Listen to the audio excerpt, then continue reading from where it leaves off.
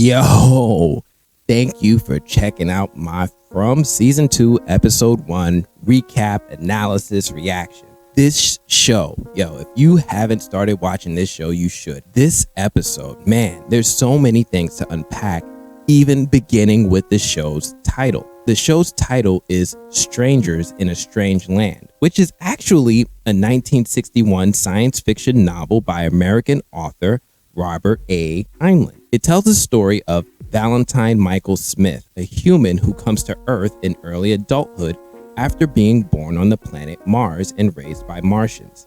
It explores his interactions with an eventual transformation of Terran culture. Before we go any deeper than this, do me a favor. If you enjoy this video, then before you go, please leave a like and consider subscribing. Now, the episode opens with Sheriff Boyd walking through town, ringing his bell, similar to the opening of season 1. But what's different is he doesn't see any other people. That's because the sheriff isn't actually in town. He's actually where we left him at the end of last season, which looks to be the bottom of maybe a well, after having hopped into a faraway tree at the behest of Sarah and the boy in white. We don't know how long Boyd has been at the bottom of this well, and let's be honest, we have no idea how much time is passing at any given moment. But once Boyd awakens from his dream, he immediately tries to figure out a way to get out from the bottom of this hole. Now, what's really cool about this episode is that we get to pick right back up on that bus that drove into town during the finale of last season. Now, this bus being introduced at the end of last season was just the icing on the cake of a season that had me screaming at the TV for answers, with the finale introducing a lot of plot points that we hope to explore more in season 2. Now, inside that bus, we see a young man that we'll later learn is named Elgin. He seems to recognize the town, and he panics when he wakes from his sleep and sees where the driver is taking them. Now, this is extremely interesting because I'm curious how he could possibly recognize this town. I mean, nobody in this show knows where they are, so the fact that he's alarmed and starts yelling that they shouldn't be there is straight up intriguing. Now, we also revisit Colony House, where we last saw Donna and Jade frantically trying to salvage the radio system that they assembled in hopes of trying to contact the outside world in the season finale. Now, you might remember that at the end of the last season, that a ridiculously crazy storm appeared right as they began using their radio and threatened their efforts to contact the outside world for help. This has me thinking that these characters are definitely being held prisoner in a controlled environment where the basic principles of science and environment are under the complete control of their captors, from weather to gravity. More on that gravity part a bit later. But I feel like the storm appearing in the sky is a direct response from their captors, who seem to be able to observe the people in this town from a remote location. As we switch back to what's going on inside Colony House, we see that the light bulbs in the sockets that they were using to power the radio explode, and glass shards fly everywhere, including into a woman's eye. I can't help but wonder what caused the light bulbs to explode. We know that the outlets don't actually provide power to the light bulbs, so what could have caused them to build up electricity and explode as if it was reacting to the weather? By the way, this glass scene is gruesome. Now, Jade then sees at the same time as he's trying to save the radio that there is a bus in front of the diner, and he quickly tells Donna. Now, I love how this show built so much excitement in the finale and in this episode, with so many things happening at once, but somehow it's not overwhelming and you can actually follow along with all the different calamities that are happening at the same time. Now hold on, because we're about to switch again. We then switch over to Jim, who, after hearing a mysterious voice on the radio warn him that his wife shouldn't be digging that hole, he frantically runs to check on the status of his wife, Tabitha, as if it was a threat. And between you and me, I took that as a threat too. This show already makes me feel like nobody is safe. So The last thing I need is for someone in the main cast to get singled out like that. Jim arrives at the house that they're living in, that his wife Tabitha was investigating the source of the electricity in the homes by digging a hole down to find out what was at their source. And it's at that point that Jim sees Tabitha's not there anymore. And a big part of the house collapsed down onto where, in his mind, where his wife should be. It doesn't take long for Jim to start trying to dig his wife out from under that hole. Now, what Jim doesn't know is that Tabitha's already gone. She met up with Victor, who's moving through the tunnels under the town to try to get Tabitha to safety. It's here that Victor tells us that the boy in white told Victor to go into a faraway tree to meet up with Tabitha and show her where to hide. He also tells Tabitha that this is where the monsters sleep and she needs to be quiet. Next, we actually see Tabitha find a mysterious looking suitcase on the floor, and she opens it up to find a white dress inside that seems to be her size. What I find particularly interesting is the expression on Victor's face when he sees the suitcase. It's almost as if he recognizes it. He then urges Tabitha to continue along as she leaves the dress behind. We then switch back to Colony House, where Donna tells Kenny that they need to get some shotguns and get down to that bus. We switch back to the bus, and I have to admit that I like this new group of characters so far. We see one of them just making the most of things and dancing in the rain. We also get back to Elgin on the bus, who is still freaking everyone out by speaking cryptically and seeming like he knows where they are and the level of danger that they're actually in. But yo, this bus driver just keeps doing the most. She just keeps giving these passengers so much attitude. I'm like, yo, please chill. We switch back to Jim, who's trying to dig out the hole, and Julie walks in to check on her parents. Julie then reminds us that she's actually still just human and a kid, and just freezes for a moment after feeling overwhelmed by everything that's happening. Jim then sends Julie to get help, and she immediately runs towards this new group of people who happen to be right outside the house in front of the diner. A few of them volunteer to help Jim try to save Tabitha, and that's when Donna, Kenny, and 3 randoms from Colony House show up in a minivan to tell this group of people that today is the worst day of their lives. Kenny tries to corral everyone into the diner to drink some tea as we switch back to Jim, who's just elated to see people coming to help him as he desperately tries to dig up the rubble with his bare hands to save his wife. So the bartender and 2 people from the bus show up, and the bartender asks the smartest question in the room. If Tabitha was digging a hole in the basement, then what the heck caused the entire ceiling upstairs to collapse on where she was standing? Now, if you remember earlier, I mentioned that I have a theory that the people observing, or the beings observing and keeping these people prisoner, are able to control the environment and weather while mysteriously observing things that are happening in town. I think this was a direct response to those beings not being happy with Tabitha digging that hole and attempting to take her out for getting too close to something they don't want her to find. Now, it's not clear if whoever was speaking on the radio with Jim is the same being that caused the floor to collapse, but it's a definite possibility.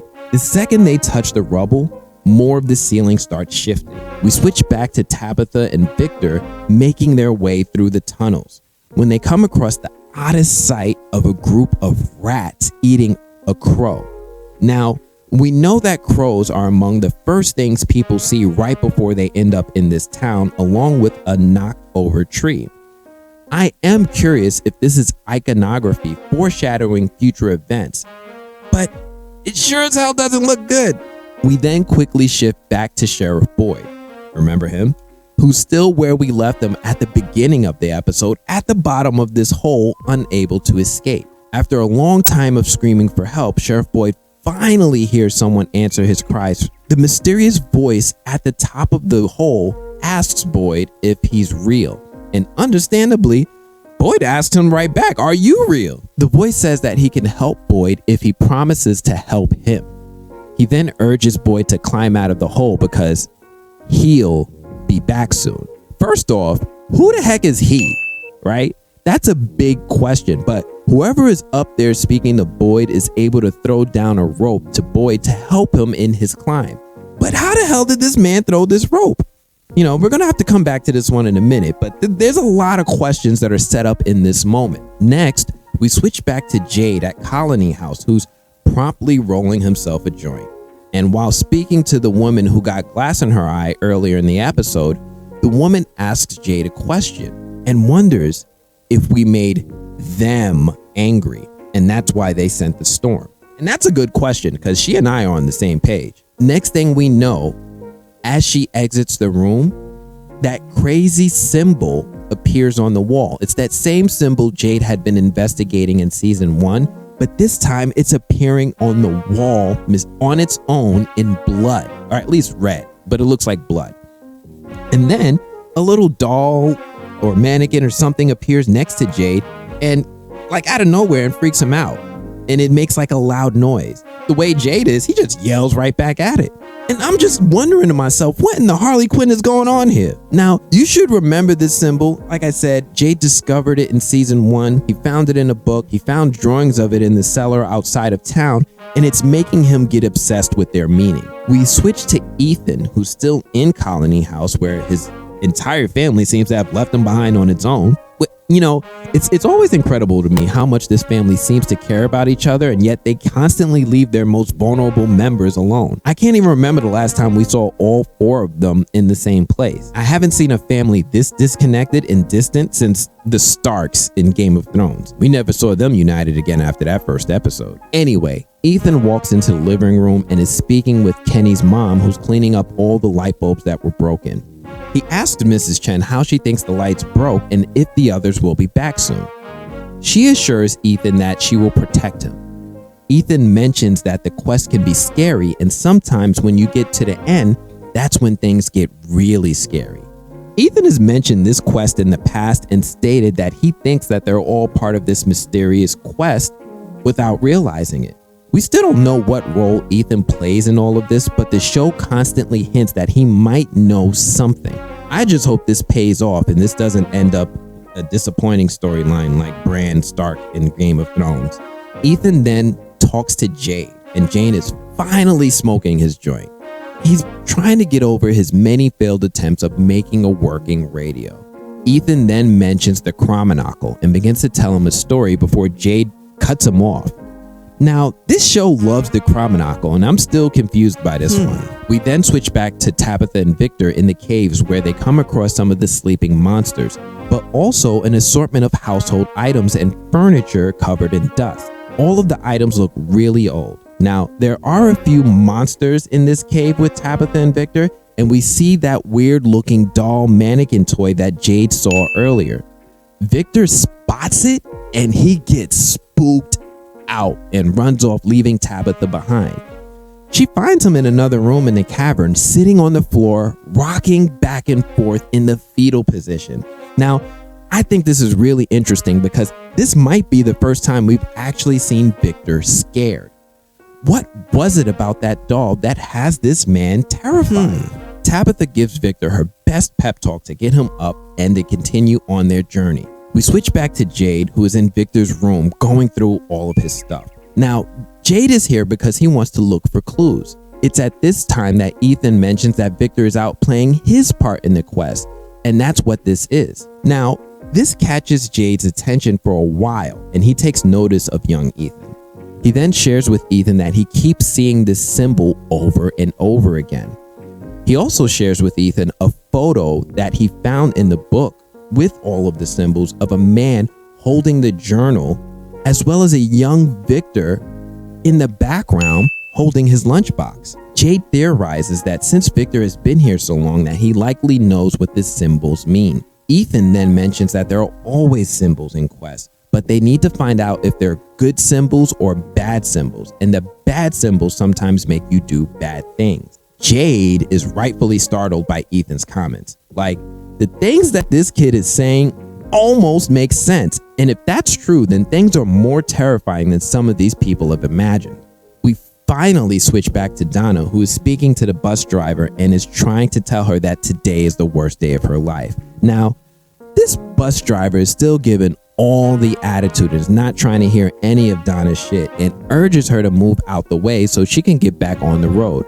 Now, I feel like Donna started crossing some lines here, because it's at this moment she decides to put her hands on this driver. I know in my experience, the moment you violate someone's personal space like that, you might get some hands thrown at your face. I praise this woman for her restraint, because she totally would be in the right to lay Donna out for touching her. But Donna is just trying to help, so let's move on. We switch back to Jim, the bartender, and the two guys from the bus who are trying to help Jim dig up the rubble to see if they can rescue Tabitha. Jim still doesn't know that Tabitha is long gone, and he's just determined. Jim then notices that there's a chamber underneath, and the moment that they were about to make some progress and possibly get through to the chamber, more of the house above them starts to crumble on top of them.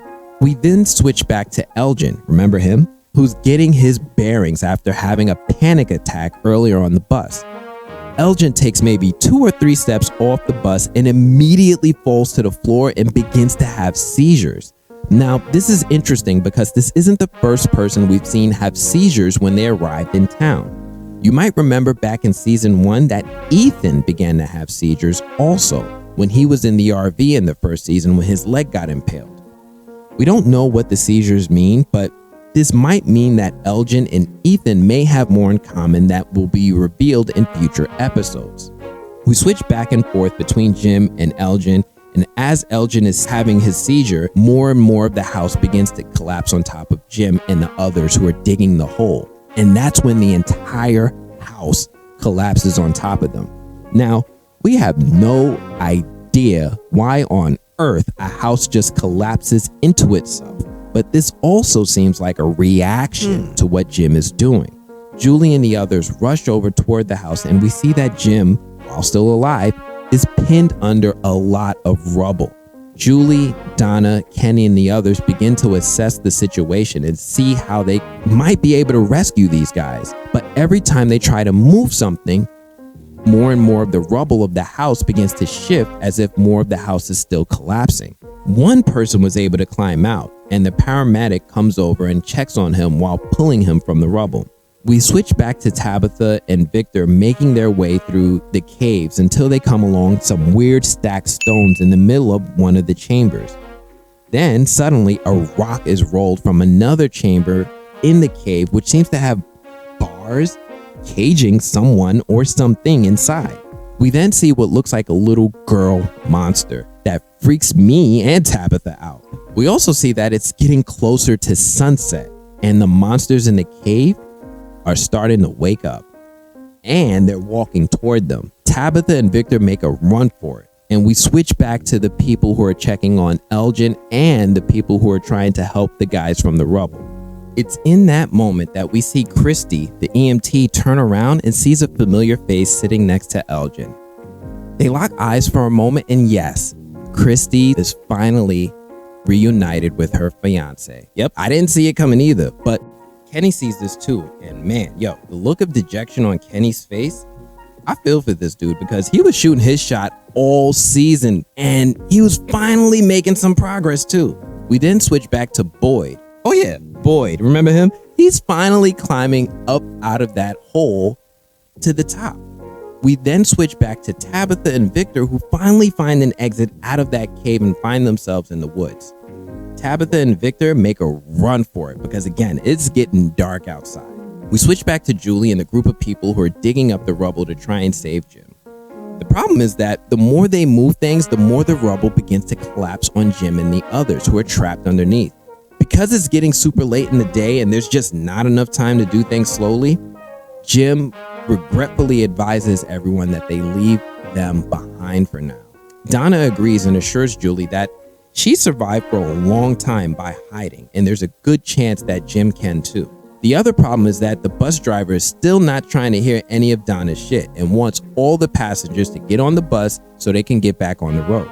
Donna is running low on patience and is tired of being nice and lets them know that anybody who gets on this bus is gonna die. Anybody who wants to live needs to get back inside the diner. Again, Donna is very low on patience, and before anyone can make any sense, Donna whips out her shotgun and pops a bullet in the tire of the bus. This freaks the passengers out, and they start to scatter in fear. But since they're low on time, Kenny follows after Donna's lead and pops one off in the air too. And he starts yelling at these people to get inside the diner now. Some people listen, but some others just went off running. Jim lets Julie know about the cavern beneath the house and that he believes Tabitha is still alive. She hears this and seems to get some comfort, but is still devastated by the fact that she has to leave her dad behind in all that rubble. The group of people from the bus head into the diner. We switch back to Boyd as well, who finally makes it to the top of the well, and he comes face to face with the most surprising figure that I didn't expect to see. He sees a skinny, shriveled old man with a mountain man beard chained to a wall. Boyd is freaked out and pulls out a gun on the old man, who's happy to see Boyd is armed and tells Boyd that he needs Boyd to kill him. End credits. Now, I was looking at this scene pretty hard because for the life of me, I cannot understand how this man, who is chained on this wall way over there, was able to throw a rope down into the hole to Boyd way over there. This just doesn't seem to make any sense to me, but if you come into From expecting to understand everything that is happening, then you probably missed the point of this show. Overall, I think this was a fantastic first episode that picks up all the energy from the thrilling season finale. It introduces new characters, sets up new plot points, and leaves me wanting more by the time the credits roll. I cannot get enough of this show, and this one has me on the edge of my seats for the next episode. What do you think is going on with the symbols, and why Victor is having all of these visions? What is the meaning of Elgin and Ethan having seizures as they arrive in town? What the heck does the symbolism of the crows mean in this episode, both on Elgin's t-shirt and the crow in the cave that was being eaten by rats?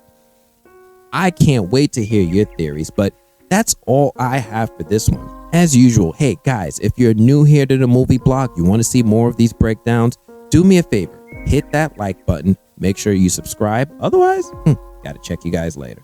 Peace.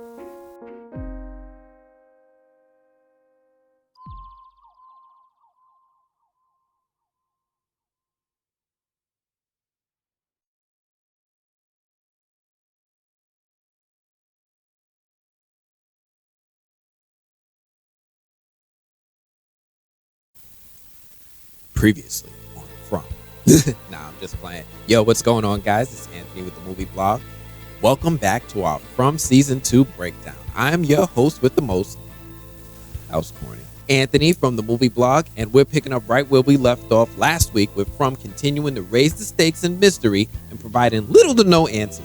Now, if you were with us last week, then you know that the last episode ended with Sheriff Boyd finally climbing up out of that hole or well that he was in and finding out who was assisting him, which was that old mountain man looking dude who was chained to the wall. But first, do me a favor, if you're new here, please consider giving this video and channel a like and subscribe to keep up with our weekly From analysis and breakdown. Enable notifications so you're able to watch these videos right after the episode airs.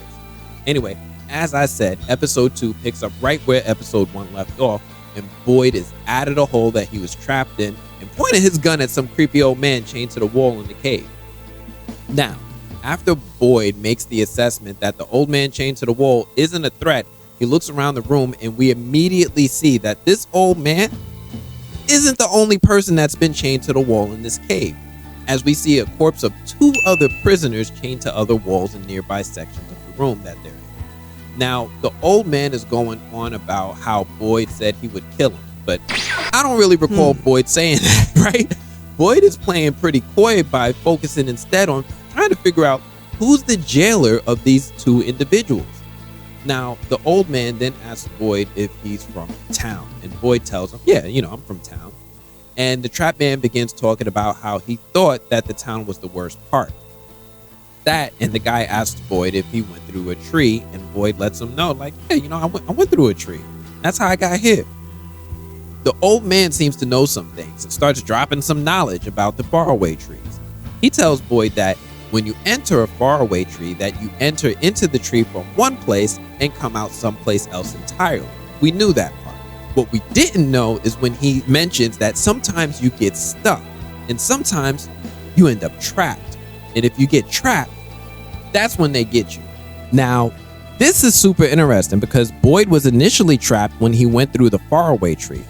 We don't know exactly how the trees work either, but we do know that one tree doesn't have a predetermined destination for everyone who goes through it. Victor first introduced us to the trees in season 1 by putting a rock or an apple in a tree and the object fell from the sky, so good thing he didn't try to demonstrate it by going into the tree himself. There's no clear indication exactly how the trees work or where they're going to send you, and it's unclear if that's by design. Something that's also interesting is that Victor also pointed out that the trees were moving, as if even where you find them might not be the same place each time. Now, I have a theory that what we're watching in From is some sort of game or experiment between two sides. Think of it like heaven versus hell or God versus Satan scenario, good versus evil, where two sides are observing people with free will in order to see what choices they made. I think there are rules that they're supposed to be followed and observed in this game, kind of like Dungeons and Dragons, where there are power-ups and wild cards, and the faraway trees might be an example of a wild card. They can send you someplace good or they can send you someplace bad, but there's no real way to tell where and how they're going to work. I'm going to discuss more of that later, but for now, let's get back to this episode. The old prisoner then tells Boyd that his name is Martin. Boyd asks Martin how long he's been trapped, and Martin tells him that he stopped keeping track once he began counting years. Boyd begins helping him free himself from the chains and notices that Martin has a tattoo belonging to those who have served as Marines. Boyd sees this and tells Martin that he's going to get him out of here, that we leave no man behind. This scene heavily hints that Martin entered a tree and got trapped. When he got trapped is when he got captured and seemingly tortured. The show then shifts to our group in the diner, which is made up of the people from the bus that got pulled into town during the season finale. Donna, Kenny, and a few randoms from Colony House are also there.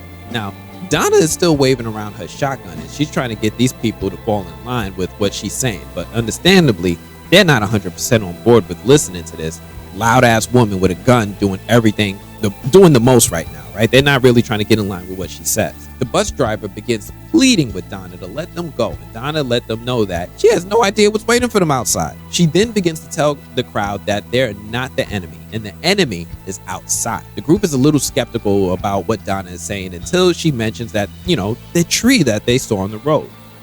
The bus driver asks how Donna knew about the tree, and Donna lets them know straight up. Everyone sees the tree. Message! Something interesting I noticed when rewatching the first episode is when Jim and his family see the tree, Jim theorizes that maybe the tree was knocked down by a storm. And Tabitha comments that it would have to be a real selective storm. But if you notice, the tree that's blocking their path is completely uprooted.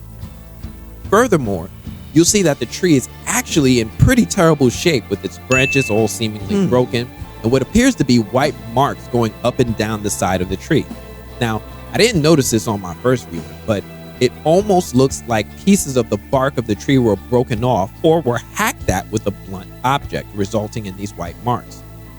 We don't really understand what's going on with the trees and their symbolism in the show, but I think it's really interesting that this tree is in this particular state when it's first encountered. I can't help but wonder if maybe the people monster creature things in the trees, maybe they hate the trees and they damage them when they find them. Anyway, switching back to the episode, we switch to Tabitha and Victor, who have recently escaped from some caves of their own. They're trying to make their way to safety, but at this point, it's dark outside, and the threat of monsters is already, it's wild out here. You can even hear some of them growling in the distance. Tabitha talks to Victor about heading to town, but Victor has other plans, and instead leads Tabitha to the back of an old truck. Now, we've seen this truck a few times throughout the series, but I'll be honest, it's just one of those things I just wasn't paying much attention to. It looks abandoned, and there were just so many other things going on at any given moment. It was very easy to overlook this truck. Victor opens up the back of the truck, and he and Tabitha climb in. He warns Tabitha she's got to be quiet because there's no talisman in here. We finally get a look inside the truck, and the entire inside of this truck is full of Victor's stuff. Tabitha is just as confused as we are, and Victor explains that all the stuff in this room belongs to him, and that sometimes he comes in here to be alone. So now we know that Victor has a private space where his belongings to go along with his room in the Colony House. In the space in the back of this truck, we also see some crayon drawings of Victor's. We also see a bicycle, a spare tire, some toys, and a lantern. Some of the drawings seem to be that of like a sequence of events, and they look like the drawings kind of resemble Superman or some other superhero. But each drawing seemingly zooms in on the hero, but we don't get an explanation. We know that Victor draws often, so there's no telling when he actually drew these particular pictures. There's also no telling why or how often Victor uses this room, but presumably it's a place for him to get away from the larger groups and maintain some level of privacy.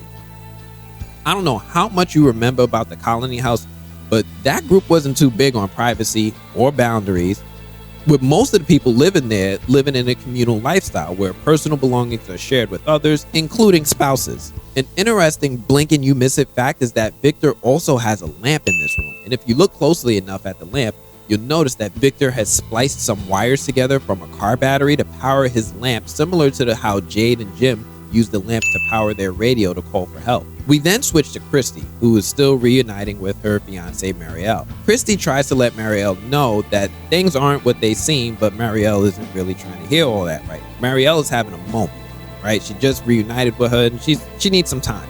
She tells Christy that she needs to leave. Christy warns her that you can't leave the diner. Christy then begins to let Marielle know that today is going to be the worst day of her life. We then switch to Jim and the bartender Tom, who's trapped under the rubble. Jim and Tom are pretty nervous about hiding for the night, and it's at that moment we get reminded that, there's somebody else trapped in the house with them. Yep, one of the passengers from the bus that came to help Jim dig for Tabitha is also trapped under the rubble with him. And when he wakes up, he goes full on panic mode. He tells Jim and Tom that his name is Brick, and they try to let him know that he needs to calm down and chill, otherwise today is going to be the worst day of his life. Brick goes into full-on panic attack and starts doing the most, and my anxiety and blood pressure levels decide to match his energy and do the most too, with Brick making so much noise when we all know that's the last thing that these guys need to be doing right now. Jim and Tom plead with Brick to stop making noise and not move, and he starts to calm down a little bit. They tell him that he needs to be as quiet as possible, but Brick asks why, and yeah. Now we switch back to Boyd and Martin, with Boyd trying to find things in the room to help him free Martin from his chains. Martin isn't even sure that he'd make it to town, but Boyd is committed and promises to carry him if he needs to. He tells him that they'll be safe once they get to town, and Boyd shows him a talisman. That's when Martin gets ominous as and asks Boyd, think the things that come out of the forest are the ones that did this to me? They're just the tip of the spear. Boyd then asks Martin where he's from. Martin says he's from a small town named Millbrook. Boyd then hears music in the distance and walks off to investigate. Now, the music he's hearing is coming from a music box that he finds on the ground. Now, some of you younger viewers may not know what this is. This is an old-fashioned music box that was sort of a toy or some sort of entertainment for people back in the day. They usually play one simple tune, and you don't really see things like this anymore, so it's a bit odd that we're seeing this one. The show then switches to Julie, who's worried about her dad after leaving him under the rubble of the house at night. Kenny is with her and advises her to try to sit down and not to draw attention to her dad by panic. Kenny reiterates what Donna mentioned before, in that people hit all the time to survive the night. Kenny then offers Julie some tea. Now, I have to admit that it's a recurring thing with Kenny and his mom offering people tea. I understand tea is a bit calming, but this show has been giving me trust issues, so I now find it a little sus that this is a recurring offer. We then see Donna holding a shotgun in hand to keep an eye on all the bus passengers. We then see a couple of passengers seemingly plotting, and they trying to go outside. The show then quickly switches to another pair of bus passengers who ran off from Donna when she popped the bus tire with her shotgun. They walk into the bar/gas station and lock the door behind them, which is the smartest instinct they had. They also find some of the moonshine that Tom the bartender had been serving and start to make themselves comfortable. We then switch to a couple more of the bus passengers hiding in the dark, with Ellis and Fatima pacing outside of the post office trying to plead with them to come inside. It's at that moment that a pair of people monster creatures walk up on Ellis and Fatima, and Ellis quickly pulls Fatima inside where they're safe with a talisman hanging on the wall. They actually decide to take some time to talk to Fatima and Ellis and say, "You're spoiling all the fun." Fatima sees the two people from the bus getting approached by the people creature monsters from a window, and she pleads with them to run. Ellis pleads with Fatima to get away from the window because that's not the right thing to be doing right now. Fatima starts pleading with Ellis to try to save the people from the bus, and Ellis is trying to talk some sense into Fatima that, yo, it's too late for them. Now, this is an impossible situation with neither of them being wrong, yet neither of them is right. Ellis and Fatima barely survived the massacre at Colony House in season 1, and is clearly having a different effect on each of them. The massacre at Colony House started when one of the residents did the unthinkable and began flirting with one of the people creature monsters, to the point where he opened a window for one of them after being promised that they wouldn't attack this time. That was a lie. We could then hear the screams of the people outside getting attacked by the people monsters, and Fatima then began screaming at the creature monsters in frustration. They actually taunt her a little bit to come outside. It almost seems like she's considering it until she just breaks down crying. We then switch back to Jim, Brick, and Tom, the bartender, buried under the rubble of the house. Brick can hear screaming going on outside and begins doing the most by freaking out in fear and having a full-on panic attack again. After calming down a bit, he begins coughing, but the downside is he's coughing up blood. That can't be good. He begins panicking at the sight of his blood. It's not good right here. We switch back to the diner where one of the passengers, Randall, has had enough and begins marching to the door to go outside. Kenny cuts him off before he can open the door and gets, bamboozled by this guy who grabs Kenny's gun from his holster and takes Kenny hostage. Now, this is when things get real. While holding Kenny hostage, Randall tells everybody that he and Kenny are going to go for a walk outside. Now, Donna is not with the shit and keeps her shotgun pointed at them, but tries to talk him down. Randall isn't trying to hear it and offers Donna a counteroffer. Put her gun down or he's going to kill Kenny. Now, if you've seen season 1, then you already know that Donna isn't the kind of woman who's with the shits. She tells Randall point blank, then you're gonna have to shoot him, and I'm gonna have to shoot you right in the f***ing head because she ain't about to let him open the door. Now, like any rational human being, he is shocked that Donna is willing to let Kenny die, and Kenny uses the moment to give Randall a quick little elbow to the back of the head and take the gun. We then switch back to Boyd, who's still working on getting Martin free from his chains. He frees one of his hands and begins working on the other. Martin then says the most mind-blowing thing I could think of and says to Boyd, "You ever wonder if Abby was right?" Now, Abby is Boyd's dead wife, who we learned in season 1 began to think that everyone in this town was simply sleeping and began shooting the residents of the town in some wild mass murder in order to wake them up. Boyd is understandably startled by the statement because how the hell could Martin know anything about Abby? Now, I personally think that Martin is one of the people from a previous test or round in this game between good and evil, and that he was captured when he went through a faraway tree and got trapped. I think that he's somehow able to observe what's happening along with his captors, and that's how he knew about Abby, but I don't think he has any idea of where they are more than Boyd does. Martin then begins falling over in pain, and as Boyd begins to help him up, he notices that Martin's skin's crawling. Like, this little worm-like move is noticeably visible beneath the surface of Martin's skin on his arms. The music box that was playing earlier then stops, and Martin immediately freaks out on Boyd. He finds some superhuman strength to yoke him up a bit and scratches Boyd on the arm with his freakishly long nails. As Martin is doing this, he tells Boyd, "We're out of time.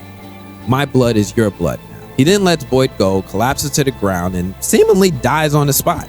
Something that's interesting at this moment is that Martin seems to have a scratch on his arm in the same exact spot where he scratches Boyd. I don't know for sure what this means, but I expect the show to give some sort of explanation as to why Martin scratches Boyd and why he has a similar wound on his arm. Boyd doesn't even check on Martin, but instead grabs a torch, heads to the door, takes one step out, and is somehow back in the forest. Also, the room that Boyd was just in, gone, and all we see are what appears to be ruins. Boyd then sees a dog. Yup, a dog. And the dog barks at Boyd, seemingly wanting him to follow. I feel like we've seen this dog before. Boyd does his best to get up and begin to follow the dog. We then switch back to the diner where Kenny is preparing tea and sees Christy's fiance, Marielle, marching past him and offers her some tea. Now, what better analogy to say how awkward and messy this is than with some tea, right? Christy walks out and is teary-eyed after a tense conversation and asks Kenny what he's doing. The whole scene has me cringing for Kenny, especially when Christy asks him if he's doing all right. Like, what is he supposed to say? Kenny does his nice guy thing and encourages Chrissy to console Marielle. We then switch back to the pair of the bus passengers that are hiding out in the gas station/bar. They hear the screaming going on outside and begin wondering what's making that noise. That continues until they hear a knock at the door, and against all sense, they open the door. The show then switches to the bus where we see a familiar person monster with the big smile, Joker looking dude, and he's making his way toward, and he gets on the bus and he does something weird and sits in the bus driver's seat pretending to drive. Now, this is some strange behavior for the people creature monsters. This is something I used to do as a little kid when I wanted to pretend to drive. I would get in my mom's car and the car wouldn't be on, and I'd just start playing with the steering wheel. Now, why on earth are the people creature monsters acting like little kids? Anyway, after turning on the light on the bus, he notices that there are people hiding on the bus, and this whole scene is creepy as all get out, and it's made even worse when we see the people hiding on the bus are a sweet looking old elderly couple. Damn, it sucks that today is really the worst day of their life. We switch back to Boyd, who's struggling to follow the dog that's been leading him through the forest in the middle of the night. Boyd then sees some of the creature monsters, but he manages to get away from them without being noticed. Something interesting I noticed in this scene is that Boyd seems to be having trouble with his vision, and he can't quite make out who or what is moving in the woods. That could be because of the big old scratch. That could also be because of the spider bites, or maybe it's just because he's been sprinting through the woods at full speed while trying to keep up with a dog. Speaking of the dog, Boyd lost track of the dog, so yeah, I don't know if or when we'll see or find out what's going on with that canine, but he's gone. We then switch back to Victor and Tabitha, whom we haven't seen in forever, and they're still hiding out in the back of the truck that Victor goes to for privacy. Tabitha asks Victor about the boy who told Victor to wait in the tunnel, and Victor tells Tabitha that he's Victor's friend, and for a long time he went away, but now he's back. Tabitha then asks Victor how long he's been there, and he just says it's been a while. Victor then shows Tabitha the cookies he's been saving, and he offers to share. Victor then mentions that the things in the truck are the things he's collected from people who have come to town over the years, and some of the things belong to his parents. We then hear a noise outside the truck, and the door swings open for us to see that Boyd, Sheriff Boyd, he'd made his way back. Not only that, but he also has a talisman with him. We then see someone running towards the truck in the distance. That someone is Elgin, who was on the bus and has a group of people monster creatures chasing behind him. Boyd don't know who this boy is, and he pulls out a gun on Elgin, and wisely, don't trust strangers, right? Stranger danger. They make a quick, decision, noticing he's being chased by some of the well-known people creature monsters, including the milkman, and they figure, you know what? Let's just let him in the truck and close the door. Elgin makes it in the truck, and Boyd immediately points that gun right back at him. We then switch back to Jim, Brick, and Tom under the rubble of the house. After a few moments, Brick begins screaming in pain, with Jim telling Tom that, you need to cover his mouth. Tom can't actually make his way to Brick, and Brick seems to succumb to his injuries and dies with blood flowing from his mouth. That's not all, because we then see that their noise didn't go unnoticed, with one of the people monsters happily watching and then jumping down on them below. We switch to Julie, who realizes that they were found and begs to go outside to help them. Donna doesn't let any of that happen, and Julie collapses in tears. We then switch back to the truck with Boyd nursing the wound on his arm and Victor saying that he doesn't trust the new guy Elgin. Tabitha, surprisingly, seems to be napping through everything. Boyd mentions that he passed this truck a bunch of times and never knew what was inside. Victor and Boyd exchange a few ominous statements before Boyd realizes that Victor's drawing something. Victor shows that he's drawing a picture of the puppet doll that he saw in the caves. That's the same puppet doll that Jade saw in episode 1 of season 2, right after seeing the crazy symbol appear on the wall in blood. Message! Victor mentions that it's good to draw things while he remembers them, so even if you forget, the pictures remember. He also mentions that he thought they were dreams. All those things, but the pictures remember. Now, this makes me think of what we saw earlier in the episode when we saw Victor's drawing of what looked like a superhero. This makes me wonder if this is him implying that some people were maybe saved? He also mentions that he draws so he doesn't forget, but we don't have any clear indication as to why Victor would forget something. Are there like Men in Black mind wipes happening with each round of people that enter town? One of my theories revolves around some sort of cycle of this place in which things reach some sort of time limit, with each round ending in a sort of massacre in town. I think the round ending is hinted by the appearance of 2 cars coming to town in one day, which almost never happens. If there's some sort of cycle in which people begin showing up and they all get killed, it could be possible that Victor has been in this town for several cycles. Victor seems to also be implying that he somehow forgets things that happened in the previous cycle, except for maybe the boy in white, whom he seems to remember. Anyway, it's at this time that the group notices that the sun is coming up, and it might be safe to exit out of the truck. We switch back to the diner with the sun coming up and the jukebox coming on. You know, that weird jukebox that just decides to play music randomly.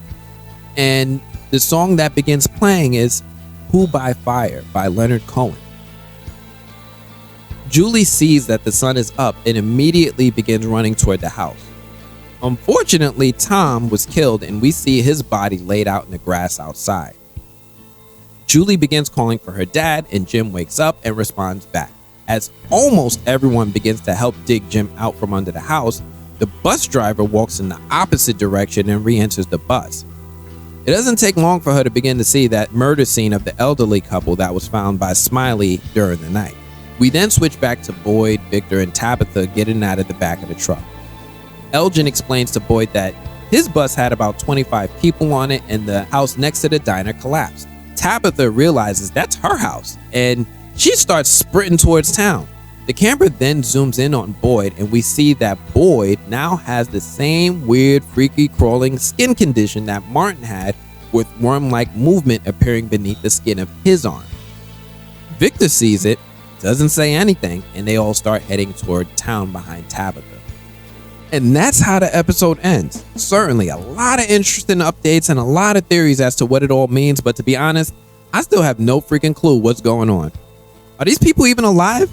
Yo, after watching a show like Lost, which has the same producers as this show, I wouldn't be surprised if these characters are all deceased, and instead what we're watching is some sort of purgatory. What do you think is going on? Does this even spark any new theories for you? Let me know what your theory is in the comments. But yo, that's all I have for this one. Everyone, do me a favor, if you like this breakdown video, you want to see more, please hit that like button in the corner. It does so much to help me grow and just to let me know that you like what I'm doing. But YouTube still uses these methods in 2023 to help channels grow, and I need to grow so I can do more videos like this more often. And consider subscribing before you move on to the next video, so this way you can get initiated and join us every week as we break down and discuss each episode. Otherwise, I'm gonna have to check you guys later. Peace. Previously on From. I'm just playing. Yo, welcome FROMily back to our reaction for the show From. I'm your host Anthony, and this is where I give you the latest and greatest in news and reviews. Today, we're breaking down the 3rd episode of From Season 2, titled The Kindness of Strangers, which is also the title of a book by Katrina Kittle. Now, it's interesting how they intertwine real-world books and songs into this show that inform themes of the story, sort of like a vision board. But first, do me a favor, if you're new here, please consider giving this channel a like and subscribe to keep up with our weekly From analyses and breakdown, and enable notifications so you're able to watch these videos right after the episode airs. Anyway, back to From. We're opening up with Boyd in a bathroom, checking out his arm in the mirror and trying to calm down from whatever the hell just happened to him. We quickly switch to Boyd talking to his son Ellis, who's a little stressed out and wondering where the hell is Sarah. Boyd doesn't have any answers aside from telling his son he went through a hole in a tree and ended up somewhere else, which sounds as absurd to Ellis as it does to me when I say it out loud. Ellis blows up on his dad and Boyd tries to calm him down. He eventually gets Ellis to talk a bit more and reveals that he and Fatima are having issues. Ellis proposed to Fatima toward the end of last season, and things have been stressful for each of them as they realize that they have to try to make a life in this place. Boyd gives Ellis a pep talk and advises him to try a little harder with giving Fatima an engagement ring besides that little wire doodad around her finger. Now, In season 1, Boyd and Ellis had a tense relationship for most of the season. Ellis was carrying a lot of emotional baggage after the death of his mother at his father's hands. Now, things were extremely complicated with his mom, Abby, seeming to have a mental breakdown and going on a killing spree on the residents of the town. Boyd had no choice but to stop Abby after she seemed to point her weapon at their son. Knowing this helps us understand why Ellis is able to get so aggressive and agitated with his dad so quickly. He's still clearly processing that trauma and is carrying a lot of emotional baggage. We then switch to Jim Matthews in the town's hospital being tended to by Christy after getting trapped under the rubble of his collapsed house. Christy is putting stitches in his forehead while his wife Tabitha is watching. Now, it's good to see Tabitha and Jim reunited, especially after Jim tried to heroically save Tabitha in the season 1 finale. We remember we heard that voice in that finale on the radio warning Jim that Tabitha shouldn't be digging that hole. Something worth noticing throughout is that their kids are actually in the same room. I guess they finally learned their lesson, and we see Jim, Tabitha, Julie, and Ethan all sticking together while Jim is getting stitched up. And I'm gonna have to take back what I said last episode about them being this show's version of the Starks from Game of Thrones. Plus, Jim actually survived season 1, so there's that too. Jim finds out he has 3 cracked ribs and a concussion after being trapped under the house, but it doesn't take long for Jim to ask the kids to leave the room. Jim takes a few moments to catch up with his wife Tabitha, and she lets him in on the fact that the wires, the electrical wires that she was digging the hole to investigate, they actually don't lead anywhere.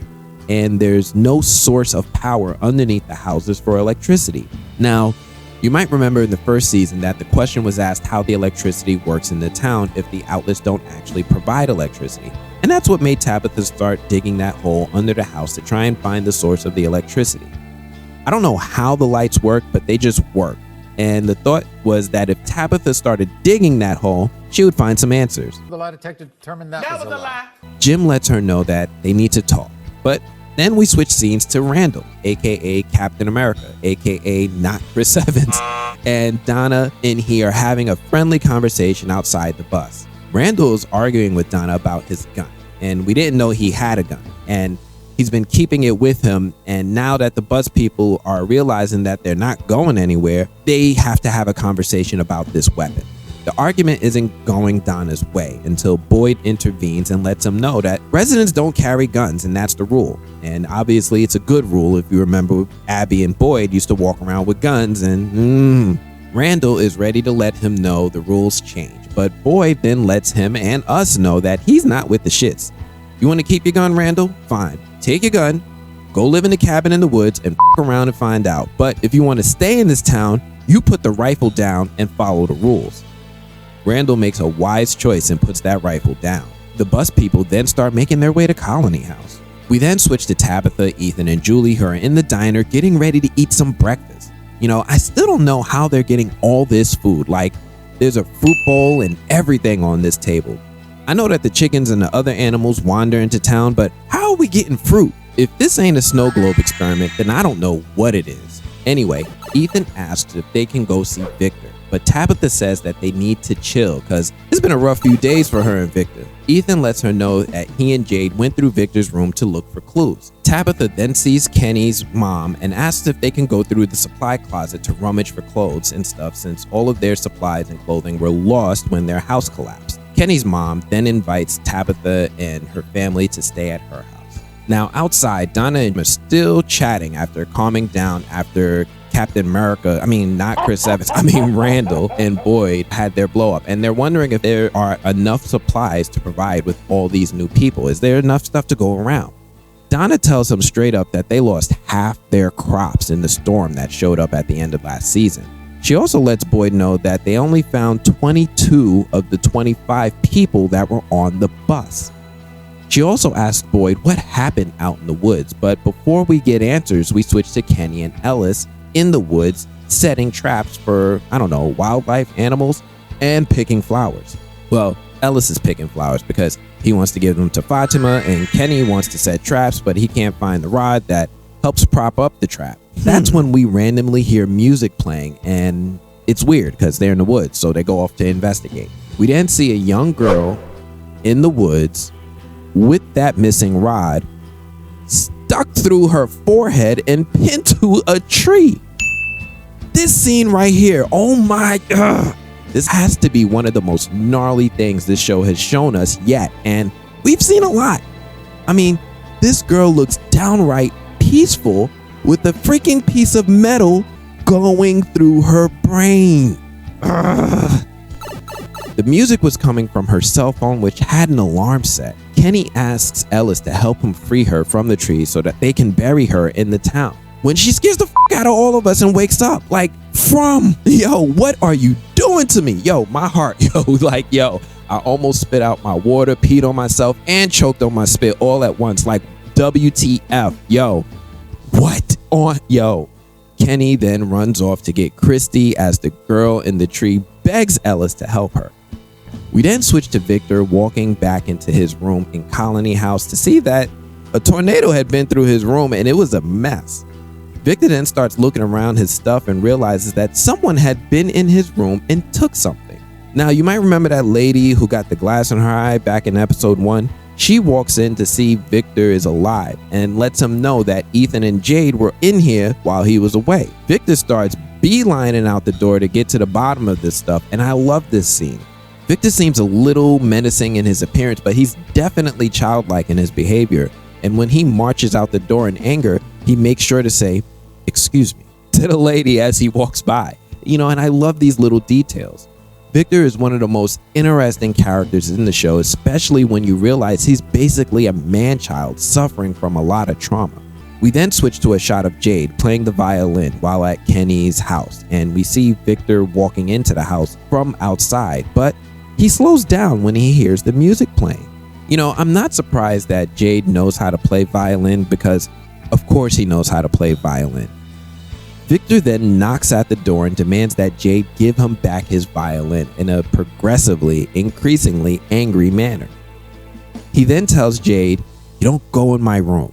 But you'll notice that when Victor is angry that he doesn't give Jade eye contact. Kind of like the kid who knows not to look in the eyes of an adult or he'll get in trouble. Jade then tries to reason with Victor and asks him questions about the symbol that he'd been seeing along with the book full of symbols that the guy in the photo must have created. Jade asks him about the photo because he recognizes that's a photo of Victor as a child. Jade pleads with Victor to tell him about the photo and the guy so that they can go home.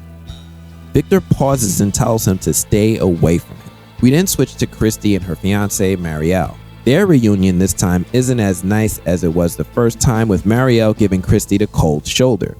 She's still in shock from, everything, and as they're talking, Kenny comes busting in the door looking for Christy to help with the girl with the metal rod in her brain. They rush off, and then we switch to the girl sitting in the woods with Ellis. She lets Ellis know that the rod doesn't hurt and tells Ellis her name is Kelly. She asks Ellis, "Where are they?" And Ellis tells her that, they're in the woods. That's when she starts to remember what happened, because the last time we saw her, Kelly was in the bar/gas station with some guy, Brian, that was on the bus with her. And last we saw is they opened the door for the people monsters. Now, we all know that she f***ed up, right? She tells Ellis that the creatures tortured her friend Brian and made her watch because they wanted to play with her. Christy and Kenny then show up. Christy takes a look at Kelly's injuries and doesn't say a word. What's interesting to me is that Christy is also remarkably calm. Like, she didn't even flinch at the sight of this metal rod going through this woman's head. We then switch to Jim in the hospital, and he notices something.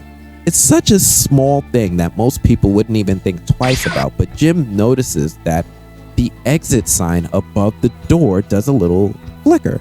When you think about it, the fact that the light flickered even a little is very odd and kind of reminds me of when the lights were flickering in Colony House during the storm. Jim gets up out of his bed to take a look when the old lady from the bus walks in looking for Christy. You remember her, right? That's the one that was dancing in the rain. She tells Jim that the boy that got stuck in the house with Jim sat across the aisle from her. She's talking about Brick. She and Jim chat a bit longer about the bus that she was on. Before Jim could get out his last question, he falls over in pain. Christy's fiance Marielle walks in and helps Jim back to his chair to get situated. Jim then learns that Christy and Marielle are engaged, and he learns that from the lady who was speaking with him. And then we switch to Elgin and Fatima outside Colony House. Now, Fatima is showing Elgin around and letting him know that she's going to be his proxy/guide to getting acclimated to their situation. They chat for a bit, with Fatima sharing that she's been there for a year, with Elgin randomly asking Fatima if there's water nearby, like a lake or a pond. Fatima tells him that there is a pond nearby named the Brundles. She takes him to the Brundles and they chat some more about how Elgin saw the lake in a dream.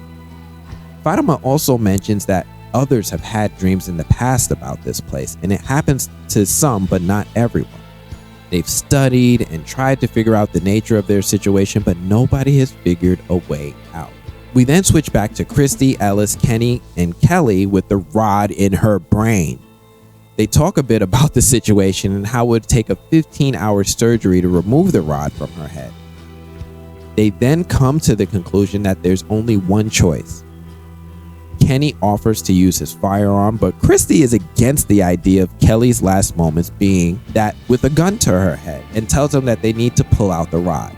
Now, hold on for a second, because I don't know about you, but just thinking about this for a second, I feel like it would actually be a lot more cruel to put someone through the act of forcefully yanking a metal rod out of their brain than using something like a firearm. Like, wouldn't that be quicker? Seriously, I don't agree with Christy's idea here, and I think she's downright wrong. Kelly then calls Christy and they have the chat. Kelly asks Christy if she's going to die, and Christy patiently and lovingly says yes. And I appreciate the honesty here and the delivery, because at least that seems gracious. We switch back to Tabitha and Julie going through Mrs. Lou's supplies, and they're going through the things in order to find some clothes. They find a few items and they start heading outside when Julie asks if they're going to be staying with Kenny and his mom and Jade. Now, I have to pause for a second because I'm starting to feel like Julie might have a little bit of a crush on Jade. She had a moment when she stood up to Jade back in season 1 because he had that weird nickname for her dad, and I think it's carried over into season 2 with her keeping her crush on the down low. Julie is at that age, and I'm guessing there's slim pickings in town and all that, but anyway, as they're walking out of this barn that I don't think I've ever seen before, Tabitha sees 2 creepy ass kids standing in the middle of the road staring at her like, the fuck? In the daytime? One of these kids actually reminds me of the little girl that Tabitha saw in the caves under the town with Victor. Tabitha blinks, they're gone, and they get the hell out of there quickly. We then switch back to Boyd. Now, this scene is a little different because we're seeing Boyd visiting his wife's grave in a field. Now, I find it interesting that he buried his wife away from town and away from the cemetery. Like, he's keeping her separate and isolated for himself. Anyway, he's visiting Abby's grave and he's kind of talking to her about everything that's been going on, including Ellis's engagement and how he's starting to question whether any of what's happening is real. He starts suggesting that there's a possibility that he's lying in a hospital bed with Ellis by his side. He's questioning his reality based on his experience in that cave and meeting Martin. You might remember that before he left the cave, Martin asked him, what if Abby was right? What if this is all a dream? So it kind of makes sense that Boyd finds himself at Abby's grave, questioning the likelihood that this may not even be real. Now, I take all of this very seriously, especially because this show is from the executive producers of Lost, and anyone who remembers that show knows. Well, I'll just leave it at that. If you haven't seen Lost, I highly recommend watching the first 2, maybe 3 seasons of that show, which also deals with a group of people in a fantastical place, just like From does. But it kind of goes off the rails after the 2nd or 3rd season, so I can't really... first 3 seasons, that's what I'm recommending. Anyway, back to From. The show then switches back to Tabitha and Julie unpacking the clothes that they found at Mrs. Lou's storage, and Julie starts pressing her mom to talk to her about what it is that she saw outside the barn that freaked her out. Tabitha doesn't want to say anything, and I have to tell you that I don't understand why people are keeping things to themselves, especially Tabitha.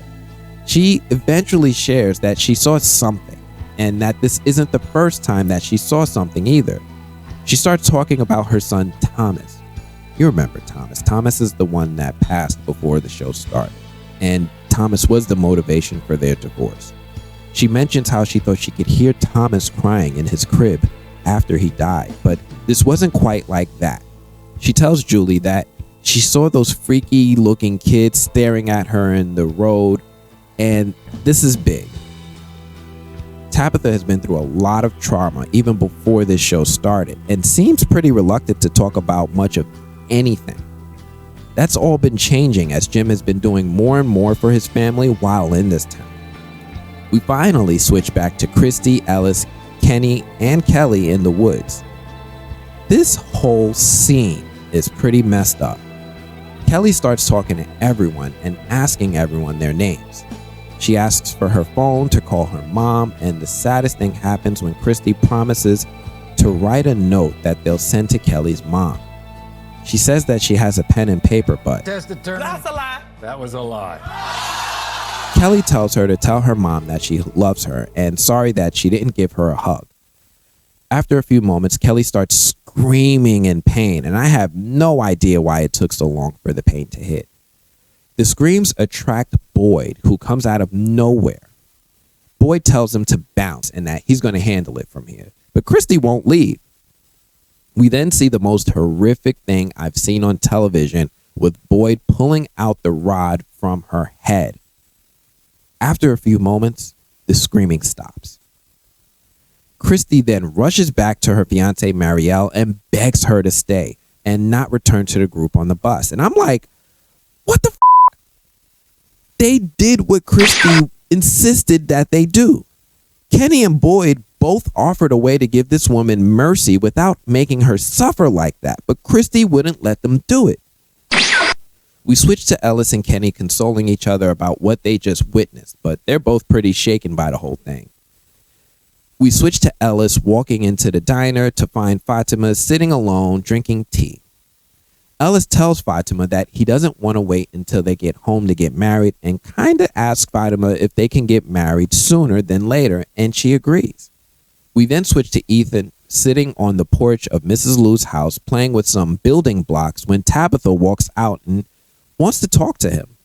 Now, the thing that immediately catches my eye is that this puzzle is the same exact puzzle that Tabitha saw in the cave when she got freaked out. It's weird to me that she didn't immediately recognize it, but when she does, we immediately see those two weird-looking kids staring at her from the road again. She grabs Ethan and heads inside the house without saying what she saw. We then switch to Donna in the greenhouse outside Colony House when Boyd walks in and tells Donna about what happened to Kelly. Boyd is shaken up about the whole thing, and without Father Khatri being around anymore, he now confides in Donna, which is an interesting pivot. They used to not like each other or get along very well, but after their experiences, they now kind of work with and rely on each other. Boyd then starts telling Donna about his time in the service as a Marine, and he served with someone nicknamed Smuckers. This soldier died in Boyd's arms, and it was the first time Boyd watched someone die. He told Donna that the name of the soldier was Corporal Brian Kelly. Brian and Kelly are the names of the people that were tortured by the people monsters in the woods. Donna actually isn't in any condition to help console Boyd, and she tells him that she's starting to be worn down too. She couldn't handle it when the people on the bus wouldn't listen, and she popped their tire with her shotgun, and she needs Boyd to have his shit together because she can't do it. Boyd listens and says he's okay, letting her know that he's going to step up. We then switch to Kenny, who's in the church that Father Khatri used to live in. He's looking around Father Khatri's stuff and opening drawers as if he's searching for something. As he's headed into the basement, he hears a noise, and he makes his way downstairs only to discover that Sarah is back. Yup, We haven't seen Sarah since the season 1 finale, and the last time we saw her, she was in the forest telling Boyd to get in the faraway tree that put him in that well. She says, "Hi, Kenny," and the episode ends. Now, this episode does introduce a lot of interesting plot points with the creature monsters playing with Brian and Kelly in the woods. Now, Brian and Kelly not being killed and also us not finding Brian's body is a little different. It's not the normal way that we've seen these creatures react to people. In addition, Boyd, with his theory that maybe he's not awake, maybe he's potentially in a coma, with their names being reflections of the soldier that he served with, is another interesting theory or mystery that's introduced in this episode. Since when do these creatures play with their food, and why is it that the names of the people that showed up coinciding with someone he knew? The people who showed up on this bus definitely seem to have ties to the people who are already there one way or another. Marielle showing up is the biggest and strongest one. However, there are others, like we're learning with Boyd. I still have my theory that these people have been kidnapped and are in some sort of contained environment, and this episode is adding clues to that. Something that is more interesting is that the recurrence of the theme of soldiers and war. Now, this is a sub-theme that kind of gets introduced in season 1. Jade kind of had that vision where he was being chased by a soldier. In addition to that, Martin being a veteran of the Marines, Boyd and his wife Abby being Marines, and then the name of Smuckers, aka Brian Kelly. There seems to be another underlying theme and string of clues that might be helpful to figuring out exactly what's going on. I don't know how all these puzzle pieces fit together just yet, but I'm starting to get a much clearer idea that's firming up my theories on what's happening. Anyway, FROMily, that's all I have for this one. Do me a favor, if you're new here to this channel, hit that like button. Please hit that like button. It does a lot to help me in 2023. YouTube still relies on the like and the watch time to help channels grow, and I need to grow so I can keep doing this week in and week out so that we can figure this out together. Otherwise, I'm going to have to check you guys later. Peace. Yo, thank you, FROMily. We're back with another recap of the show with no answers from. I'm your host with the most, Anthony, and we're picking right up where we left off last week with that WTF moment, the return of Sarah. We know the drama is going to be on 10 with Kenny finding Sarah hiding in the basement of Father Khatri's house. The last place we saw Sarah was in the finale of season 1 when she urged Boyd to enter the faraway tree after they went on a journey into the woods. Now, I messed up last week with the title. That episode was titled Tether, so thank you, FROMily, for coming to my rescue. This week's episode is titled This Way Gone. Now, This Way Gone is not the title of anything else that I could find. That's right. I've done some online research, but I couldn't find any other reference to anything with the same title. So, wow. Not sure what to do, but I know I have my FROMily, so if anyone has any ideas on the possible meanings for this one, please do me a favor and let me know what you find in the comments, and I'll be sure to shout you out in the next video. But first, do me a favor. If you're new here, please consider giving this channel a like and subscribe to keep up with our weekly From analyses and breakdowns, and enable notifications so you're able to watch these videos right after the episode airs. Now, back to From. This next episode takes a surprising detour at the beginning of the episode and gives us a flashback. It seems like we're seeing Kenny and his family sometime shortly after they first arrived in town. This is very interesting because we get to see Kenny's dad, Bing Qian, being given a tour of the clinic that we all know and loathe, and I gotta admit that this scene is pretty heartbreaking. When Bing Qian arrives here, he's initially under the assumption that his son and wife will all be staying there together with him in this new home. We learned that there was an incident the night before where Bing Qian gave them a scare. Now, you might remember that Bing Chan suffers from mental health issues, which is a big red flag for anyone in these horror-like situations. This whole show began with one of the people creature monsters looking like anybody's grandma, convincing an impressionable child that they were a well-intentioned adult and that she should open the window to let her in. That was a lot. This incident ended in the death of that little girl, along with her mother. Her father, Frank, was so distraught that he voluntarily accepted his punishment of death by sitting in a box structure in the center of town overnight without a talisman. I can only imagine the potential for these creatures to convince Bing Chan that they're well-intentioned and the risk he could be putting his wife and son in if the people creature monsters started talking to him for too long. Kenny struggles with putting his dad into this new living situation. I feel for him, for real. I'm one of those people that have had to put elderly loved ones into assisted living, nursing home situations, and it's not easy at all. Kenny steps out to get some air when Boyd shows up and offers some consolation about what's happening.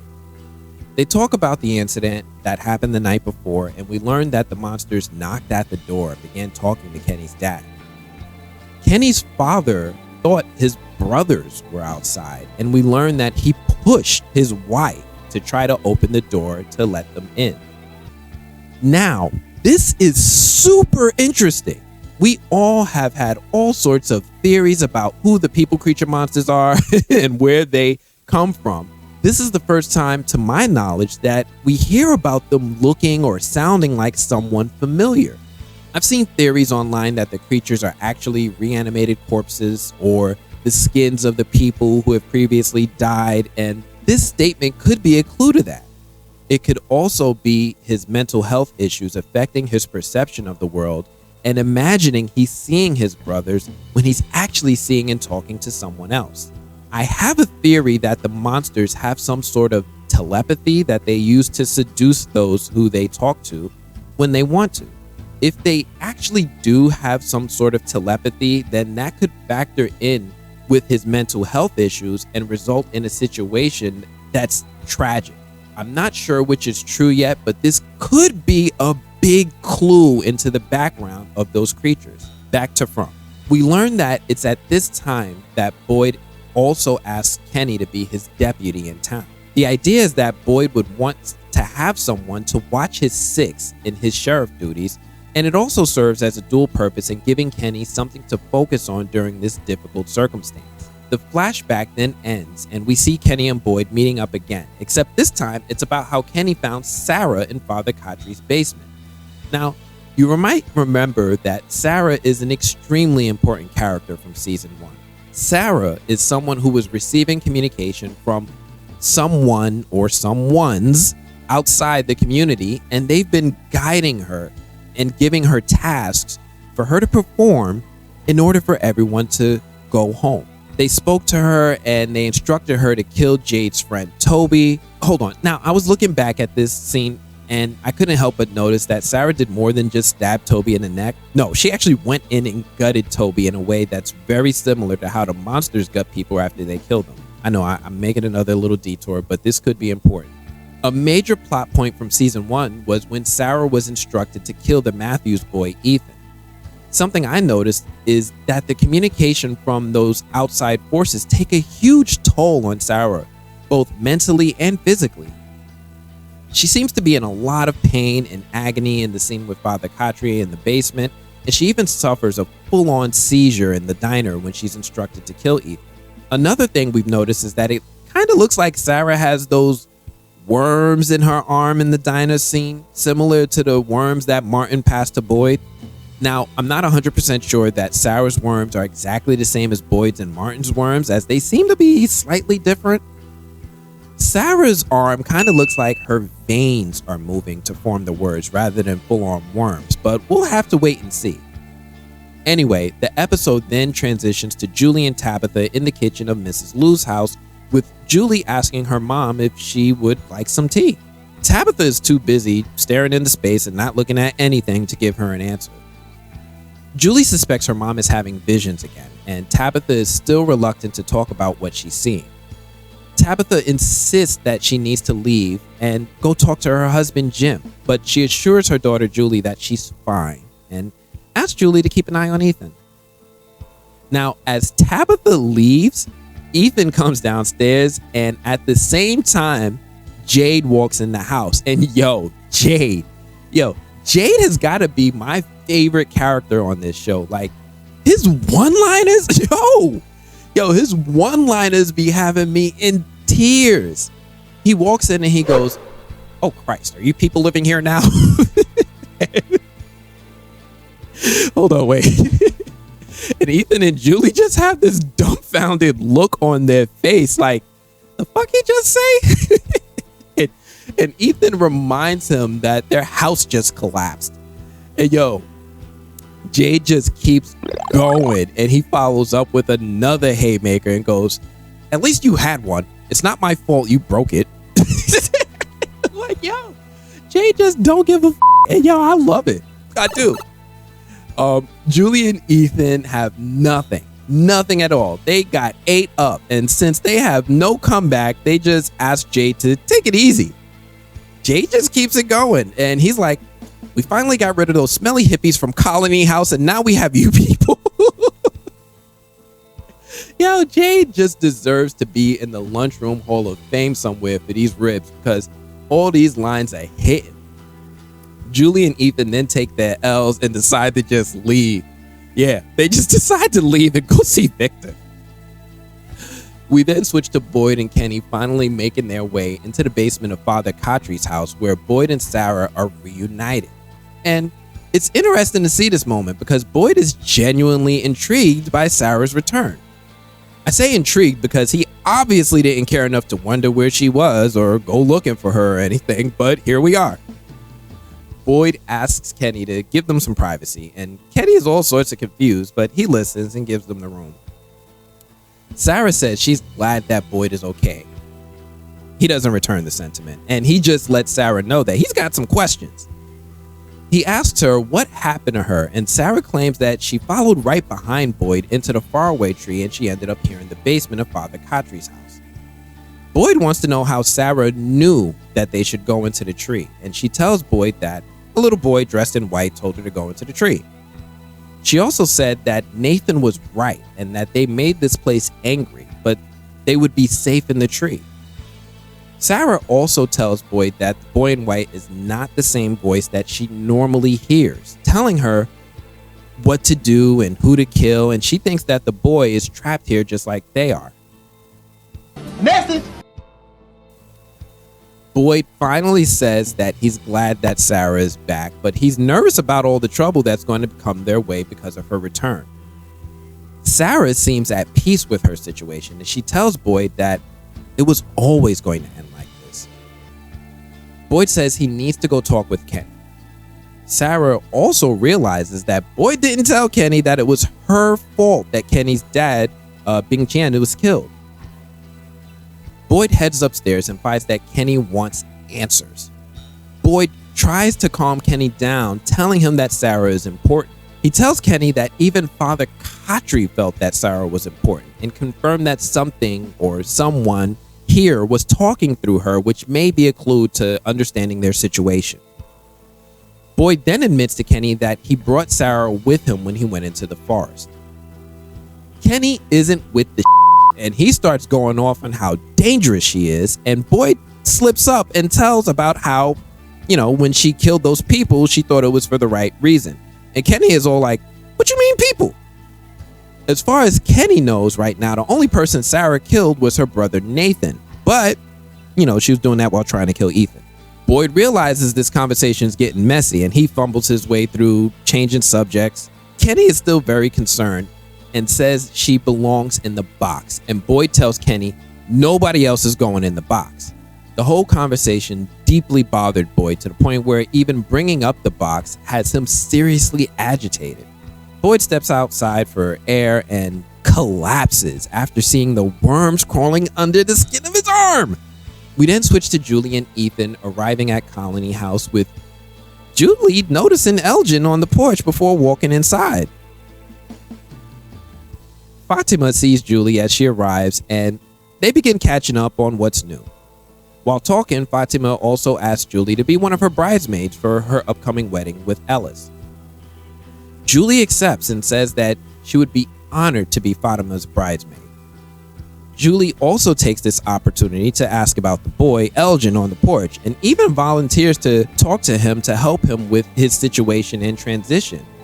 Kind of to be the proxy for Elgin that Fatima was for her when she arrived. We then switch to Ethan making his way up to Victor's room. Now, what's interesting in this scene is that Victor is up here drawing. I take Victor's drawings very seriously because they seem to foreshadow a lot of things we've seen happen and a few things we haven't seen yet. Victor draws things so he can remember what he saw, and it looks like Victor is up here drawing some of the people monsters from the cave he was in with Tabitha. Ethan and Victor have a chilly reunion. Ethan asks if he can come in, and Victor is all like, I don't know, you gonna steal anything else? And I can tell you that Victor's childlike behavior just tickles me. Like, this is how I used to be with my friends as a kid when I was salty. You gonna steal anything else? Anyway, Victor eventually lets Ethan in the room, but he's clearly still salty at Ethan for helping Jade go through his stuff. Ethan mentions how his mom Tabitha told him that Victor helped her in the cave. Victor throws Tabitha a compliment, telling Ethan that she's a nice lady and he's lucky to have a mom like that. Ethan then starts asking for details about where they went and what Victor is drawing. Victor tells him he's drawing what he saw in the cave and tells Ethan he should leave because he's busy. Ethan gives Victor some markers he found in Mrs. Lou's storage closet. He apologizes for making Victor mad, and then he leaves. We then switch to Julie walking up to Elgin on the porch of Colony House. They make some quick introductions and they exchange pleasantries. Julie tells Elgin that she's available if Elgin needs someone to talk to, and that's when Ethan comes bursting out of the house talking about how he's ready to go home. We then switch to Boyd and Christy in the clinic after Boyd fainted earlier with Kenny. Boyd tells Christy about the spider bites he got in the forest, and she begins examining the bites when she notices the huge cut on Boyd's arm. This is that gash that Boyd got from Martin when they became blood brothers. Boyd tells Christy he's fine and he just got scratched by a tree branch. And for the life of me, I just don't understand why Boyd is keeping secrets like this right now. Him, Tabitha, Victor, nobody likes to talk to each other, and it's low-key driving me nuts. Christy decides not to push the issue and just tells him to keep the wound clean. Boyd tells Christy again he's fine. He laughs a little bit and tries standing up before he goes right back down. It seems like Boyd is still suffering from side effects of the spider bites or the worms or something, but he's still not right. We then switch to Kenny and his mom, Tien, in the diner. They talk a bit about Boyd's condition, and then Kenny gets ready to head out. Before he leaves, his mom, Tien, asks him if he's spoken to Christy. Now, this one still hurts because for what was like 10 straight episodes, we saw Kenny shooting his shot. Christy let old boy know that she was engaged. Kenny knew that she was in a relationship before she arrived, but considering their inability to leave, Kenny decided to shoot them shots anyway, and Christy was finally about to give in to Kenny when the damn bus showed up at the beginning of the season.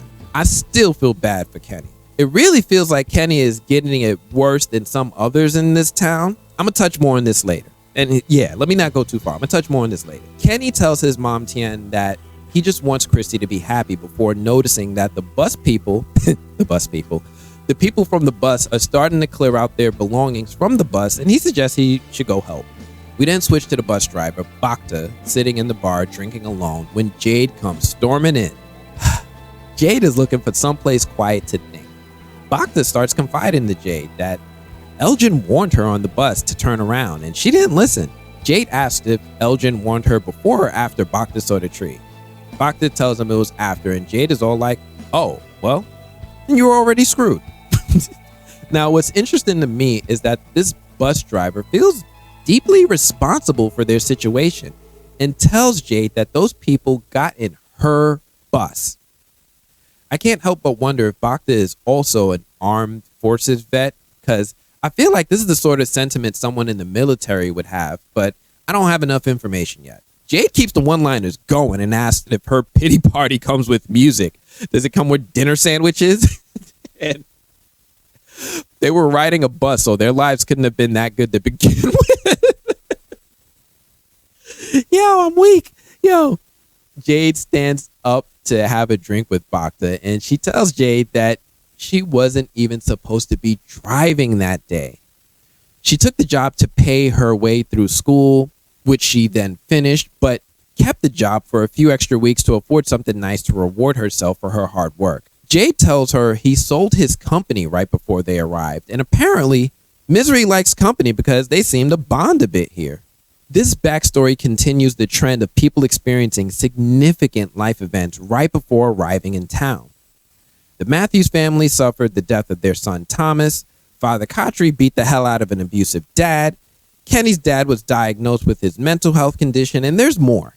Keep this in the back burner for now because it might come up in the future. We finally switch back to Tabitha, who finally arrives at the clinic to visit Jim. Jim isn't there, and instead she finds Marielle rummaging through the clinic's medicine cabinet. She tells Tabitha that she's just helping to keep inventory and that Jim just left a little while ago. Tabitha finds Jim standing outside their old house. We then see Randall outside mouthing off at people unloading the bus. Vultures. Jim tells Tabitha that Christy's fiance was on the bus and is now in town.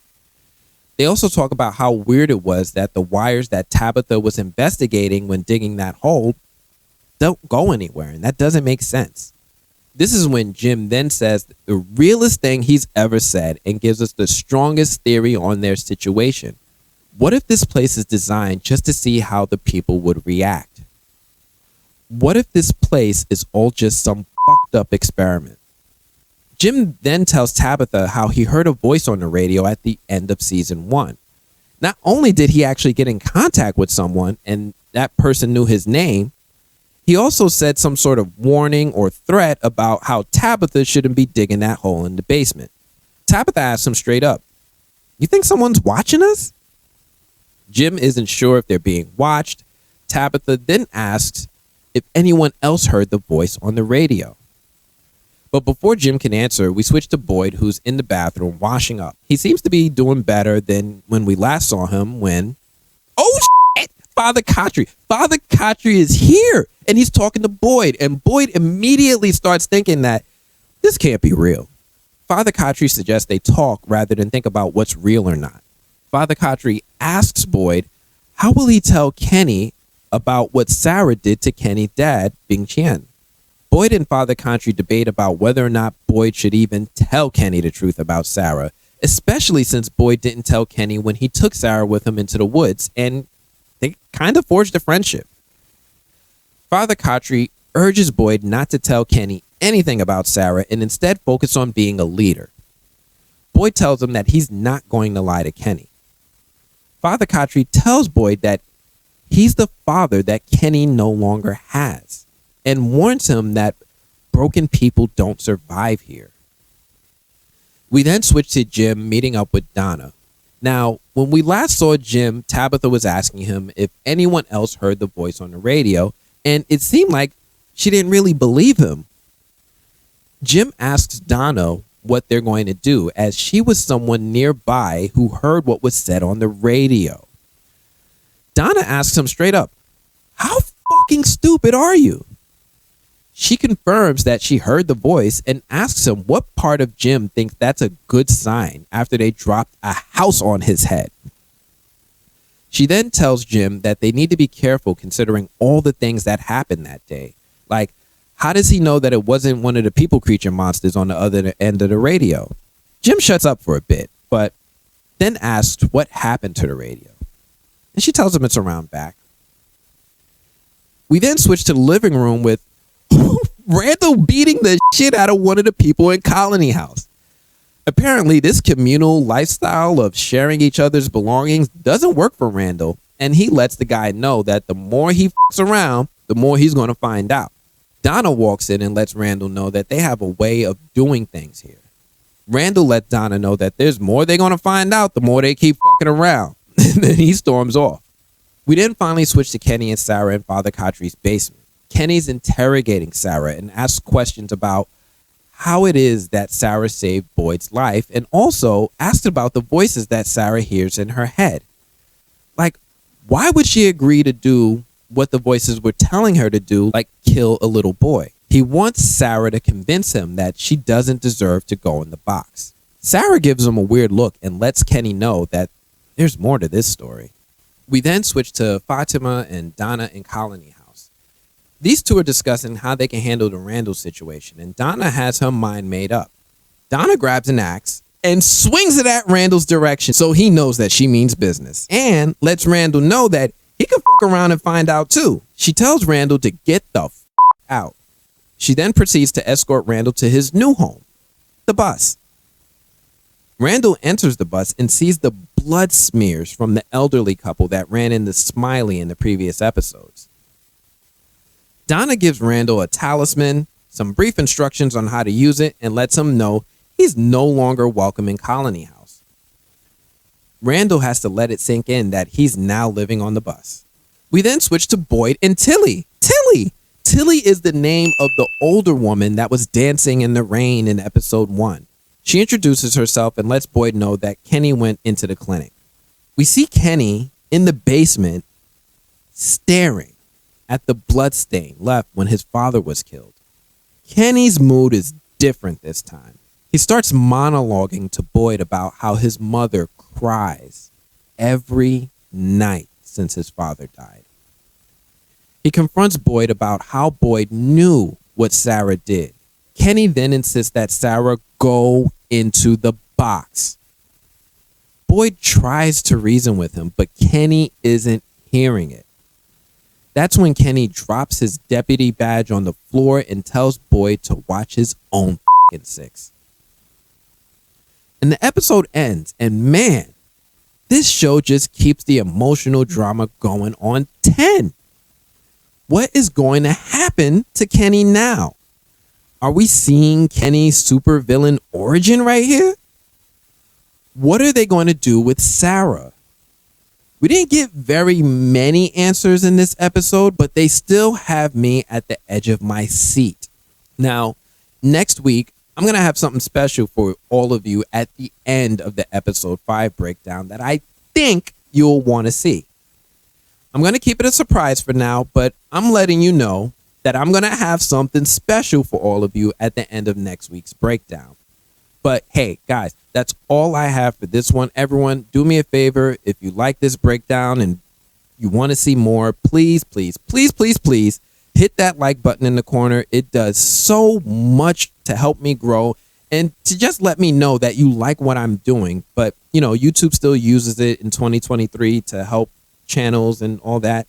This is going to help me do more videos like this more often. And consider subscribing before you move on to your next video. So this way you could get initiated. You could join us every week. You could be one of the peoples and we break down and discuss each episode. Otherwise, I'm going to have to check you guys later. Peace. Welcome back. Yo, remember that? Welcome back, FROMily. We're back. Yo, we are back. We're here with another deep dive and breakdown for the 5th episode of From, and I'm your host, Anthony, and let's get right into it.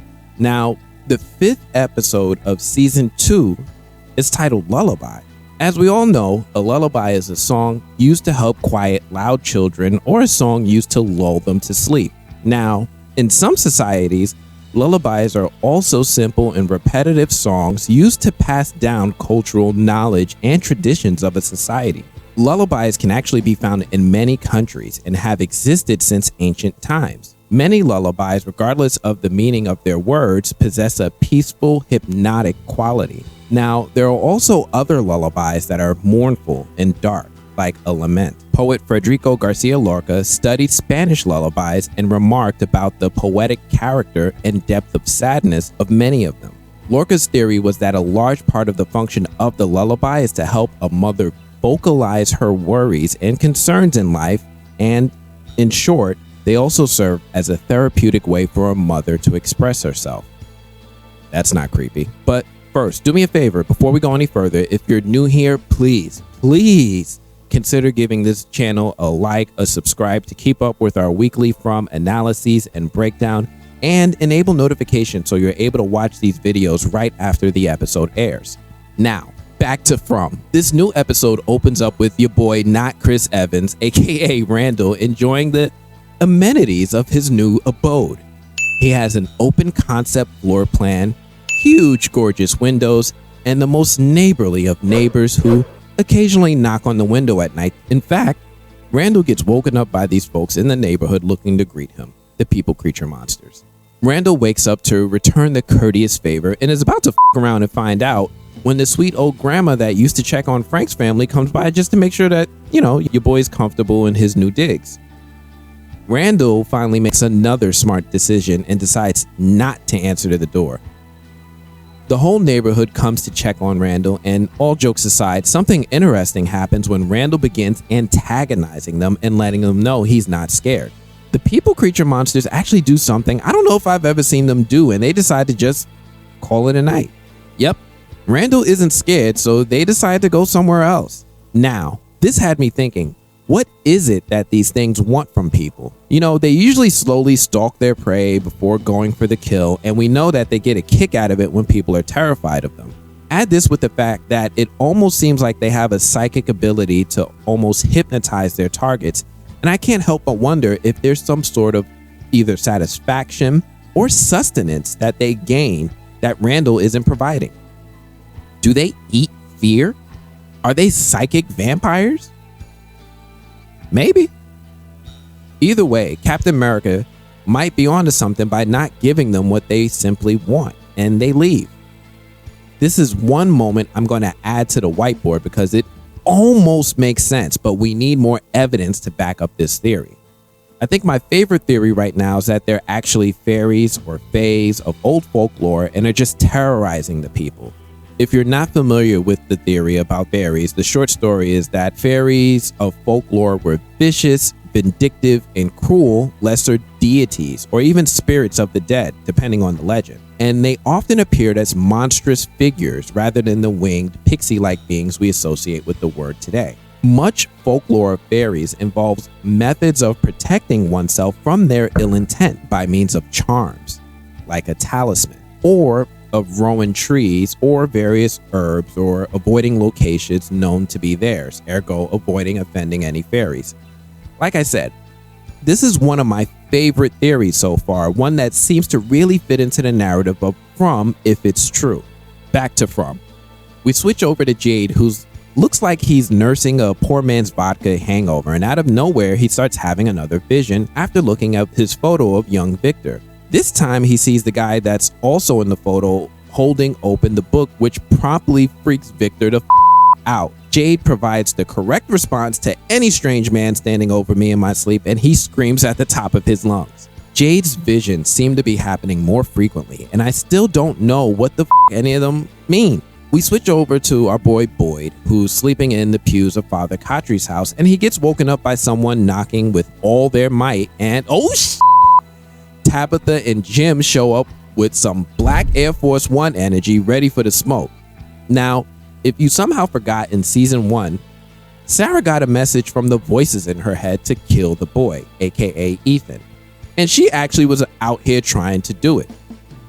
She locked Tabitha in a barn and was ready to do to Ethan what she did to Toby with the screwdriver and scalpel, until she was stopped by her brother Nathan, who took a scalpel to his neck for his trouble.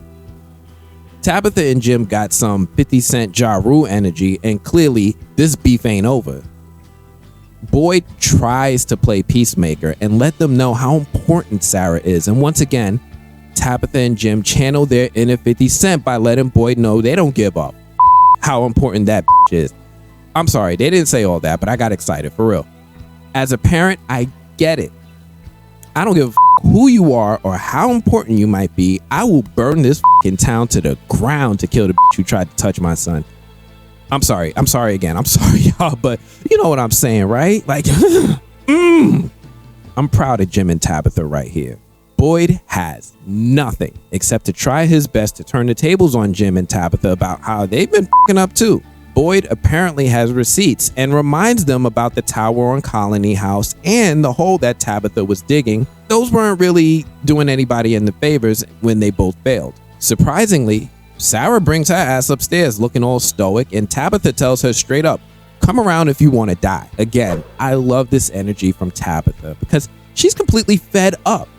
Sarah needs to die, and that's all there is to it. They leave her with that warning, but again, this beef ain't over. Boyd decides to leave to tell Donna about Sarah before she hears about it from Kenny, who told Jim and Tabitha. We then switch to Ethan, who locked himself in his room after he heard Sarah was back. Tabitha and Jim return home and try to get Ethan to open the door when Ethan decides not to listen. Jim tries to calm him down by telling him a story from the Chromonacle and... Hold on. Have we spoken about the Chromonacle yet? I swear, everything in this story is true and is a direct parallel to the situation that these people are in and how they might be able to escape. The Chromonacle story seems inconspicuous enough that until you realize it, it's not a real children's book and is something completely unique to this story. Ethan has spoken about the Chromonacle before, about how the Chromonacle was traveling the rainbow sky and got lost in the cave of the Lonely Dragon, and how she was given a map from the Lonely Dragon on how to escape the cave. I ignored this story like I'm sure a lot of people did, but the more I think about it, the more I believe this boy Ethan is spitting some hot fire, and he might be foreshadowing what needs to happen for their escape. More on that later. Jim brings up the story and talks about how the Chromonacle was afraid to go inside the cave. This is exactly what Ethan needs to hear, and he finally opens the door to tell his parents that he wants to see Sarah. We then switch to Marielle and Christy, who finally tell us Kenny's mom's name, Tien Chen. Apparently, she makes some really good bread crisps. Marielle has a surprise for Christy and gives her old t-shirt from home. Christy is happy to see her shirt, and they have a tender moment reaffirming their commitment to one another while sharing some tender kisses and affection. We then switch to Sarah, who walks into a house without knocking and just starts wandering around looking at stuff. She sees a shirt that used to belong to her brother Nathan, picks it up, and continues looking around when some of the bus people show up and ask what she's doing there. Apparently they know about her and say, "That girl is here, the one that killed her brother." And they promptly tell her to get the f*** out and that she can't have the house back. Sarah asks them if they've seen a small ceramic ornament that she's looking for. They repeat that she needs to get the f*** out and all her shit was given to Mrs. Liu for storage. And once more with feeling, get the f*** out. We then switch to Jade, who's doing some weird ass shit. He's aligning a bunch of bottles in Tom's bar in the shape of the symbol that he's obsessed with when Victor walks in. Did I mention how Jade is my favorite character on this show? Victor tells him that he doesn't look good. Jade said that the bar is closed and he's trying to figure out the symbol that Victor refuses to help him with. Victor finally agrees to tell him what he can if Jade agrees to do something for him. But Jade is already in a mood and tells Victor to just f*** off. Jade comes to his senses, realizing the magnitude of what Victor is offering, and asks Victor what it is that he wants. Victor steps outside, grabs his violin that Jade had taken from him before, and he wants Jade to play the violin for him. If Jade agrees to play the violin, then Victor will tell him about the man in the photo. Jade agrees, and they leave to go to a location of Victor's choosing for Jade to play for him. We then switch to Tabitha and Jim on their porch talking about Ethan. Ethan mentioned that he wants to see Sarah, and Tabitha doesn't want Sarah anywhere near her son. Ethan comes outside and drops some more knowledge that we all need to pay attention to. Ethan says, when you're on a quest, you have to face the scary things. That's how you take away their power. Ethan is telling us all the truths of this place. We need to pay attention to everything this boy says, and I think this is probably the biggest clue by far on how to face either the creature people monsters or whatever else is out there. We still haven't seen the boogeyman or the giant spider, so we'll have to wait and see. Tabitha agrees to trust Ethan and allow him to go see Sarah. We then switch to Boyd meeting up with Donna in Colony House, and they begin discussing Sarah. Donna is not happy at all that Boyd is not abiding by his own rules and putting Sarah in the box the second that he found her. Donna starts giving him the business. Boyd is like, she knows things, and Donna is all like, so f***ing what? We're still f***ing here. Voices or no voices, do you see a yellow brick road sending us home? Boyd eats his humble pie, and Donna keeps it going and tells Boyd this isn't about Sarah. This is actually about Boyd's guilt about Abby. Boyd listens, but he's triggered by the mention of his wife, Abby. He asks Donna if she has her back or not, and Donna asks, what does Kenny's mom, Tien Chen, think about Sarah? Boyd just storms off.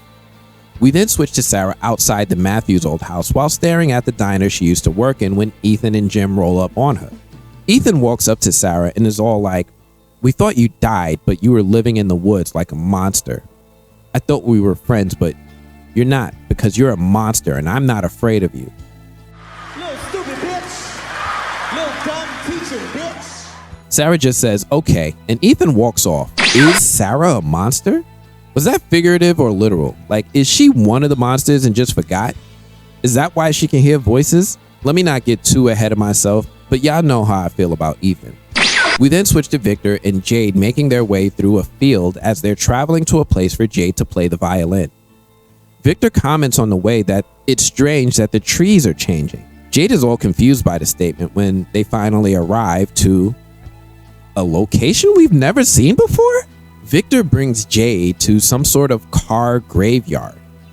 Jade asks Victor if he did this, and Victor confirms he did. Once he was alone, he didn't want to look at them anymore. So he brought them someplace where he didn't have to see them.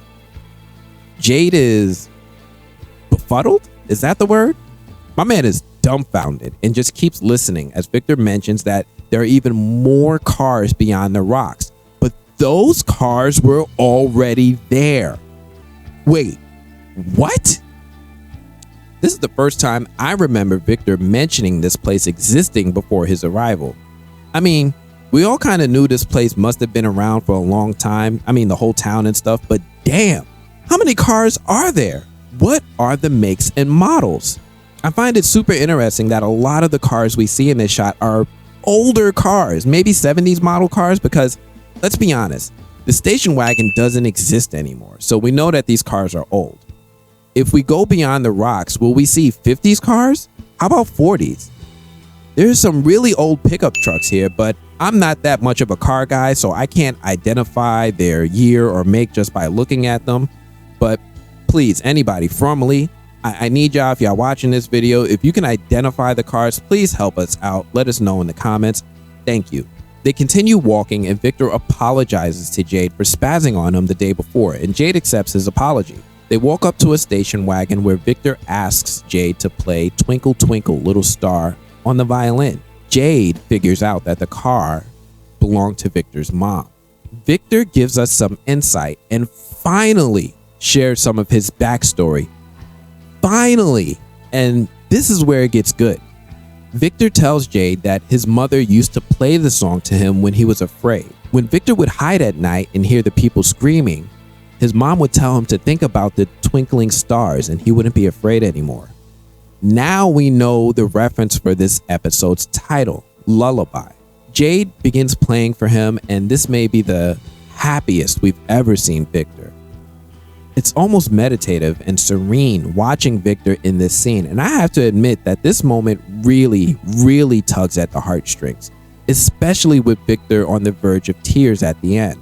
But more importantly, this scene gives Victor so much depth and character development. I love character development, and this scene beautifully shows us a new side of Victor that helps us better understand the character. We finally see his vulnerable side. I can't help but think about the conversation that Victor had with Ethan the last episode when Victor told Ethan that he's lucky to have a mom like Tabitha. Man, Victor is climbing the ranks as one of my most liked characters in this show, and Scott McCord did a great job acting the hell out of this scene. We then switch to Elgin, who walks into Father Khatri's church to see Sarah sitting there alone in the pews. Elgin apologizes for interrupting, but for some reason doesn't leave when he realizes Sarah is in the room seemingly enjoying her privacy, and instead Elgin just closes the door behind him. Now, I just want to point out for a second that this is very sus. I know a lot of people have a lot of theories about Elgin, and I'm not going to try to prove or disprove any of them, but I will at least point out moments when Elgin is extremely sus. Elgin simply states that he didn't think anyone would be there and proceeds to make his way to his seat while staring at the cross on the wall. Elgin and Sarah chit-chat for a bit, sharing their stories, and Elgin mentions that he hasn't seen Sarah and how he would have noticed her. Elgin talks about how he used to go to church with his grandmother. Sarah asks if that's where he was going on the bus. Elgin confirms it was, and that he was going to see her like he does every weekend. I get the impression in this scene that Elgin is implying that his grandmother maybe passed away. If this is the case, then this would add to our list of people who experienced significant life-changing experiences right before they ended up in this town. Elgin goes on to discuss how he used to visit his grandmother every weekend and go to church. In the afternoons, they would make crochet owls and how it was always an owl, and she had hundreds of them and would give them to every person they met. She would only make owls. Elgin looks like he's got a little bit of the googly eyes for Sarah, and he moves closer to her while speaking with her. Sarah looks like she's receiving Elgin's advances kind of nicely. Sarah talks about how she and her brother Nathan would collect little ornaments that she would paint. She also talks about how her brother kept one of those ornaments. Elgin asks if her brother is here now, and Sarah tells Elgin that he was. Elgin asks about the ornament and where it is, and Sarah says that it's probably in town, but the person who has it probably won't give it to her. Elgin offers to help and asks why she doesn't stay in the colony house. Sarah then starts talking semi-religious and said it always seemed like a nice idea that no matter what you did, if you were truly sorry, then God would forgive you. Elgin said that it always felt like wishful thinking to him and asked if Sarah if she did something that needs forgiving.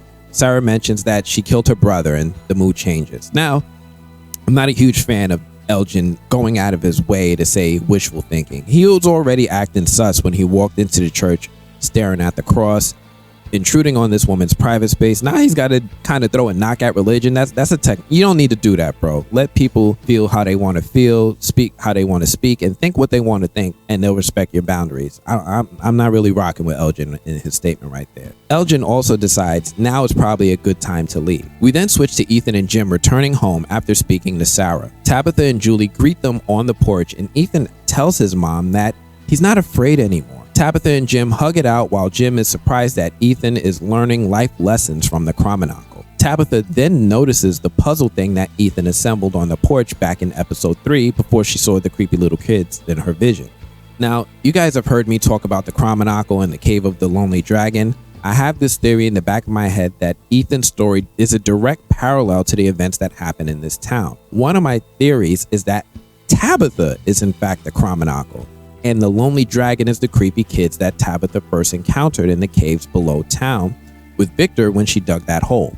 In Ethan's story of the Chromonacle, we were told that the Lonely Dragon gave the Chromonacle a map to find her way home. I think this puzzle is the map, and that Tabitha will play a huge role in figuring out how to return home. Anyway, we then switch to Mrs. Lou inside the diner doing dishes when she receives a visit from Sarah. Sarah simply states that she's sorry and she shouldn't have come here. Before she can leave, Mrs. Lou tells Sarah that she took him from her. She took care of Sarah, but she put hate inside her. And she knows why she came. Tianchen then goes in the back and grabs a box of Sarah's belongings to give to her. Sarah takes the box, but before she leaves, Mrs. Lou tells her to take it and never return. Now, real quick, am I the only one noticing how fluent Mrs. Lou is becoming in English? I'm so proud of her. Sarah takes like 2 steps outside when, oh shit, Kenny is walking up in his new fit that actually fits. No more dopey little fit-in deputy's outfit, and he looks like something out of a Gap ad. But all jokes aside, Kenny has crazy black Air Force One energy because all he says is, "Are you kidding me?" Also, another interesting observation is that Kenny is still strapped and walks around with that thing on his hip like it's open carry out here. Kenny sees Sarah walking out with a box, and he takes that shit out of her hand and pours it all over on the street. There are a few people in the background watching, including Elgin, But nobody wants to smoke, so they just sit back and watch whatever's about to happen. Sarah quickly picks something up off the ground, and when Kenny sees that there's something that means a lot to her, he immediately grabs that out her hand. He asks her if it's important to her and breaks that in front of everyone. He then lets Sarah know that he does not give a what Boyd said, and if she ever goes near his mom again, that he's going to drag her psycho ass into the box himself. Kenny finally catches himself a bit and notices that everyone is watching and proceeds to go inside the diner, seemingly to check on his mom. Sarah starts to pick up her stuff, and Elgin now tries to help her with at least picking up her stuff. Sarah grabs the rest of it and rushes off. We then switch to Marielle and Christy, with Marielle helping Christy with a haircut. Now, this moment is cute, with this new haircut really resembling the one that Christy had in the flashback of the last episode when she was showing Kenny's dad around the clinic. We then see Tilly walking in looking for Christy. They introduce themselves to each other when Tilly finally shows us what she's been hiding in her fanny pack. Tilly hands Christy her bottle of liquid morphine and implies that she's been diagnosed with a terminal illness. Christy understands the implication and promises to be there when she needs her. Tilly then mentions that there's been a lot of excitement in town now that Sarah is back. The news of Sarah's return instantly triggers Christy, who bursts out the door and says that she needs to go. Marielle chases her down, wondering why Christy is so excited. Christy explains that Sarah spoke to her before she tried to kill Ethan, and Christy feels partially responsible for that day because she somewhat enabled Sarah in her quest to kill Ethan if it meant that Sarah would get to see Marielle again. Marielle convinces Sarah to return back into the clinic. We then switch to Victor and Jade, who are still in the car graveyard, and Victor lets us know that the guy in the photo was named Christopher.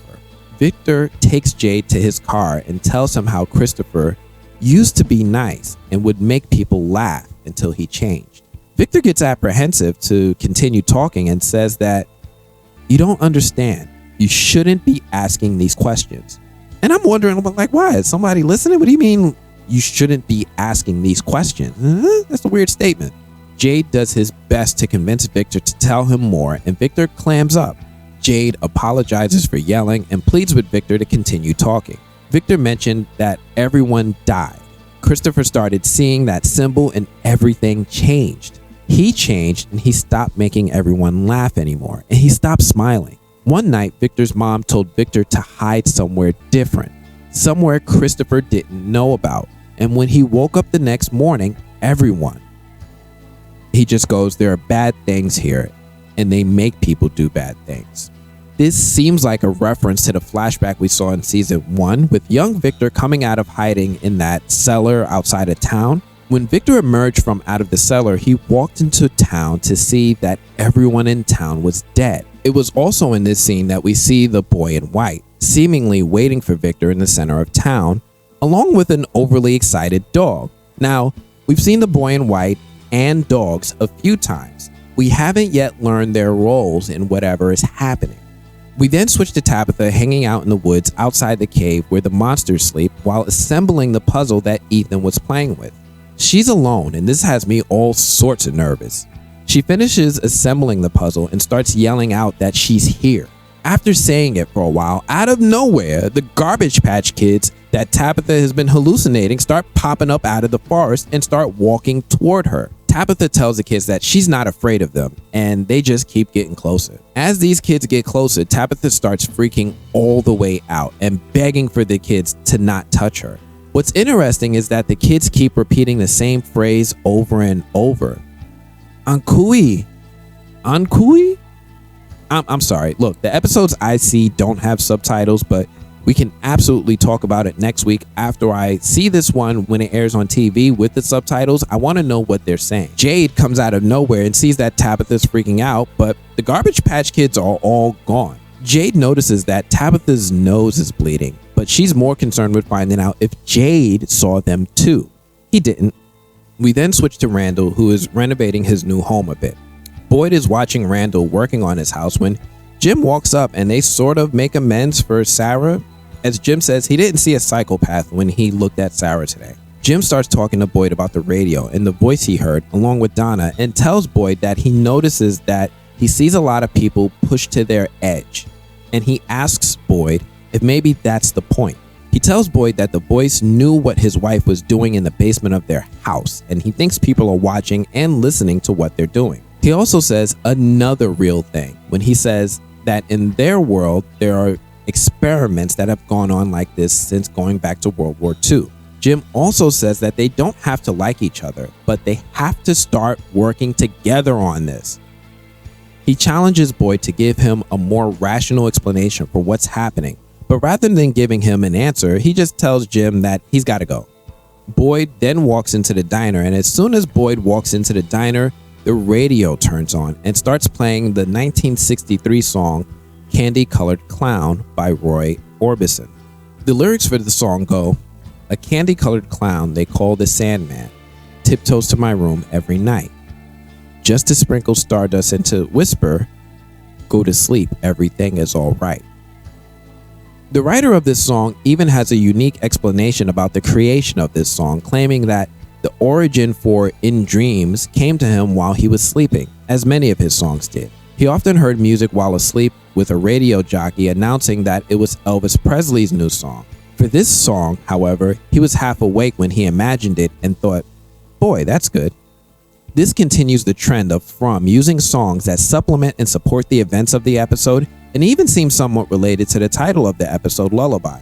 Boyd calls out for Kenny's mom, but before we can find out if she hears him, we see the worms in his arm start moving under his skin, leaving us wondering what's going on and why.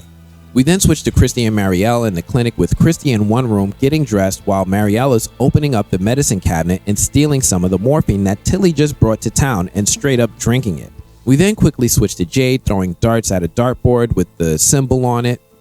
And we then switch to Ethan back on his porch assembling the puzzle that I thought we last saw with Tabitha in the woods. Well, Ethan has it now, and he sees Sarah walking by it as he's putting it together and gives her the meanest look his little face can muster. We then see Randall seemingly finishing with his home renovations after installing a chair on the top of the bus, and he begins whittling some wood. We then switch back to the diner with Mrs. Chen walking out the back to meet with Boyd, who simply states, "I was hoping we could talk," when the episode ends. I like how this episode gives us a lot more to go with toward the mystery of this town. We finally get a new location with the car graveyard, and we also learn about Victor's history in this town, as well as about Christopher, the guy in the photo.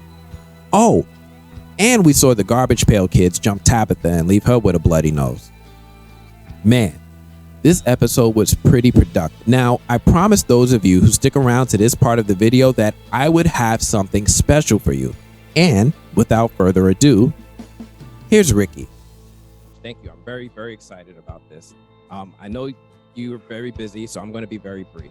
And I'm going to start off with my first question. It's going to be hard. Why is this show called From? I need someone to tell me, my audience, everyone wants to know, why is this show called From? Yeah, listen. All right, listen. This is not a dig at John.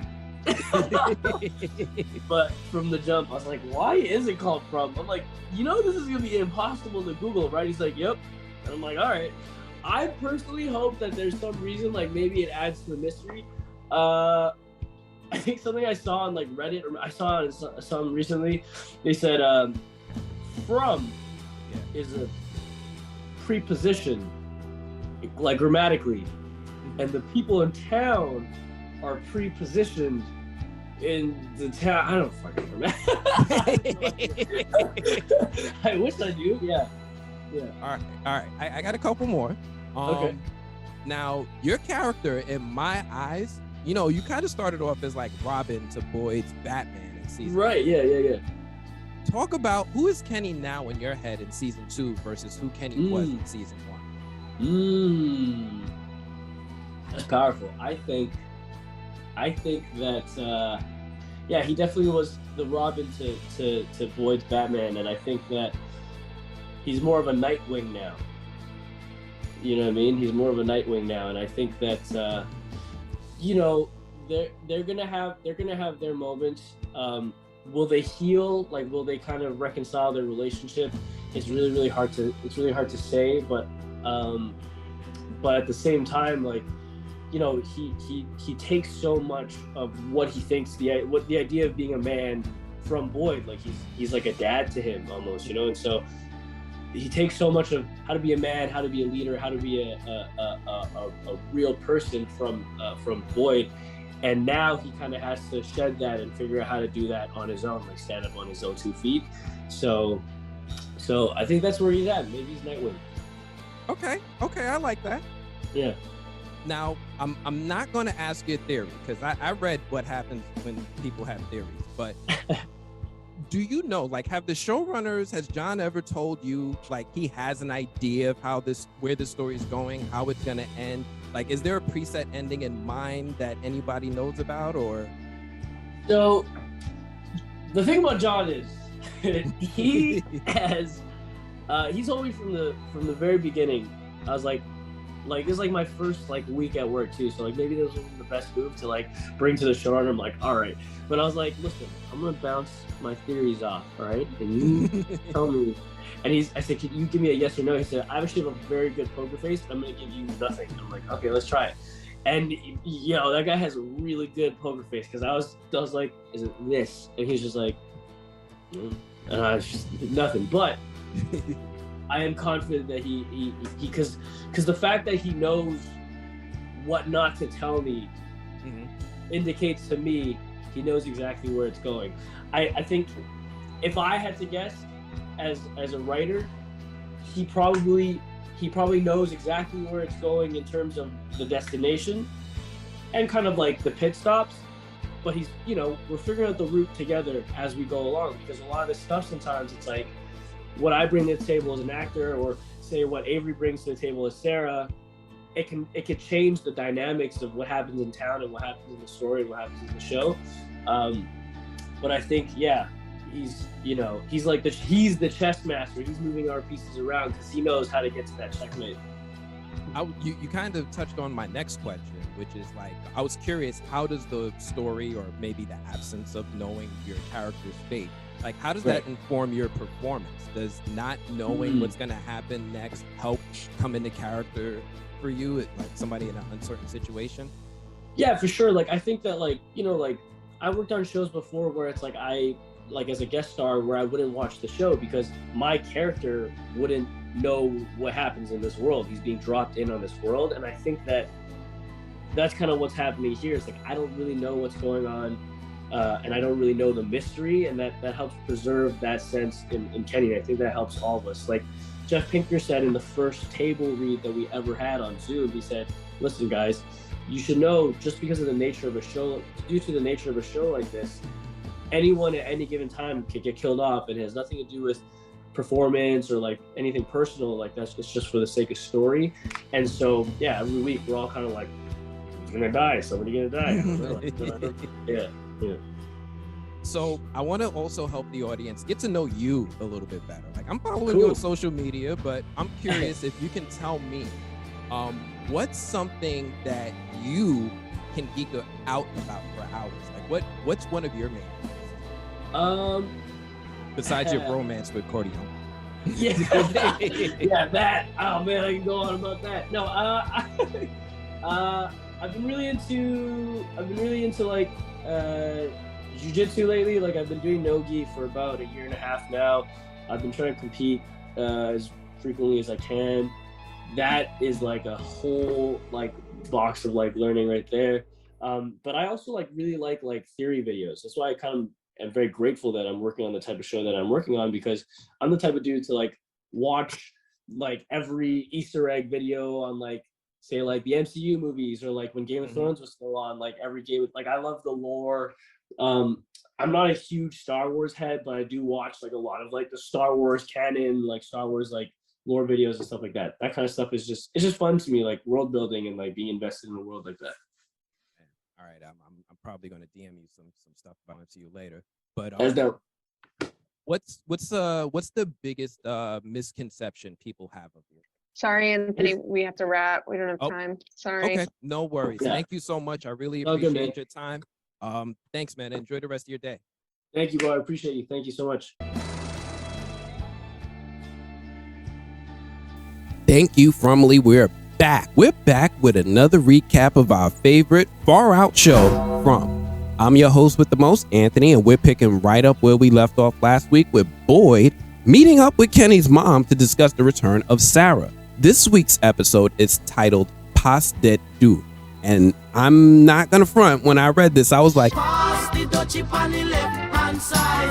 but in actuality, Pas de Deux is a known dance duet in ballet.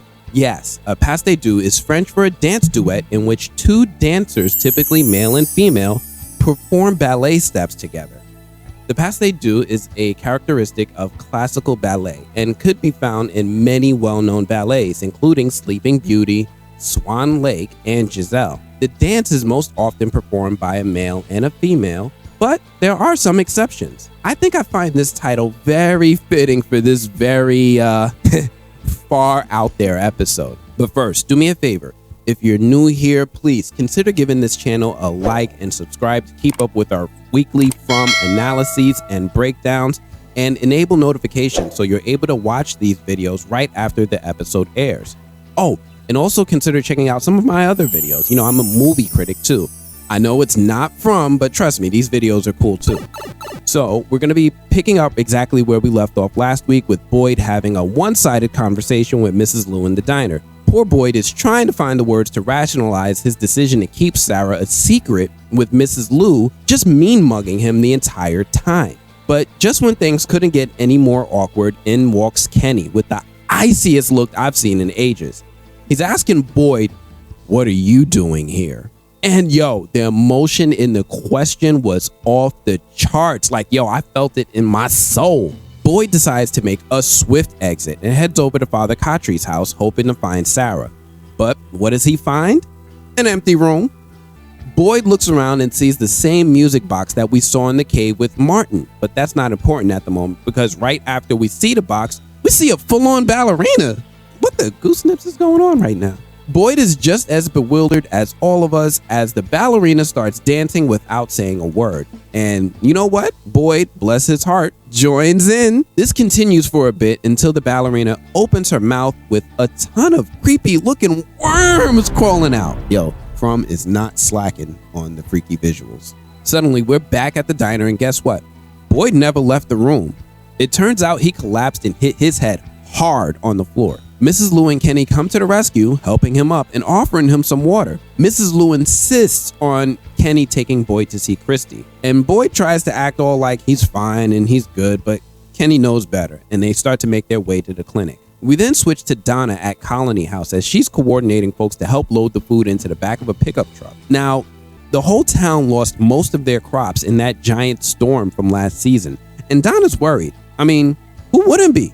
Switching gears, we find Christy in the clinic searching for a hair clip, but stumbling upon a document of Marielle's.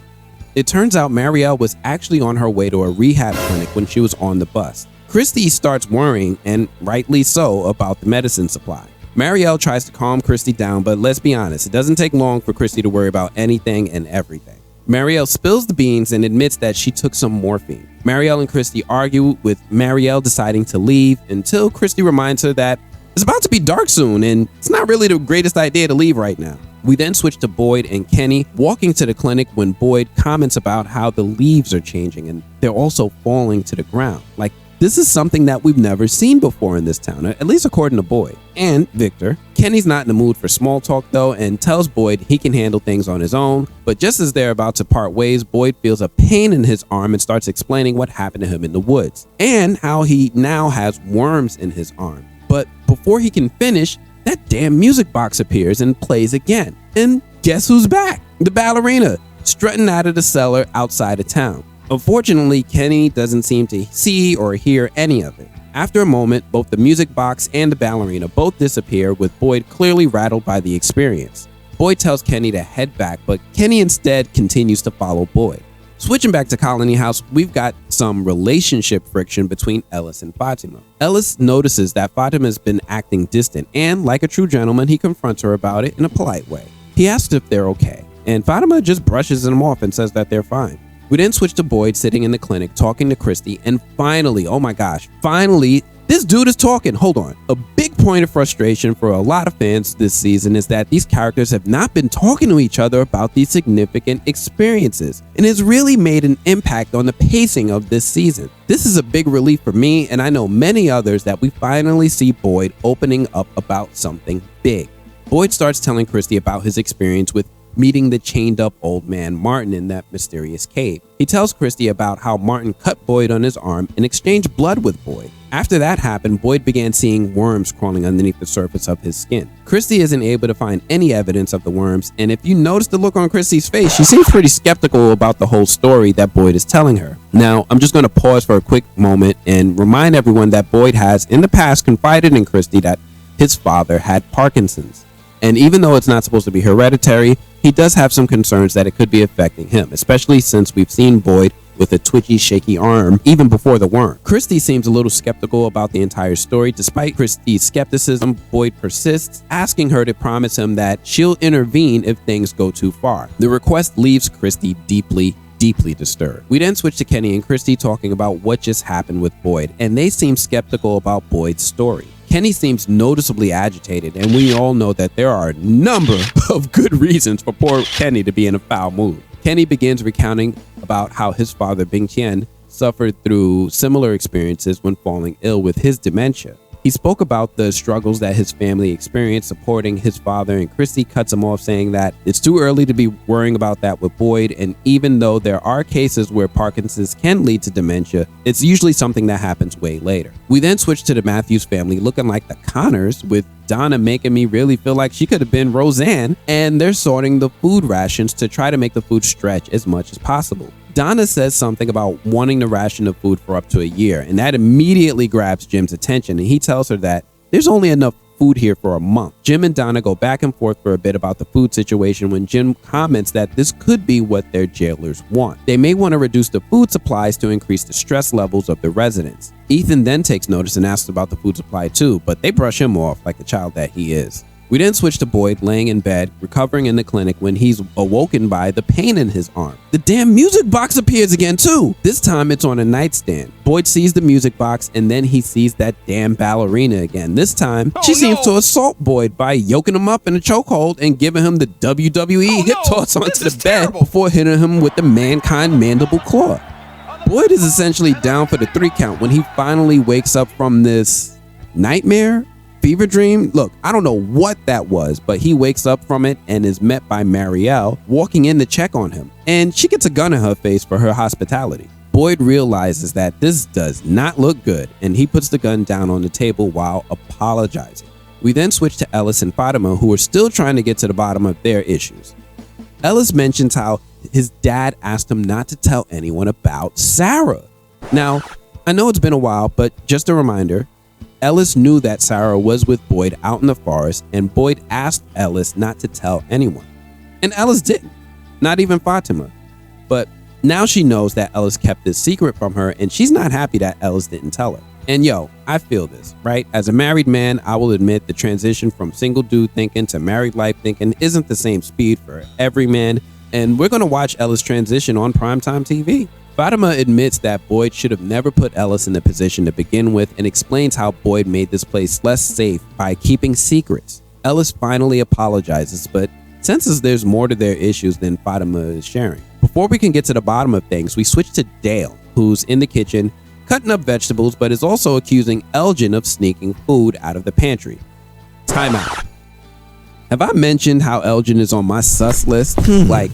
Elgin is really on my sus list. Not only was this guy seemingly aware of the danger in this town while arriving, before he even got here, he's been acting very strange since he arrived. We've seen him just sitting on the porch of Colony House in constant deep thought, and I can't help if he's plotting. Not only that, but when he arrived, one of the first things he asked to see was the nearby body of water, aka the Brundles. He seemingly ignored Julie's advances as she's tried to flirt with him on the porch of Colony House, and I think Elgin's biggest incident that added him to my sus list was that whole scene with Sarah last episode in Father Khatri's house, aka the church. Elgin walked in on Sarah, claiming to not know anyone was in the room. What caught my attention was that while he was saying this and while Sarah was sitting there seemingly minding her own business, Elgin walked in, closed the door, and just proceeded to walk into the room anyway, even before getting her permission to join her.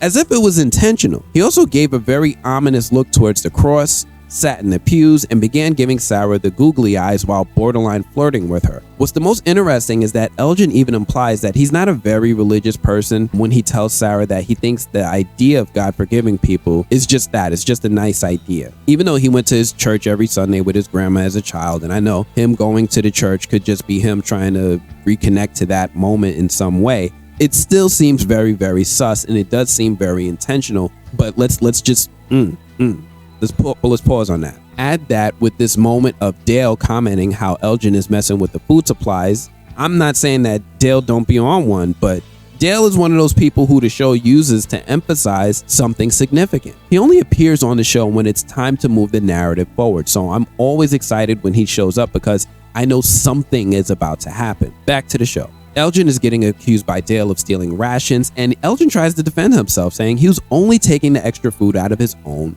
backpack. Dale uses his screen time to tell the people in Colony House that there's a food shortage. He throws jabs about how the radio tower didn't get anyone home and how there's too many people to feed everyone. Ellis and Dale begin to argue for a little bit when Dale makes the accusation that the new people have to go and urges Elgin to go outside at night. Bruh.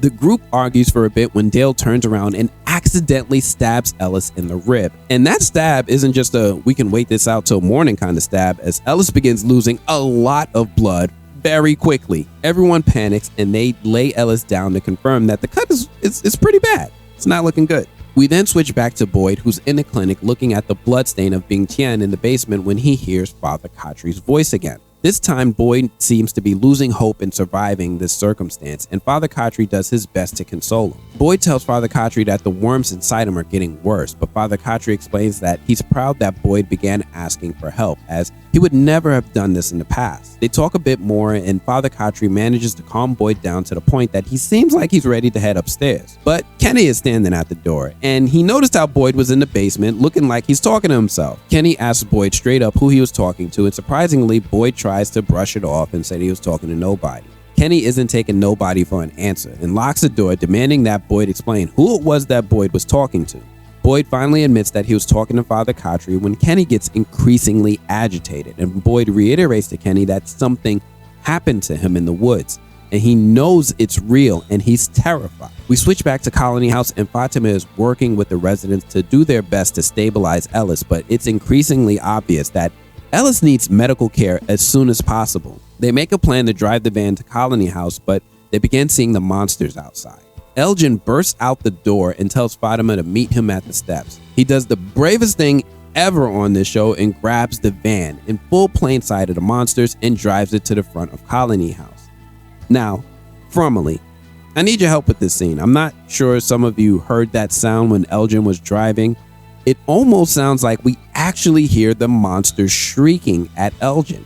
This is something we know that they used to do when hunting people way back before Boyd found the talismans. Their shrieking would terrify people who heard them, but this is something that we've noticed has been noticeably absent in their appearances in the show, unless we were watching a flashback. I'm still very sus of Elgin, even though he's doing this very heroic act. And I can't help but wonder, why is it that the monsters are shrieking now when they're hunting Elgin? Or if this is just a similar sound effect used to hear the screeching of the car tires as Elgin is driving. I'm used to this kind of screeching sound from a car when someone is driving on paved roads and Elgin is driving on soil, so I don't know. Can someone help me with this? Did I hear the monsters, or was that just an old car in desperate need of oil? Back to Elgin. He manages to pull the car in front of Colony House, and luckily the monsters still don't have any pep in their step, and they just slowly walk up as if they've got plenty of time. Fatima, Ellis, and Elgin all load up in the van and just barely get inside before they're torn apart with one of the monsters even making it to the window and yell something at them. I can't quite make out what it is he said. It almost sounds like he said, "Hey, Shane," something like that. Shane? Ellis is losing a lot of blood in the car, and we hear more monsters shrieking as Elgin is driving. They make it to the clinic and begin frantically knocking at the door, and thankfully Christy lets them in. Everyone immediately gets Ellis to a bed, with Ellis having trouble breathing. Christy begins working on Ellis and is able to relieve the pressure on Ellis's lungs, allowing him what he needs to breathe. It's in this moment that Elgin decides to make his exit from the group and steps outside the room. Fatima and Boyd also left the room, and they're all watching in another room, reacting to everything everything that just happened. Boyd is able to calm them down a bit when Christy walks in and explains that she was able to help Ellis get to the point where he can breathe, but he's going to need a blood transfusion. Boyd tells Christy that both he and Ellis are blood type O negative. Now, for those of you unaware, being blood type O negative is a double-edged sword. On one hand, it's great if you're a blood donor because O negative is a universal blood type, meaning regardless of the blood type of the recipient in their body, they will likely accept the blood from someone who, if they're O negative blood type. The downside is that when you're an O negative, that you can't accept blood transfusions from just anyone. And the donor in this situation has to also be an O negative or it'll cause problems. Boyd gets very apprehensive about giving Ellis a blood transfusion because of the worms crawling around in his body. Christy is noticeably concerned about Boyd's story because she has yet to see any evidence of the worms. Fatima explains that Ellis will die if Boyd doesn't give the blood transfusion, and Boyd is still apprehensive about the idea until Kenny decides to make the decision for him. Yep, your boy Kenny puts a gun to Boyd's head and tells Boyd to sit down and do this now. And Boyd is still apprehensive when he begins feeling that pain in his arm again. This time the worms are visible, and Marielle confirms that she can see the worms too, with Christy and Kenny shutting the up because they both thought Boyd was full of shit. Anybody ever in that situation where you're telling someone the truth and they don't believe you? Just, like this whole scene just feels so damn good because they get to see that Boyd was telling them this truth this whole time. Like, ooh, I feel the relief for him. Everyone panics a little bit because Ellis is still in need of blood, but Boyd isn't in any condition to donate. Kenny then steps up and tells Boyd to transfer the worms into him. If he transfers the worm into Kenny's body, then Boyd should be okay to donate blood to Ellis afterward. Boyd doesn't like this idea at all and instead has a completely different idea that he wants to try. Boyd tells the group that he has an idea, heads for the door, and goes outside. Yep, he goes outside. When he heads outside, he begins calling out for the monsters, knowing that they can hear him, and this is where things turn up. Boyd does his best shit talking to antagonize the monsters, saying he wants all the smoke. When our favorite monster, Smiley, pulls up for a standoff, Boyd is ready when out of nowhere, a couple more monsters come up from behind and surround Boyd. We get to see all the well-known monsters in this scene, and Smiley is feeling confident. Smiley walks up towards Boyd with some swagger in his step, and Boyd cuts his hand open in preparation for what's about to happen next. Smiley isn't at all intimidated, and Boyd cuts him by the throat before they too become blood brothers, with Boyd telling him, "My blood is your blood now, motherfucker." We hear that sound of what sounds like the worms exiting Boyd's body and going into the monster, with Smiley just letting him know that he likes this game. Like, he's good, he just ain't nothing. And then out of nowhere, Smiley begins screaming and he transforms into his monstrous form and falls over in pain. The other monsters that are there at this point just downright ignore Boyd and instead focus all of their attention on Smiley, who's on the floor squirming like a roach who got sprayed with some bug spray. Boyd wisely realizes that this is a great time to do an Irish exit and heads back inside the clinic, tells everyone that they can do the transfusion now. The monsters outside just walk away and leave the body of Smiley in the middle of the road. We then see Boyd giving Ellis the much needed transfusion. Marielle has a moment where she gets the medicine cabinet a good stare. We then switch to Donna and Ethan in the basement of Mrs. Lou's house. Ethan is concerned and asks Donna, what if this house falls down too? And Donna explains that won't happen because she doesn't think his parents are going to dig another hole in the floor.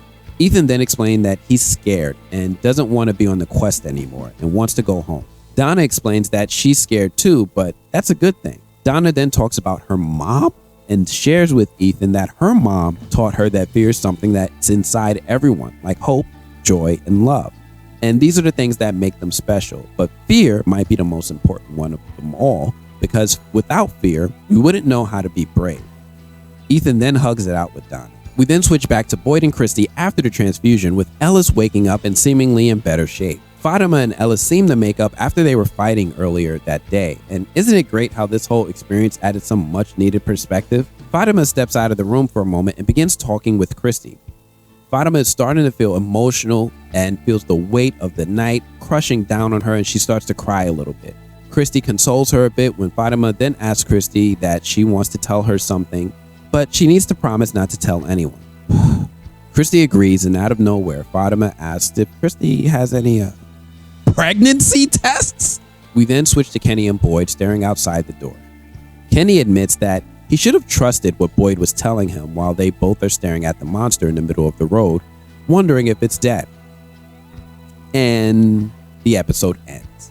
And I have to admit that I like this episode a lot better, as this one not only has people sharing their experiences and providing some much needed plot development, but we also killed a people creature monster. Like, OMG, they killed one. Yes, But what happens next? Now that the monster seems like it's dead, is this how they get to fight back? But that's only one of them dead, and Boyd put the worms in its body. So does this mean someone has to go out and get the worms back so they can use them to kill more? Yo, how does this place even work? And what the is up with that ballerina? Yeah, I still have a ton of questions, but we do have some answers.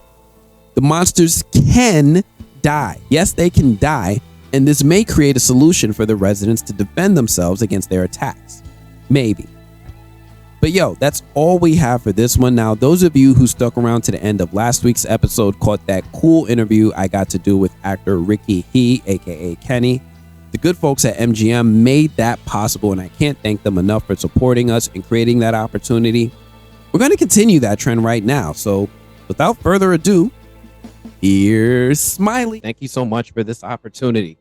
No problem. Thanks for having me. I know you're very busy. I'll be as brief as possible, but I'm going to ask some hard questions. Always. Go right ahead. Okay. Your character, Smiley, had some outrageously cool appearances in this show. So I got to ask you directly, what was your favorite scene to film and why? Ooh. I can't really... If I had to choose some of my favorite scenes, it would be the banister scene, because the whole experience with it, I got to be that much creepier, and it just built more suspense, and the reaction it got to, just how it freaked so many people out, cast, crew, and viewers. And I also, and of course the bus scene, and without revealing any spoilers, the bus scene and other scenes as well. But the top two that I know everyone has seen so far would be the banister scene and the bus scene. Now I'm sure, scratch that.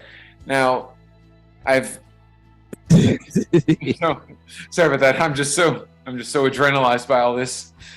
My favorite scenes that I know everyone has seen so far are the banister scene and the bus scene. Because, and in all honesty, I've loved every minute of being on the show and every minute of watching the show. So it was really hard for me to pinpoint. But those two scenes I told you were some of my favorites. Okay. Now, I'm going to run this after this week's episode, right? I've already seen it. Right. So I know. Right, yeah. So I loved season 6. I loved doing episode 6 as well. Okay.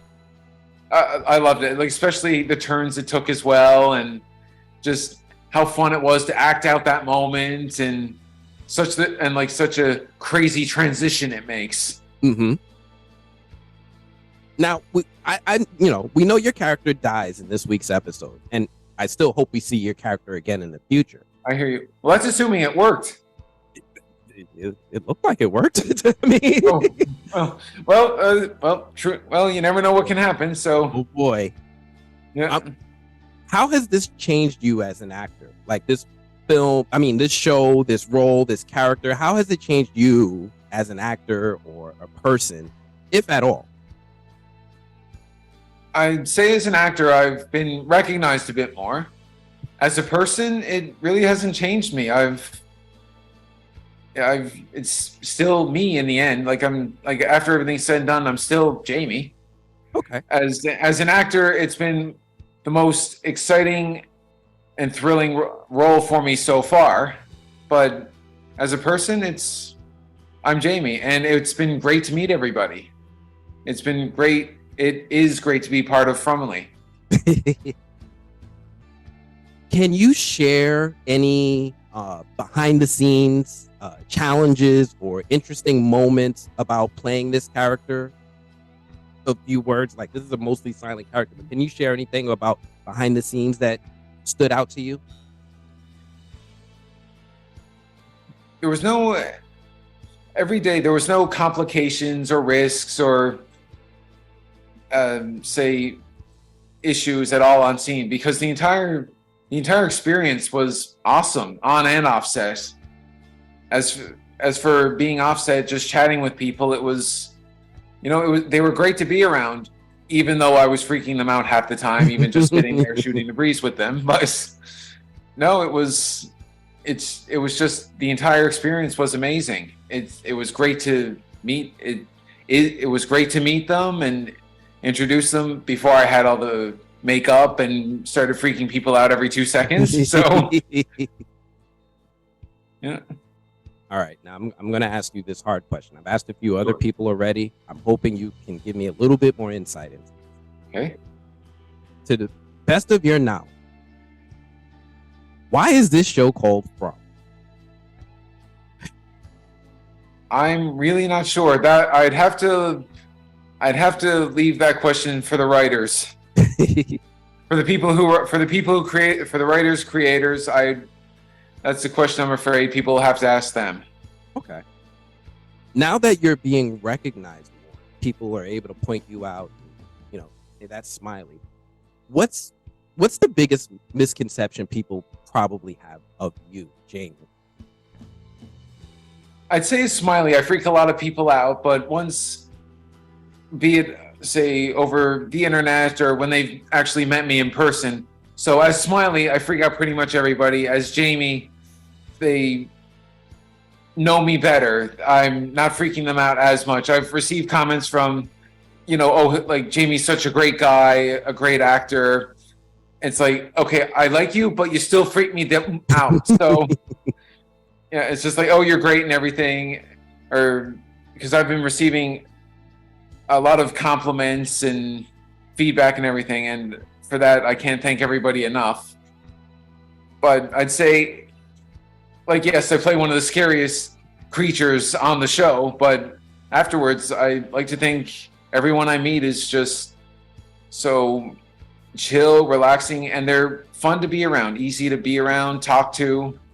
So I'd say there's no real misconception. I'd say it's the character I freak people out, and as Jamie, I'd say it's just been great to meet and chat with everyone. Awesome. Well, thank you so much. I really enjoyed your performance. This character is extremely memorable. Thank you. I think, I can speak for a lot of fans. We hope to see more of you in the future. Hopefully you get cast as the Joker someday. But we really want to see... I've compared to that more than once. So, yeah. I can only imagine. I hope to see you at, like, Comic-Con. And if I see one with a super grin, I'm going to know it's you.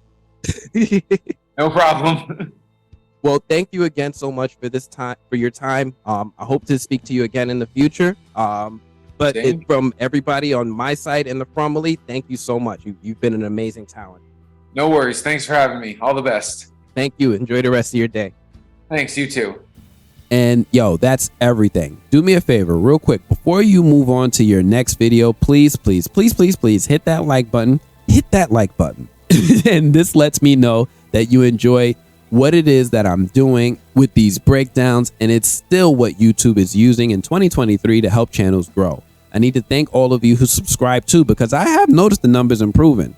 If you're not already, then please consider also subscribing and joining our FROMily, becoming one of our peoples. This is the way that you can join us every week right after the episode airs, and we can break down each episode together. Otherwise, I'm gonna have to check you all later. Peace. Thank you, FROMily. We are back with another recap of our favorite Far Out show, From. I'm your host with the most, Anthony, and we're picking up right where we left off last week in the aftermath of Boyd killing one of the creatures. This week's episode is titled Belly of the Beast, and someone at From has a sense of humor. Now, this term might sound familiar because it's a highly quoted metaphor with its origin believed to have originated in ancient Greek mythology. In the story of the hero Perseus, he was tasked with rescuing his future bride, Andromeda, from a sea monster known as the Kraken. To accomplish this, Perseus had to enter the belly of the beast and slay it from the inside. The phrase is often used metaphorically to refer to a dangerous or hostile situation or a place that must be faced and overcome. The story of Perseus and Andromeda has been retold in lots of media and literature, including the film Clash of the Titans. It's safe to say that this title is very fitting for this episode, and we'll get to why. But first, do me a favor. If you're new here, please consider giving this channel a like and subscribe to keep up with the weekly From analyses and breakdowns, and enable notifications so you're able to watch these videos right after the episode airs. And you can check out our coverage of movie news and reviews. This week, we're picking up with Christy and Fatima in the basement of the clinic, with Christy confirming that Fatima is pregnant. Fatima confirms that she hasn't told Ellis yet, and Christy is doing her best to support her and reassure her because she has a third-year medical student to guide her through this process. There's nothing to be afraid of. Kenny walks into the room and lets them know that the sun is coming up. Fatima decides to end the conversation as they definitely have more immediate issues at hand, and everyone heads upstairs. The major thing about heading upstairs is that they need to take a look at their new roadkill named Smiley laid out in front of the clinic. They walk outside and get what I think is uncomfortably close to this monster to get a good closer look. Once they see it, they begin debating on what to do with Smiley's body. Kenny is first and wants to burn it. I don't know about everyone else, but I'm with Kenny on this. Just the sight of this thing in the middle of the road makes my skin crawl. I mean, look at it. Don't blink, just look at it. Boyd suggests that they instead take the monster inside, and Christy agrees that it might be a better idea to study the body and see what the creatures look like on the inside. Kenny thinks this is a terrible idea, but Boyd ultimately says that it's Christy's decision. Christy decides to bring it inside and heads off to grab some sheets to bring the creature in. Boyd then insists that Ellis leaves and heads back to Colony House with Fatima.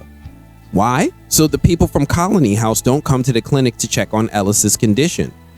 Why? Because Boyd wants to keep it a secret.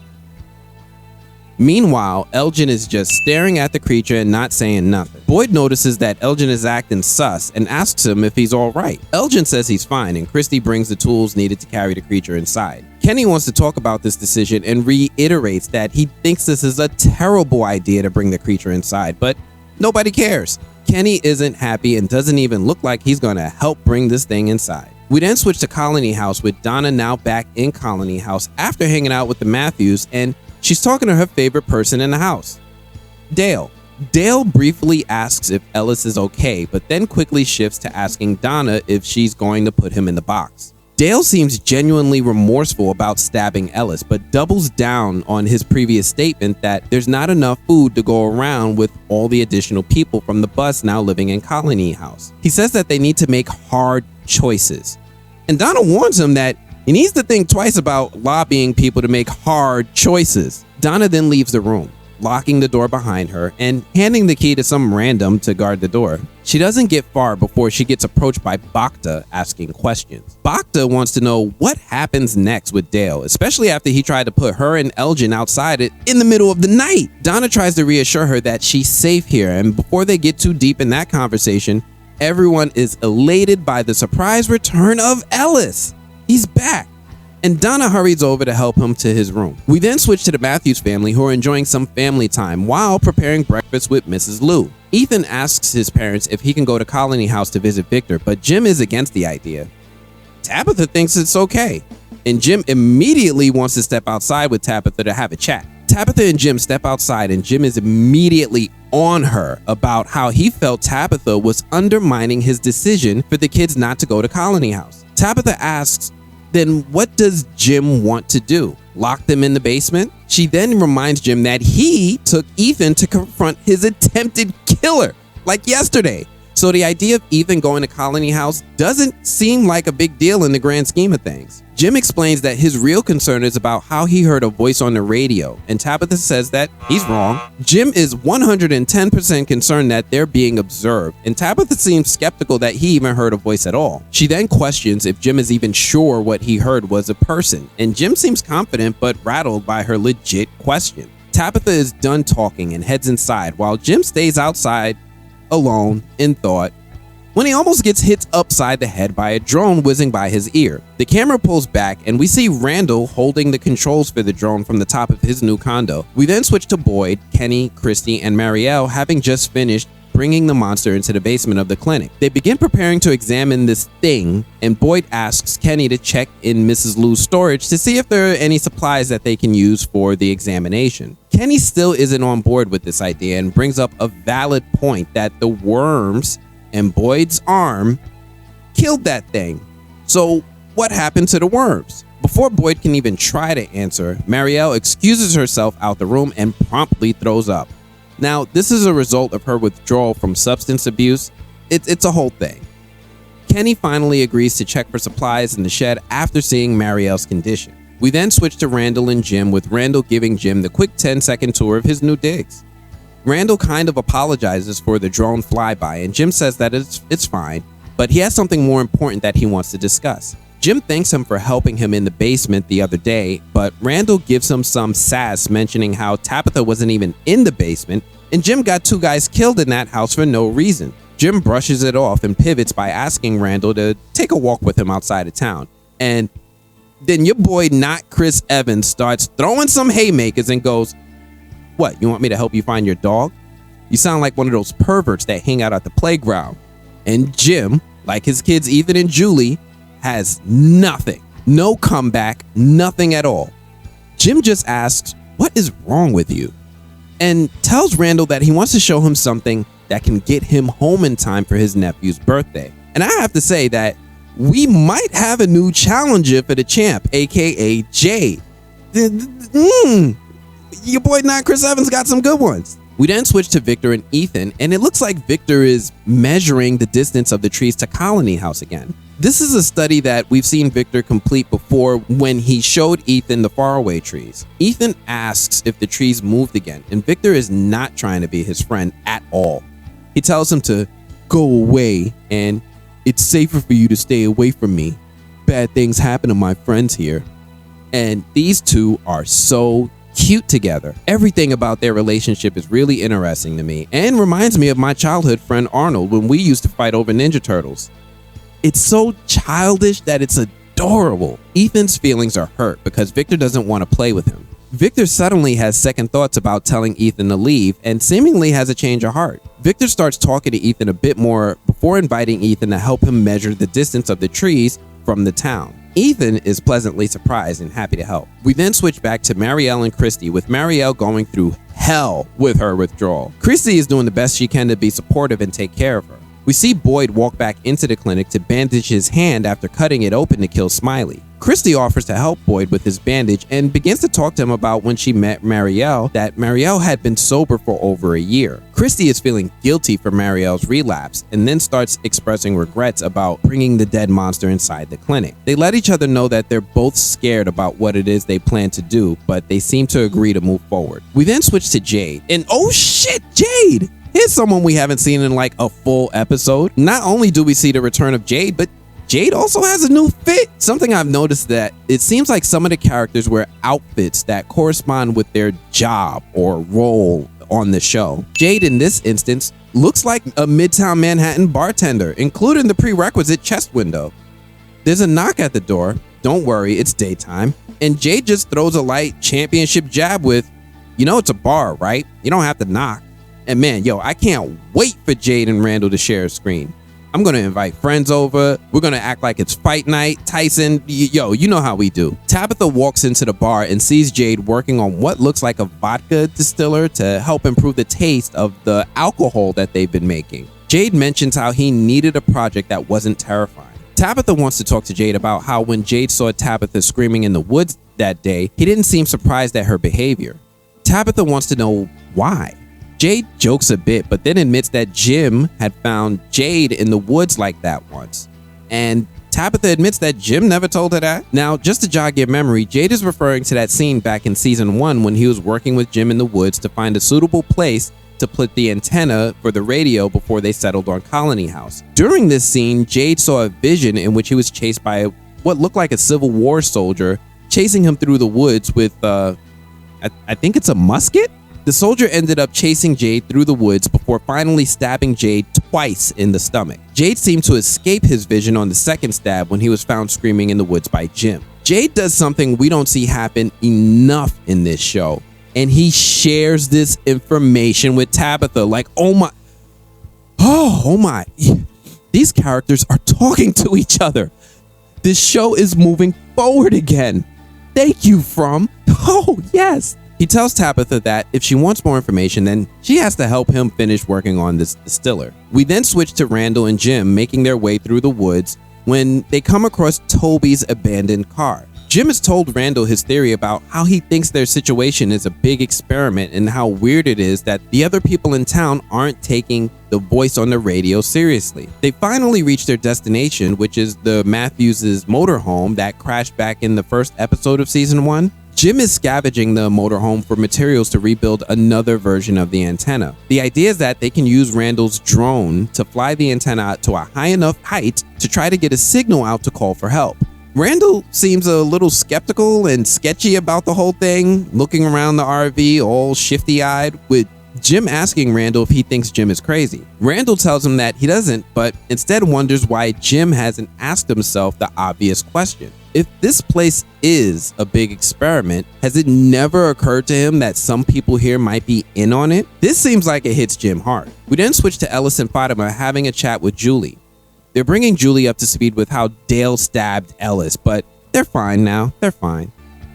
Julie expresses her concern, gives them a hug, and prepares to leave. Julie almost walks right into Donna, who's bringing food for Ellis. Donna feels guilty that Ellis was injured, and he lets her know that he doesn't hold it against her. We then switch to Elgin, sitting alone on the porch of Colony House, staring into space and not saying anything. I won't go into it again, I promise I won't, but y'all already know how I feel about this dude's behavior. Julie walks out of the front door and Elgin calls her over once he sees her. Julie gives Elgin the googly eyes again and says, "We have to stop meeting like this," with Elgin just giving her the most confused look. And Julie has to remind him, meeting on the porch, and he says, "Oh, yeah, right, yeah, you, I remember you." Elgin wants to take Julie up on her offer to talk and asks her to go with him for a walk. We then switch to Boyd, Kenny, and Christy in the basement of the clinic preparing to operate and open up the old boy's Smiley. And I have to admit that this scene had my attention on 10. Christy makes one small incision and holy fuck, this thing moves. It moved. Oh, yo. Me and Kenny are in agreement. They should have burned this thing when they had the chance. But what stood out to me is that when Christy initially made the incision, the monster's eyes rolled into the back of its head. And in addition to that, it moved its hand. I'm not a doctor. I don't know anatomy like that. So my medical FROMily out there, is this common? Do bodies just move like that when they cut a nerve? Kenny can't take it anymore and heads out of the room. Christy gives chase and follows Kenny outside of the clinic. Kenny and Christy talk a bit and Kenny clarifies what is bothering him. He's not scared of the monster. He's scared of the things that killed them. Boyd came back with worms in his arm and he put them in the scariest thing he'd ever seen, and now that scary thing is dead. Christy tries to explain that extracting the worms might be a way for them to fight back, and Kenny isn't with it. Christy then tells Kenny that she can't do this without him and how they're in this together. Kenny reminds her that, no, we're not.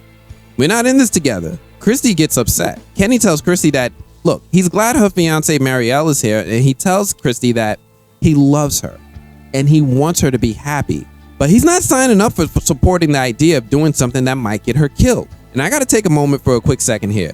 I do not like this at all. I've liked people who didn't like me back or couldn't like me back in that way, and I don't like the idea of Christy tapping into that to try to get Kenny to help her. It doesn't sit well with me because I'm still Team Kenny. My boy is trying to live his life and she's opening up fresh wounds. I don't know, I just don't like that. Christy is bothered that Kenny isn't willing to help and storms off to head back inside. We then switch to Marielle, who's waking up from her nap, and she's walking through the clinic. She heads to the basement and she's really just trying to find Christy, and she sees that the body of Smiley is missing. She runs upstairs looking for Christy and finds Boyd, who's wondering if everything is okay. Before Marielle can explain anything, we see our boy Smiley back on his feet looking like a new man. He's got that signature smile of his on full display, and he starts walking towards Marielle and Boyd. Boyd pulls out his gun and tells Marielle to run. Boyd starts shooting, but the bullets have no effect on Smiley. Marielle turns her head and sees that damn music box? The one that Boyd had been seeing. And she turns her head back, and we're treated to a cool jump scare of Smiley getting close to Marielle before she wakes up from what appears to be a nightmare. We then switch to Fatima walking into the greenhouse outside of Colony House to talk to Donna. Donna comments that the plants are dying, and it seems like they're planted in poisoned soil. Fatima tells Donna that she's pregnant, and as Donna is congratulating her, she tells her that she wished she could have seen the look on Ellis's face when he found out that he was going to be a dad. But Fatima tells Donna she hasn't told him. She confides in Donna that she was told that she couldn't have kids, and what's happening right now is medically impossible. She wonders if this place is trying to torture and mock her like the monsters do when they come out at night. Donna laughs hysterically and tells Fatima that they've seen so many unbelievable things in this place. Evil trees that trap you in dungeons, roads that lead nowhere, monsters that come out at night. Donna tells her that they've seen a lot of impossible and horrible stuff, so they just assume that anything impossible that happens is bad. Fatima is going to have a baby that she was told that she couldn't have, and this is a good impossible. We then switch back to Jade and Tabitha in the bar, with Jade telling Tabitha about some of the visions he's had since he's arrived here. He mentions the dude crushed by the rock, the Civil War soldiers, and he also tells Tabitha about Christopher and shows her the picture he has of Christopher holding that book with a young Victor in the background. Tabitha is a little surprised that Jade is having different visions each time and tells Jade that she just sees children. She then tells Jade that she thought seeing the children was her punishment for her son Thomas's death. Jade, uncharacteristically, seems sympathetic and remorseful for Tabitha. Tabitha decides to head home, and Jade continues to break character, telling her that he appreciates the help.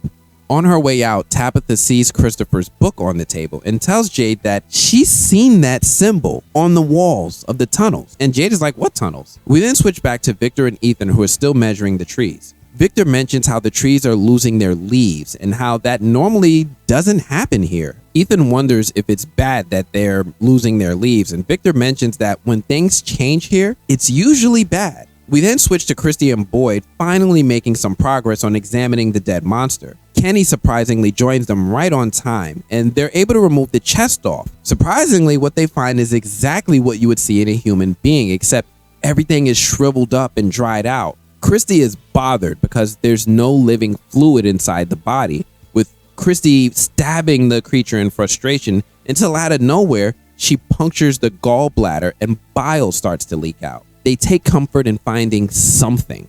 We then switch to Elgin and Julie talking about what Elgin saw the night before when Boyd killed the monster. Now, didn't Boyd tell this dude not to tell anybody? Why tell Julie? He then gives Julie a weird glaring look, with Julie seemingly excited that there might be a way for the residents to fight back. Elgin then tells Julie about his dream and how he feels like there's something that he's supposed to remember, but he's not sure what it is. Julie tries to comfort him with some kind words. Julie shares with Elgin that when she's reached a certain point that she fills up the bathtub until the water reaches her ear, and it reminds her of sitting by the ocean and that it's peaceful. Keep that in the back of your mind. We then switch to Ellis and Fatima, with Fatima seemingly preparing to tell Ellis the big news. We then switch to Boyd and Kenny, with Boyd holding the bottle of bile that they extracted from Smiley's body. Kenny asks a good question and wonders how they're going to test the liquid to see if it can kill the monsters. Boyd suggests that they think about it tomorrow and offers Kenny his badge back. Kenny ignores the offer and says his goodbye. We then switch to Christy and Marielle, with Marielle telling Christy about her bad dream and the music box. She mentions that Boyd is giving her his nightmares, and they share a tender moment. We then switch to Elgin laying in a tub, filling it with water, a lot like how Julie described. He's letting the water fill to his ears when out of nowhere, he hears and sees that damn music box. He's then pulled underwater and he looks like he's drowning when the damn credits roll. Like, what the f? Here. They stopped here? I can't get jiggy with this.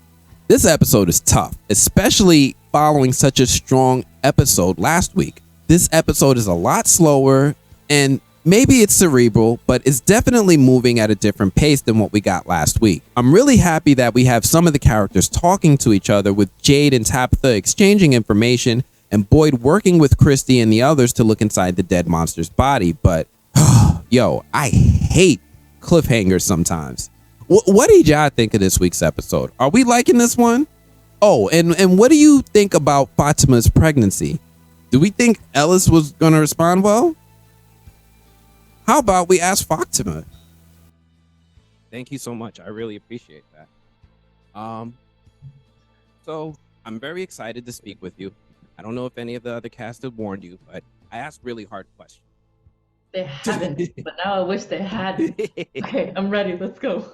Okay, I'm going to give you the first one. This is a common one. To the best of your ability, please tell me, why is this show called From? You are asking hard questions. I think my theory is that it's who and what situation and what location they're coming from, Mm-hmm. and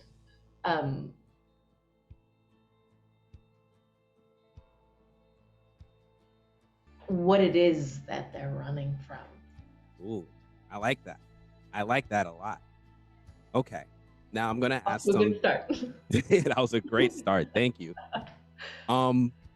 Now Fatima, we just recently found out on the last episode that her character is pregnant. It seemed like that she's going to, kind of explain that to the rest of the folks in town. How do you think audiences' perception of Fatima will evolve as her pregnancy storyline unfolds? Warned you. I think that they're the people that were like, why is she so happy all the time, Mm-hmm. are gonna get a treat, because in my head at least, nothing good can come from it. But I'm also excited to see if it is just a normal child. I mean, that's one more person that she has to be protective over. And I can see, like, especially in the real world with all the shitty things that are happening, Mm-hmm. I wouldn't want to bring a child into it, just because I don't know if I'd be able to protect them from it all, and not being able to do that would kill me inside every day. Which, now that I'm saying that, Fatima's already a little dead inside, I'd say, in comparison to season 1. So I'm excited to see what effect that could have on her. Okay, and just I can see the audience being a lot more suspicious of Fatima, though. Because yes, of the child. yes. Yeah. And just so you know, that's a healthy fear. The fact that you have that fear means you are ready to bring a child into this world. That means you have the right mindset. But that's another conversation. Can you tease any upcoming moments or conflicts for Fatima as the storyline progresses? I can tease, but I can't tell you. I can tell you that there are some nice moments that have a lot of pain in them at the same time for her. Mm-hmm. I think that at least in this season, I don't see anything getting worse than her fiance getting stabbed in front of her, and then finding out that she can't sleep. Well, that's a spoiler, but just knowing that maybe not in this season, maybe still in this season, but I can tell you that season 3 will definitely be worse. Oh man, I can't wait. Were there any specific scenes in this season or in season 1 that were challenging or rewarding for you as an actress? Yes. Yes. There. Yes. In season 2, especially in episodes 2 and 6, for obvious reasons, those were just so fun to dig my nails into. But I also got to do scenes with like Donna, for example, which I hadn't done in a while, and it's just so much fun to work with her all the time. But also with, not to bring the outside world into this, but it is very, very relevant. Fatima comes from a very traumatic background, and especially with everything going on in Iran right now, it was I really wanted to bring the truth of her background into it, because it is a matter of trying to save people and not being able to, and the shitty things keep happening. So that was a really rewarding experience to be able to tell that story, and our writer and I had a talk, and we brought a lot of that into it, or at least we tried to. But then in episode 10, there is one moment that I'm very excited for. It's a very small moment. Other people might not find it as rewarding, but I'm excited for that. So keep an eye out for that. I'm looking forward to it. Now, you touched a little bit on what was about to be my next question. Can you share any insights into the creative discussions? Like, is there a collaboration with the show's writers regarding your character? How does that really work? Yeah, there is. Our writer, John Griffin, he's very open to what you think of the characters. We were talking this one day, and he was talking about how, he created the character, but now we're working to watch them grow together. And I really love that, because it's not often that you get a say in what happens to your character. And he's just so open to it. He just takes what you say and runs with it and creates the most beautiful thing. And it's so special. That I'm very, very appreciative of. Thank you so much for that. I know you're very busy. I know you've got other things to do today. Thank you so much for your time. Me and my audience, we really appreciate it. I don't know if you've heard about this before. I've been doing this thing online where I've been trying to encourage people to take the From challenge. Basically, I tell people if they watch the first 7 minutes of the first episode, they will decide if they're going to be hooked. I'm going to be pushing this on social media. I hope that some other folks can see it, and I hope that it helps to continue this show in the future and to grow the audience. So I just wanted to share that with you. That's amazing. 7 minutes. That's all it takes. If you are a little bit intrigued, a little bit curious, then you have to finish the season. I've gotten at least 20 people at my job. I have my audience is growing because they're taking the From challenge. It's been a really rewarding experience. Oh my God, thank you for doing that. That's amazing. No problem at all. But again, thank you. And thank you so much for listening to that interview. I'm also curious about one more thing. There's also everything that's been happening with Christy. Christy's had it pretty rough right now. She's been going back and forth with Kenny. Marielle's going through withdrawal. And I just can't help but wonder what's going through Christy's head. Why don't we ask Christy? Chloe, very, very, very excited for this interview. I'm gonna ask you some hard questions. Not super hard. Like, I'm not gonna ask why your character played my boy Kenny like that. But I am gonna ask some tough questions. Okay, Anthony, give me your best shot. Okay, my first question. I was really curious. Like, Christy's a really complex character. She's very educated. She's one of the main characters. How did you prepare for this role, and what research did you do to fully understand your character's perspective? I just really leaned into the fact that I'm actually also a nurse in real life, and trusted that was going to be enough to serve a lot of her. Yeah. Honestly, okay. I was nursing kind of full-time peak pandemic. So I was basically plucked from one hellscape where the monsters there are microscopic, killing people, to this hellscape of From, where the monsters are a little more visible. So I think so much of her inner world stems from, being able to pull from experiences, being responsible for a lot of human life, and what's required of that, and the emotional suppression that you have to do, and putting your own feelings away to be present and to do your job and to be focused, and to not let the stress of it override your ability to save life. So leaned into that a lot. Well, that was the major thing, I'd say. Thank you. I did not know that you were helping and on the front lines in 2020. So first and foremost, thank you so much for everything that you did for us and for us as a country during that time. From is growing a lot in popularity right now. I know season 1 was really cool. Season 2 is really taking things up to another notch. I'm really curious. How has this show changed you as an actor or person, if at all? Yeah, good question. I think what's possible has opened up for me a lot. I think I feel a little more expanded in terms of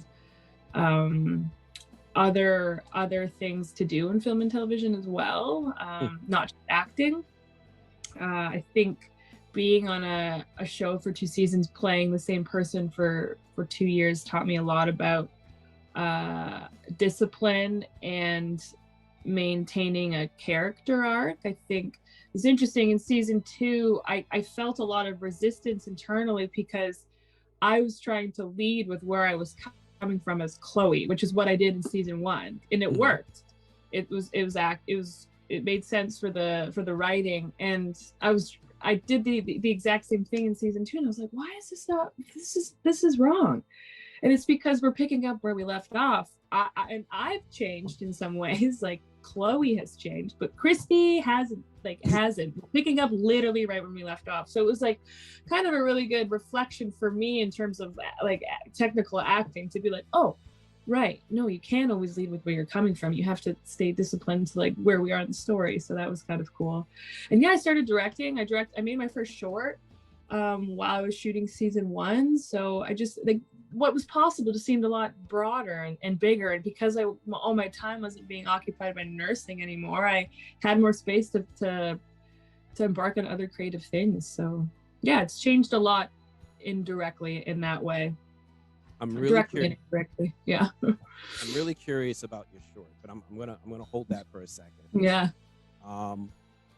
What do you think is Christy's biggest flaw, and how does that affect the story?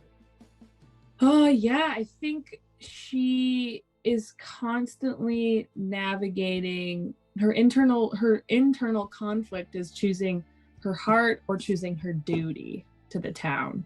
And I think she has a really hard time choosing her heart first a lot, which can result in people getting hurt, which is kind of what we start to see in season 2 as well. I think she holds a lot of responsibility to the town. She's taken that on so that it's given her a sense of purpose. And I think in order to survive in that town, you need to feel like you have a sense of purpose. But that can sometimes go too far and you lose sight of who you are and your own feelings and how they affect other people. And I think that's definitely something that we start to see in Christy season 2 is she's not so good at navigating that. She's not so good at explaining her feelings. She's a bit avoidant in that way because she's conditioned to be since she got there in order to do her job. So yeah, a lot of emotional suppression and an inability to really communicate how she's really feeling to those she loves. Okay. So I hear you, and I hear, your passion for the character. I hear your passion for nursing. I hear your passion for directing. What's the one thing that you, Chloe, can geek out about for hours? Oh man, honestly, probably food. Probably like eating and food.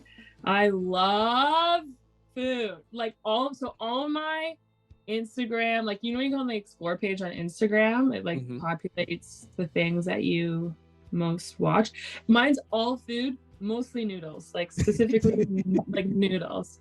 I love to cook. I love to eat. I could talk about eating and cooking all day long with anybody who's willing to listen. Yeah. Well, that's relatable. I totally understand that.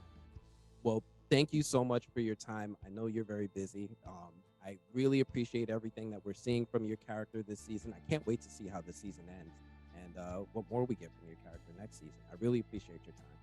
Thanks, Anthony. Thanks so much. Great chatting. And that's it. That's it. I promise that's it. That's all we have for this week's episode. Listen, do me a favor. If you guys are new here, you like these From breakdowns, you enjoy our videos, please, please, please, please, please, please, please, please hit that like button. Make sure you subscribe, turn on those notifications. This way you can join us every week as we break down From weekly, and you can be part of the FROMily. Otherwise, I'm going to have to check you guys later. Peace. Whoa. Whoa. Whoa. Are y'all ready? Are y'all ready? Because we're about to go in. Thank you, FROMily. We're back with another recap of our favorite, I don't know where we are show, From.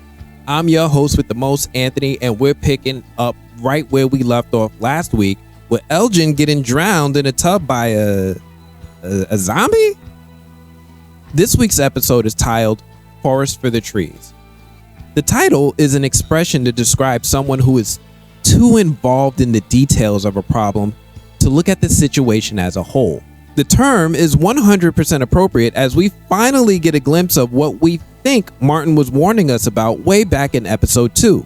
You should remember that when Boyd met Martin in the cave, that he warned Boyd that the creatures that come out of the forest are just the tip of the spear, and he was alluding to the latest issue when he asked Boyd if Abby was right and this is all a dream.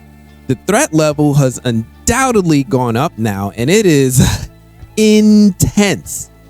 But first, do me a favor. If you're new here, please consider giving this channel a like and subscribe to keep up with our weekly From analysis and breakdown, and enable notifications so you're able to watch these videos right after the episode airs. I want to thank all of you who have subscribed and helped this channel get the attention I think it deserves. I've been looking over the stats and I noticed that about 92% of you all watching are not subscribed. Please. Look, I know, but YouTube still uses this method to help channels like me grow even in 2023. My God-given goal is to reach 10,000 subscribers by the end of this summer, so please subscribe. Now, back to From. This week's episode starts off a lot differently than expected, with Kenny and his mom spending some time together in the house and having a friendly conversation. Things are looking nice and homey for the latest effective jump scare, and that happens when the phone rings. Kenny cautiously answers the phone, says hello, but nobody answers. Suddenly, the camera pans to the stove and we see cicadas boiling in the pot. Next, Kenny sees that dang music box again with the broken ballerina. And finally, one of the cicadas fly out of the boiling pot and burns Kenny on his arm. Kenny is then awoken by his mom, and it seems like Kenny was just having a nightmare. That is, until he sees a mark on his arm in the same spot that the cicada burnt him. Like, oh We then switch back to Randall and Jim trying to MacGyver the antenna to the drone, and Randall asks Jim a really pertinent question. What's the point? Let's say this is one big experiment. For what? And Randall's questioning is very, very interesting. He has a sort of Batman way of conversationally asking questions without giving much information about himself. He's absolutely probing Jim hard for information, and Jim is completely oblivious to this. The most telling thing he does say is when he mentions that he has a nephew, and he throws a light jab that if they really want to break people, I have a few ex-girlfriends they could hire. But he also mentions how Jim has more constraint than he does when they start discussing Sarah. He states the fact that she's still breathing. You have a lot more restraint than I do. They give the drone a try, and we see that the drone does not get very much height while holding the antenna. Randall then starts talking about the reason why they're trying to get the radio to work and states if someone out here really wanted to help, they would find a way to help. And he encourages Jim to look on the inside and reasserts his last theory that there has to be someone on the inside. He asks Jim about when he arrived and wonders who laid out all the rules. Jim mentioned that it was Boyd, Donna, and Father Khatri. Randall doesn't know anything about Father Khatri, and Jim mentions how he died the night of the Colony House massacre. Randall then asks Jim, out of all the people who died since he's been here, how many times has he seen it happen?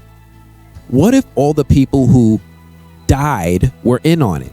Jim then mentions Brick and Tom, the two who died when the house collapsed on Jim.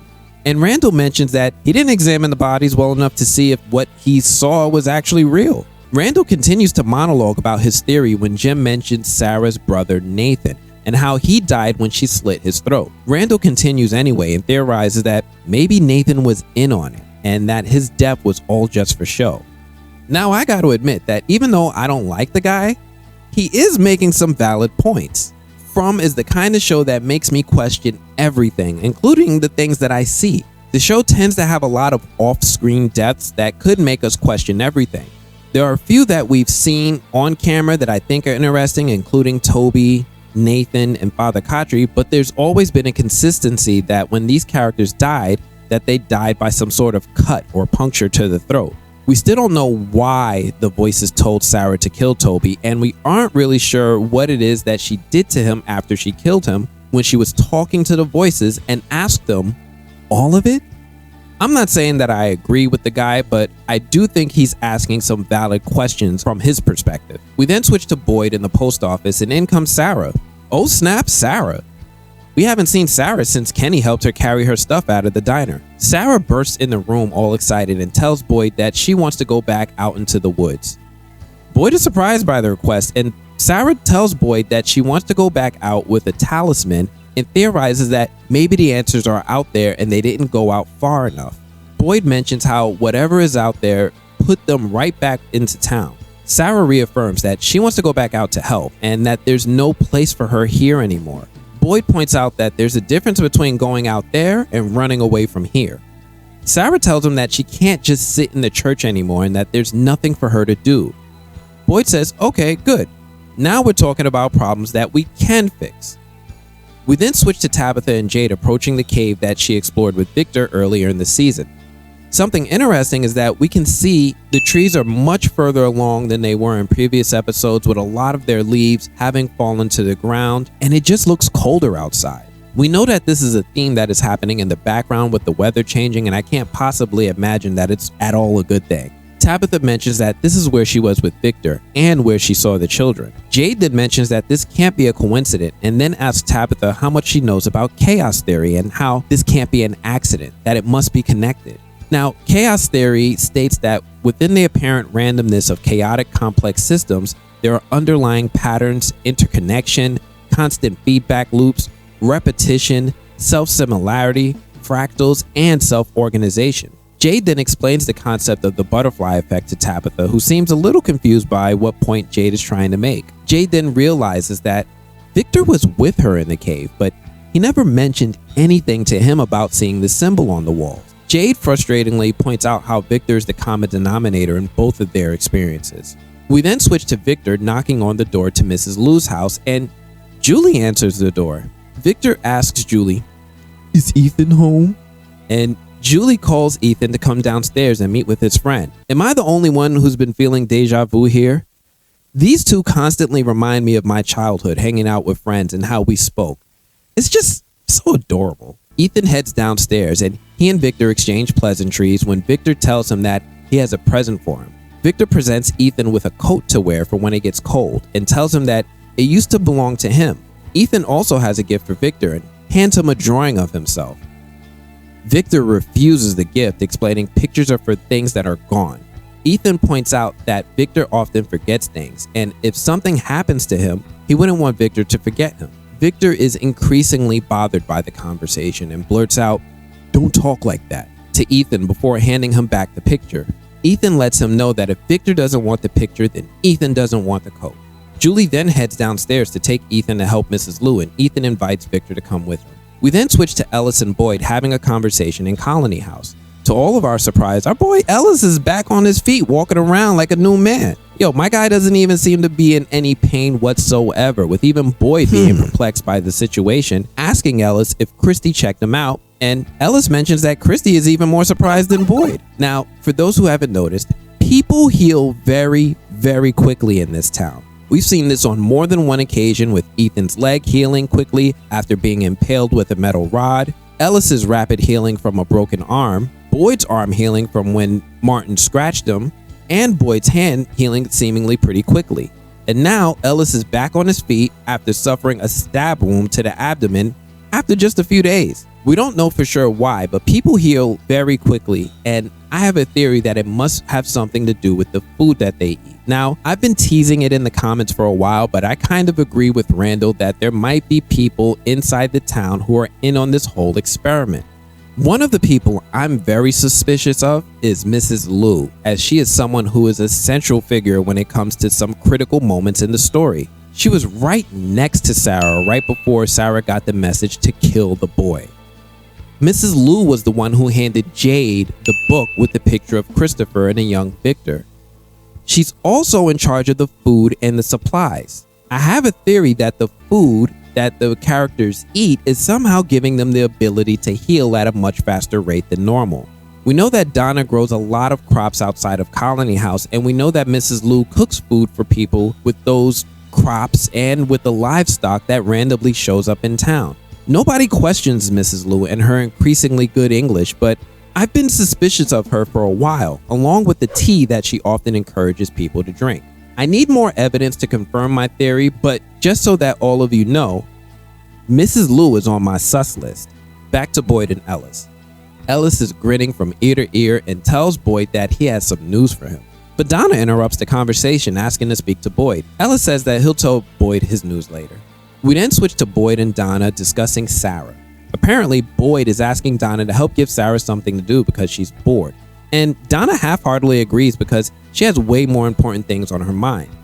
She has Ellis trying to heal, Dale locked up in a room, and poor Elgin almost drowned in his sleep. And Boyd is like, wait, what?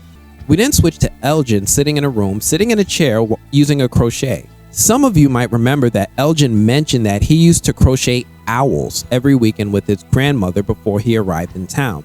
It was always owls. I find it super interesting that Elgin is doing this now, right after what happened to him the night before. Just to add a little context, owls are natural predators of crows. Crows have been used as an iconography tool in this show since the beginning, and I think they're supposed to be representative of the bad things in this town, including the monsters.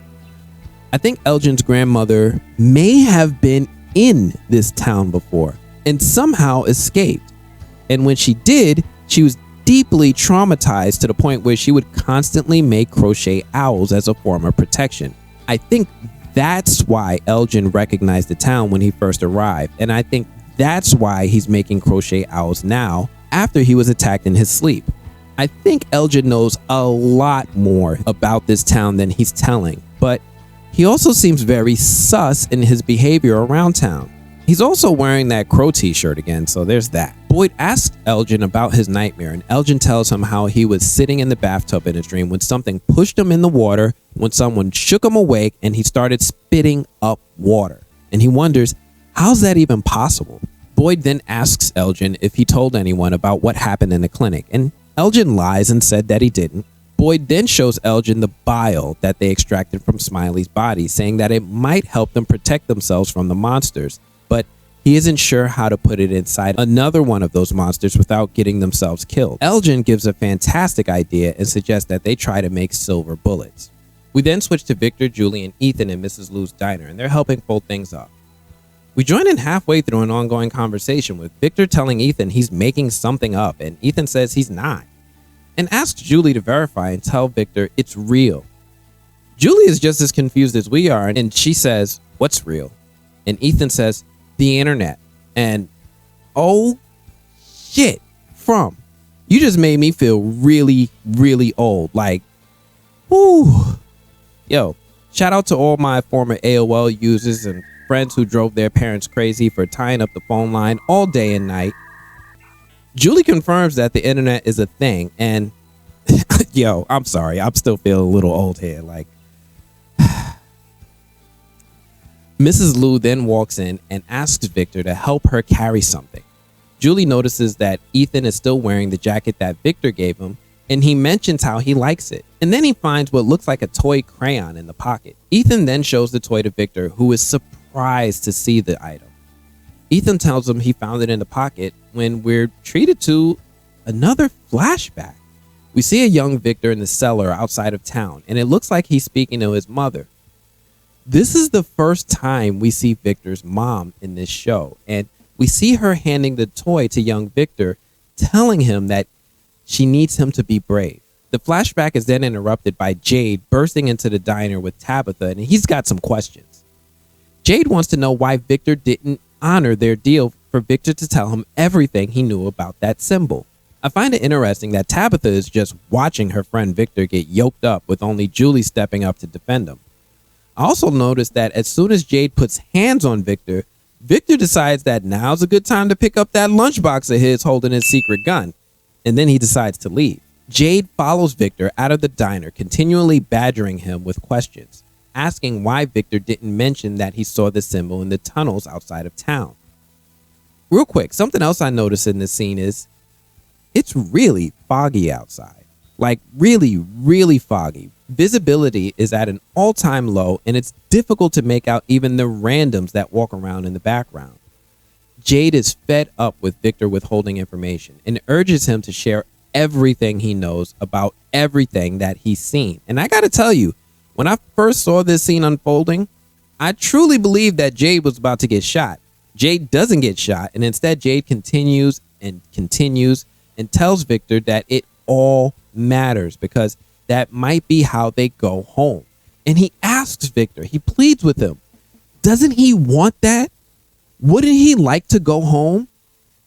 And then Victor drops an ice cold fact and tells him, this is my home. Tabitha berates Jade for being so harsh before Jade just blurts out, great, you're yelling at me again. And Tabitha runs off to follow after Victor. We then switch to Sarah sitting in the church playing with the pieces of the ornament that she made with her brother Nathan that got destroyed by Kenny. Randall and Jim burst into the room and they want to ask Sarah some questions.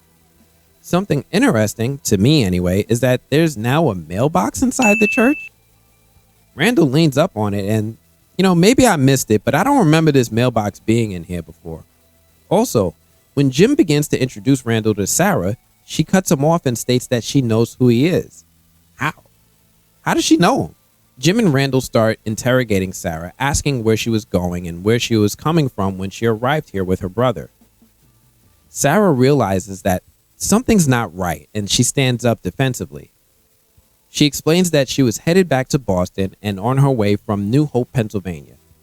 Now, I did a quick online search and found that New Hope is a borough in Bucks County, Pennsylvania, with a population of just 2,612 according to the 2020 census. New Hope is located approximately 30 miles north of Philadelphia and is along the route of the Old York Road, the former main highway between Philadelphia and New York City. It was generally regarded as the halfway point where travelers would stay overnight and be ferried across the Delaware River the next morning. The night prior to George Washington's crossing of the Delaware River, he's said to have lodged in New Hope. He destroyed the ferry so that the British could not follow him. And after the battles of Trenton and Princeton, when the British troops were sweeping the area for American forces, there was no response when they rang for the ferry. The British assumed the town was sympathetic to the colonial forces and shelled the town. Several of the older structures in the town still claim to have unexploded British ordnance lodged in their roof beams. I think there's also an Amish community near that part of Pennsylvania. I'm not 100% sure as it's been a while since I've been in that part of PA, so don't hold me to that, but it really might explain why Nathan came to bring her home. If Sarah grew up Amish, then that would give us insight into why she was so close to her brother, why they made ornaments as the Amish create a lot of cool stuff, and it would explain why Sarah dresses the way that she does. Maybe she and Nathan left behind the Amish lifestyle in favor of living in Boston? Maybe. Jim begins asking Sarah about that day in the barn, and Sarah doesn't want to talk about it, which seems to raise Randall's suspicion. Jim waves him off and continues talking, saying that he knows that she didn't want to hurt Ethan.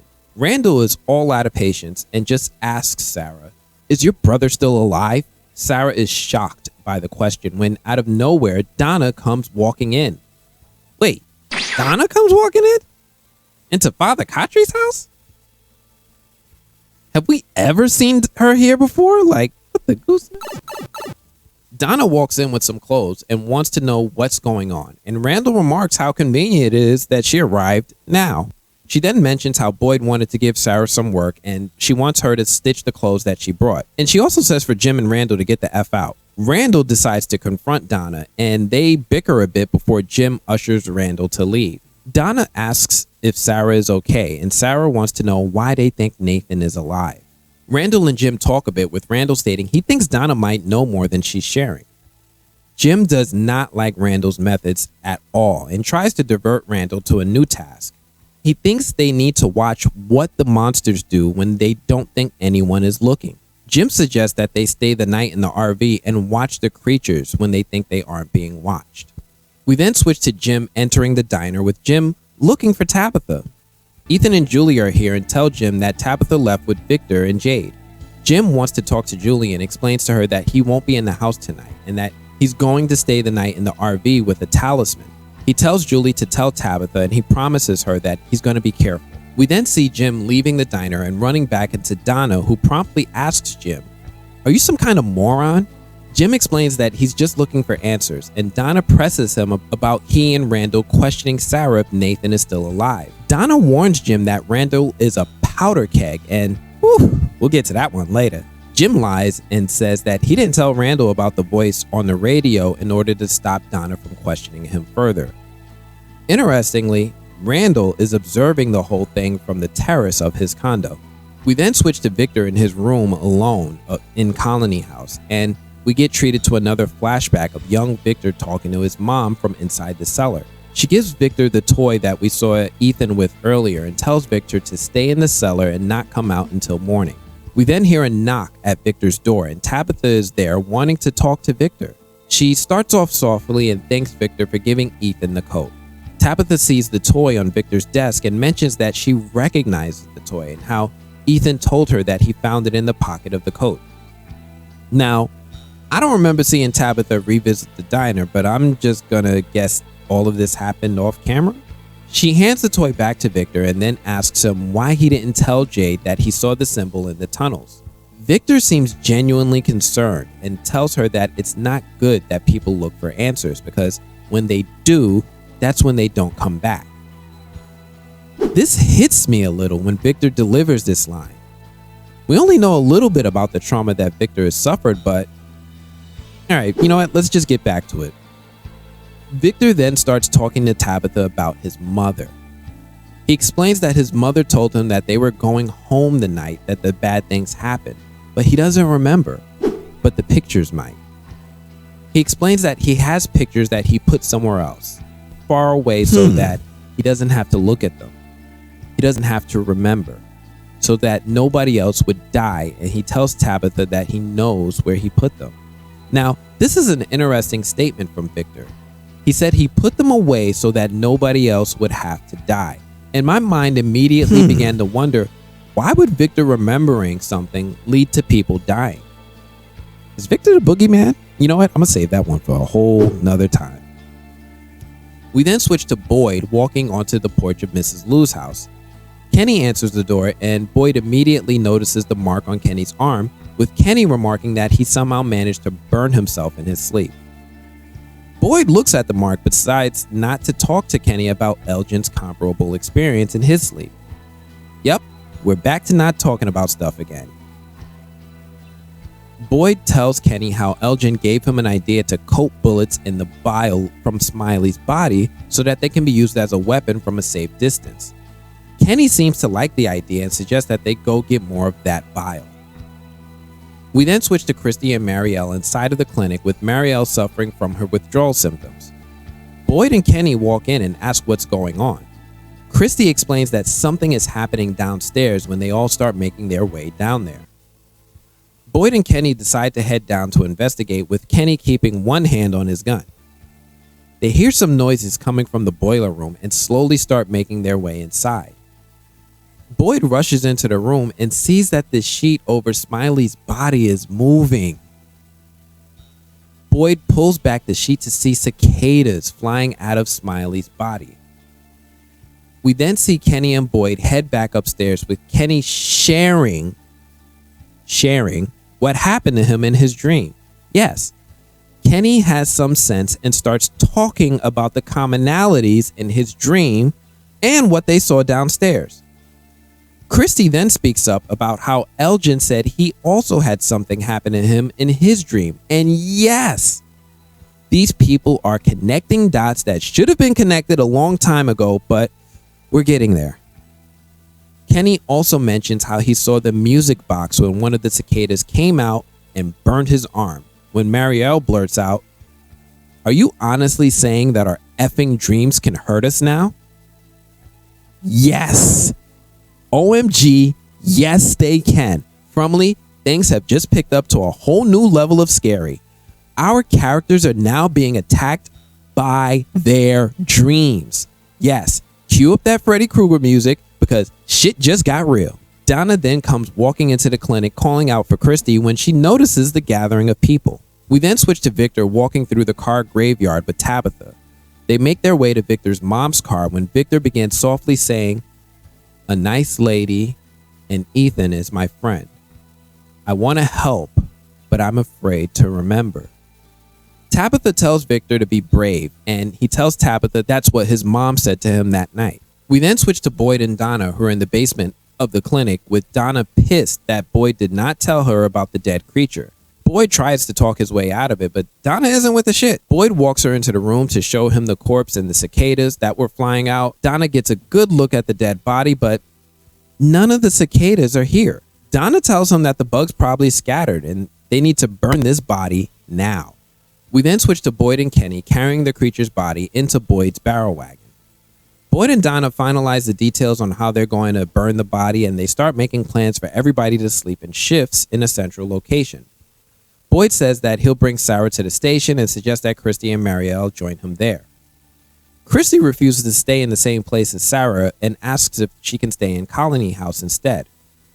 Donna begins to leave, but as she's walking away, we catch a glimpse of your boy Randall spying on everyone from the woods.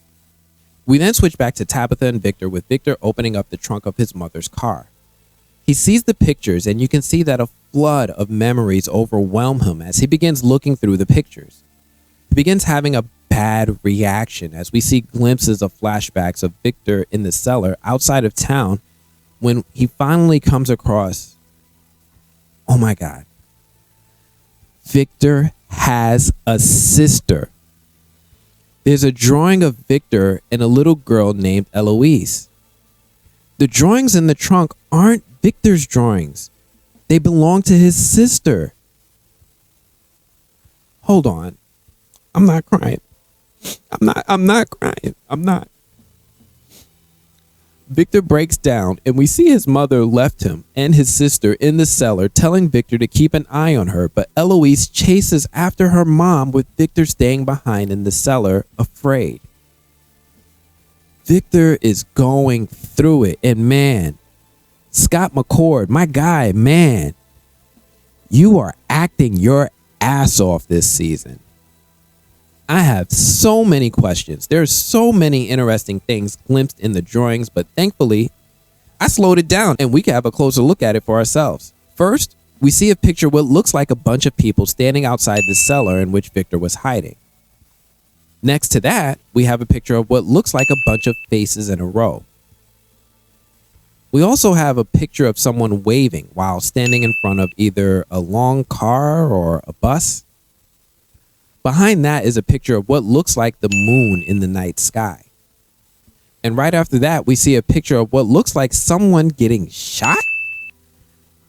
My guess is that this is a drawing of Christopher shooting people while smiling. A blink and you miss it drawing is of people hiding out in the diner at night while someone dressed in white is walking around outside. Another blink and you miss it drawing is that of two men dressed in all blue while holding sticks or rifles. My guess is that these are two Civil War soldiers like the one we saw haunting Jade that day in the woods. In the next shot, we see a bunch more drawings. There's one in the lower left of a bunch of smiling faces. My guess is that these are the garbage pail kids that haunt Tabitha. We also see what looks like the tree that Boyd saw in the woods with the bottles hanging from the branches. We see another drawing of a person who doesn't look too happy, giving a menacing look to a small person dressed in all white. We also have two more drawings here, with one being a picture of a house with stars and weird red circles in the sky. There's also one more picture, but for the life of me, I don't know what this last picture is. Is this a picture of the Cromonacle or the Lonely Dragon from Ethan's stories? this entire moment is packed with clues, and there's more for us to analyze while trying to get to the bottom of this mystery. Seeing these pictures absolutely reinforces our theory that this place in which everyone is trapped has cycles, with people playing specific roles in whatever it is their captors want them to do. The garbage pail kids showing up in Victor's sister's drawings proves that someone else before Tabitha saw these kids, just like Christopher was haunted by the symbol before Jade. They are each critical to solving the mystery of this place, and hopefully they can do it sooner than later before something tragic happens. But yeah, poor Victor. We then switch to Donna, who's making her way back to Colony House, with Randall approaching her, stating that he comes in peace and wants to apologize. He even throws her a disarming, "We're all in this together." We then switch to Boyd and Kenny in the middle of the woods, pouring gasoline on Smiley's body. Boyd lets Kenny do the honors of lighting it on fire, and man, that thing goes up quick. What would they have done if there'd been a forest fire? Kenny comments on how he's used to being scared all the time, but he's speaking for all of us when he says that things coming out of their dreams is a kind of scary that even he can't imagine. We then switch back to Tabitha and Victor looking over Eloise's drawings. We see a lot of the same drawings we saw before, but we also see a couple of new ones. There's a better look at this picture from earlier with the boy in white, but this time we see that there's a boy and a girl in here. My guess is that these two are Victor and Eloise. We see another picture of what looks like a creepy face, but the most interesting ones to me are the ones over here with what looks like Victor, his sister, maybe his mom, and someone else standing over to the left. There's also another picture of the boy in white, a girl, and are those graves? Like, what are those? Victor talks to Tabitha about that night and expresses so much regret about his sister and how he didn't protect her. Tabitha tells him he was just a little boy. Tabitha then focuses on one picture in particular, and we see her grab one up for closer examination. Victor said that's where his mother went the night when the bad things happened, and we see that it's a drawing of that freaking lighthouse.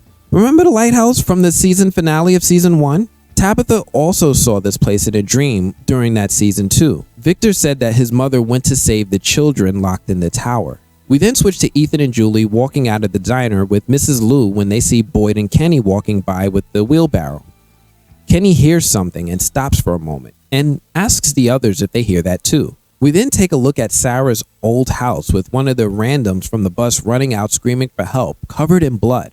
We then switch to Jim approaching the RV that he told Randall to meet him at earlier that episode so that they could observe the people creature monsters. Jim is surprised to see a van parked on the road and notices a bloodstain in the open trunk area.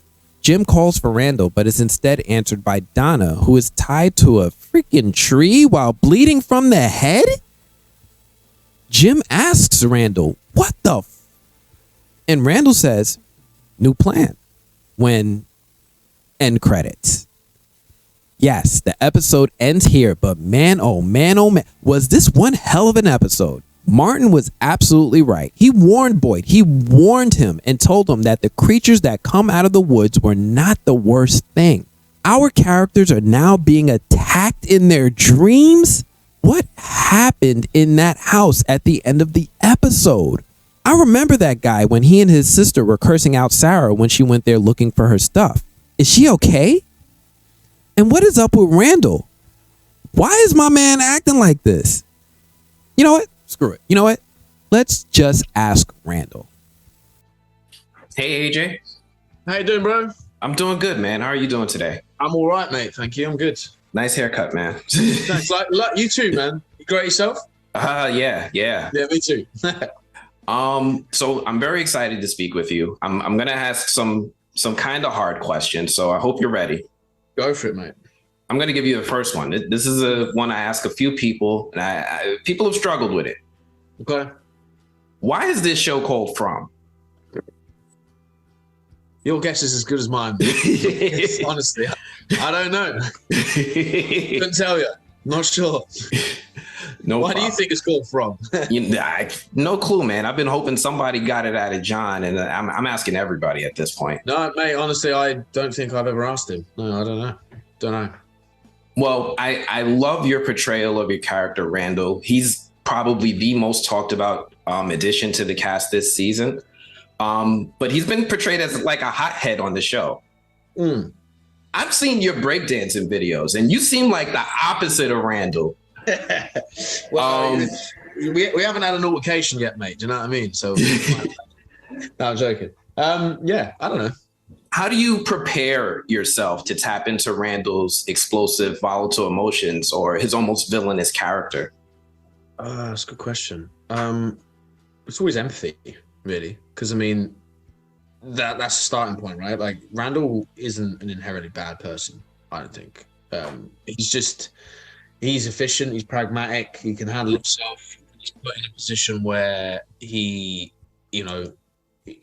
can't trust people. Like, how does he trust these people? And it's just high stakes. It's tense. People are dying. People are shooting out tires with shotguns and trying to tell you can't leave. So it's like, yeah, and putting myself in that sort of, you take away my freedom. You put me in a corner and put my back against the wall. It's like, I don't like feeling like that. So I don't think anybody does. But you go into that, and the only way is forward to get out, right? So I dive in it that way personally. Yeah. How do you decompress and detach from the character after filming like a really intense scene? I go to the pub, mate. Yeah, that's usually a good answer. Or just I don't know, just exercise. I don't know, stuff like I don't know. The more you do it, the better you get at it. But sometimes if it's like really intense, it's kind of genre. It's always high octane kind of stuff. So it does. I don't know. You get used to it though, I think. And yeah, he's not been like super emotional yet, like Randall. So it's like, he's had his back against the wall for sure. But yeah, you can decompress in many ways. Let's put it that way. Okay. Now, this upcoming episode, I'm going to air this after this next episode, but this is going to be the one where like you kidnap Donna. Can you share any behind the scenes anecdotes or memorable moments while filming that kidnapping and interrogation scene? Mate, it was so cold. Like, so cold. And some idiot vis-a-vis me thought it'd be a good idea to have Randall walking around with his shirt open all the time. So, I mean, and there's a lot of people in the scene, and it took a little while to shoot. So we're like, out in the woods for like several hours. It's cold, and you're trying to be menacing, but you're kind of shivering, and you're doing this, but then you're really doing it. So, yeah, I don't know. That was tough, but it's kind of funny looking back in retrospect. Yeah. Are there any like maybe specific developments or maybe specific episodes that for Randall that you're particularly excited for viewers to see? Yeah, 8 and 9 for sure. 8, 9, and also 10. Like, I just like. I'm excited for the fans to see where Randall's actions take him and the consequences of what then takes him later on. Which is I'm excited for that. Can you discuss at all maybe like the collaborative process for you between the writers, the director, and shaping Randall's character arc? Yeah, I mean, it's just getting those scripts and then just getting to work and really just because I came super late to the party as well, so getting into that kind of that zone with everybody was just it just felt really organic, and it was on the page really, and I just sort of had this sort of inkling. It's like, I know 100% know who this guy is. Like, I just know who he is, and I just think it was just a smooth sailing kind of thing, super open, collaborative. It was great. How do you think you best personally relate to Randall as a character? In what ways are you different than him? I think I'm nicer. I think, but I mean that's subjective. I don't know. Similar in a way that if I care about you, if you're on my inner circle, there's not much I wouldn't do for you. I think, but so we align like that. Other than that, I'm not too sure. What have you learned from playing this really complex character? What have I learned? That I should probably make sure that my characters should close their shirts. Yeah. Okay. Well,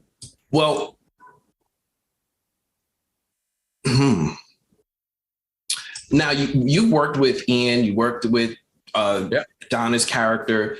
What kind of preparations do you do with them or to establish the dynamic and the tension? Because like the scenes with Ian are like really intense. Like I love those, but how do you guys collaborate? I don't know. We run lines a little bit here and there.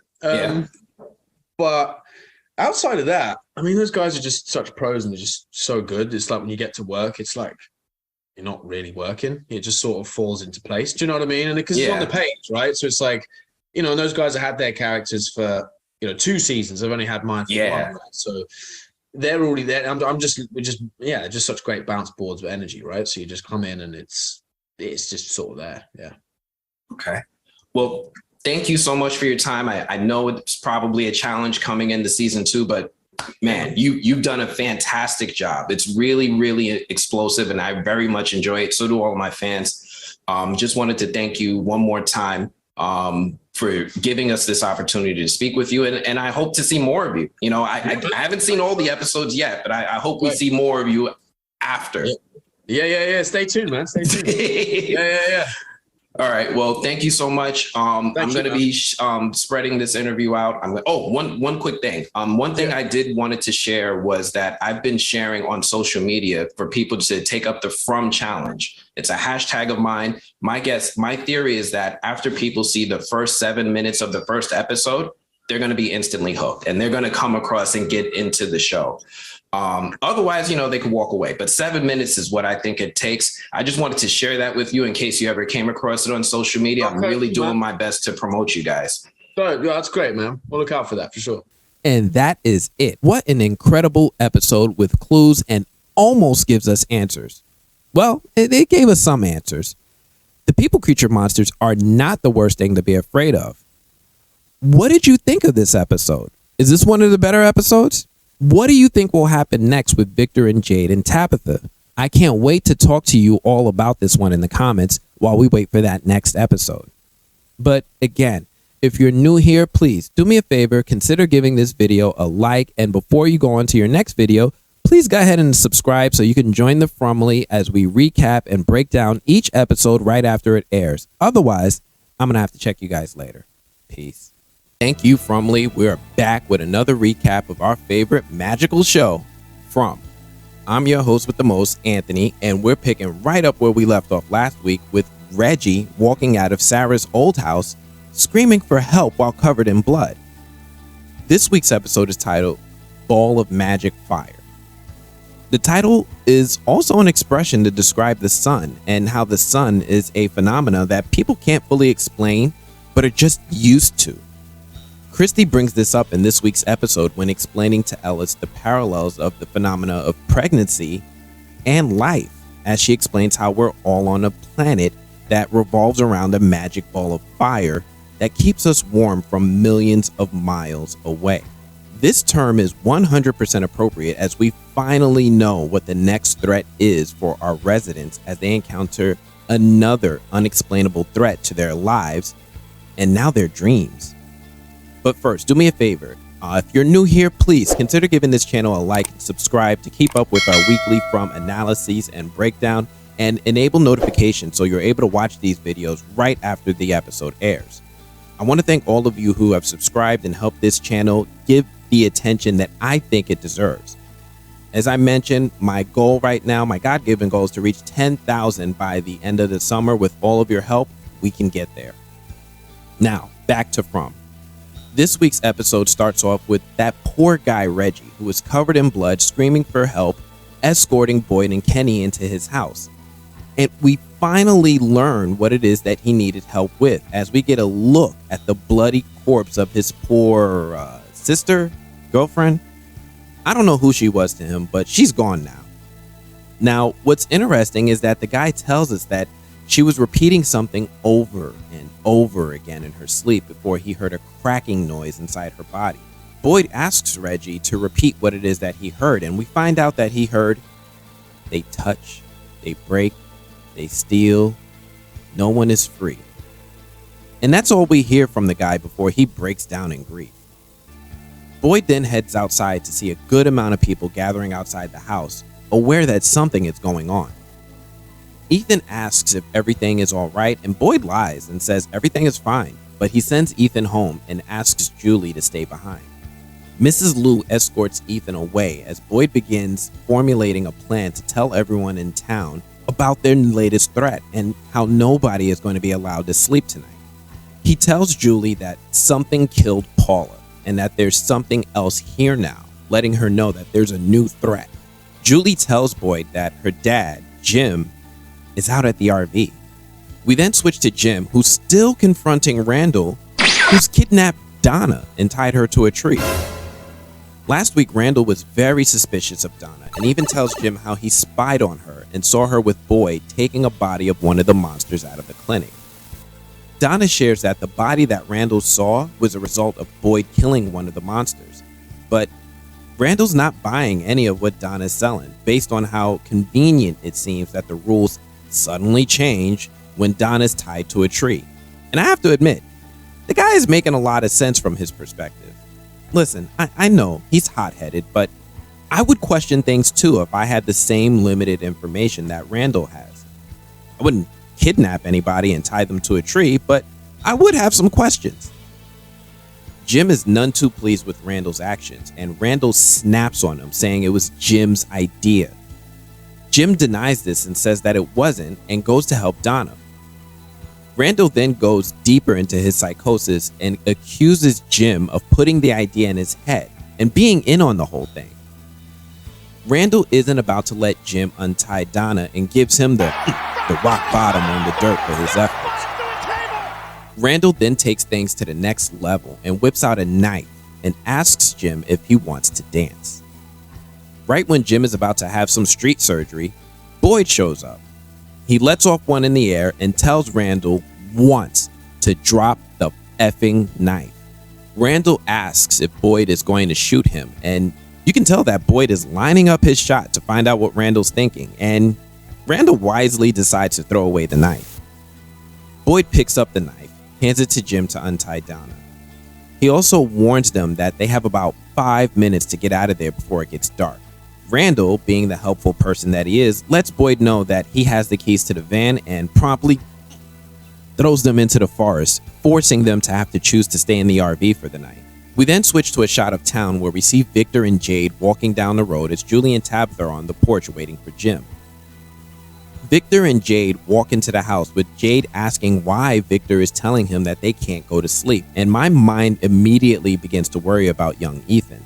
We all know that he's probably at the highest risk and is just one warm milk away from going night-night. We then switch to Sarah and Kenny walking into the sheriff's office for the night. Sarah thanks Kenny for doing this and tries to start some small talk with Kenny, who's struggling to give a f*** about anything that this chick has to say.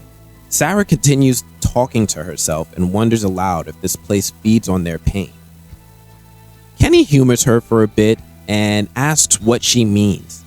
Sarah mentions how Nathan was terrified of cicadas and how they would trouble him when he was young.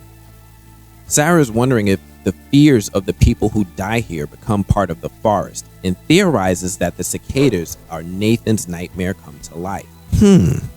We then switch to Colony House. Reggie is inside and warning everyone that they can't go to sleep for the night when they realize that Donna never made it back after leaving the clinic with Christy. Reggie doubles down by explaining to Fatima that nobody can go to sleep, and Fatima does her best to step up in Donna's absence, and I have to admit that she's doing a much better job at leading than Ellis when he got stabbed for his trouble.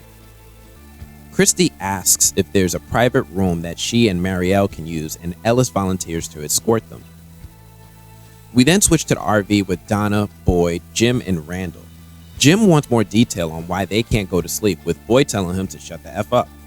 Randall is back in Jim's ear telling him that he needs to pick a lane and stop buying what Boyd and Donna are selling, and then takes a cheap shot and says, "No wonder your family's a effing mess."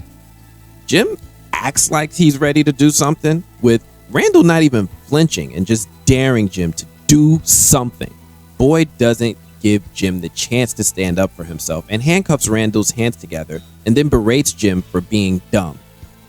Hell, even Donna gets in on it with another one-liner and goes, "So you let a pig to shit and now you're surprised he made a mess?" Jim then makes a case for himself to get back to his family, with Randall mouthing off again, saying he doesn't want to listen to this shit all night. He then gets on Boyd's case, saying how he doesn't know if Boyd is a part of this, and it is abundantly clear that Boyd is about to snap on this guy. Boyd threatens to tie Randall to a tree outside and let him find out for himself if any of this is real. We then switch to Ellis, Christy, and Marielle getting situated in a guest room in Colony House. Christy steps out of the room for a moment with Ellis to get supplies, and Ellis is feeling the weight of becoming a parent.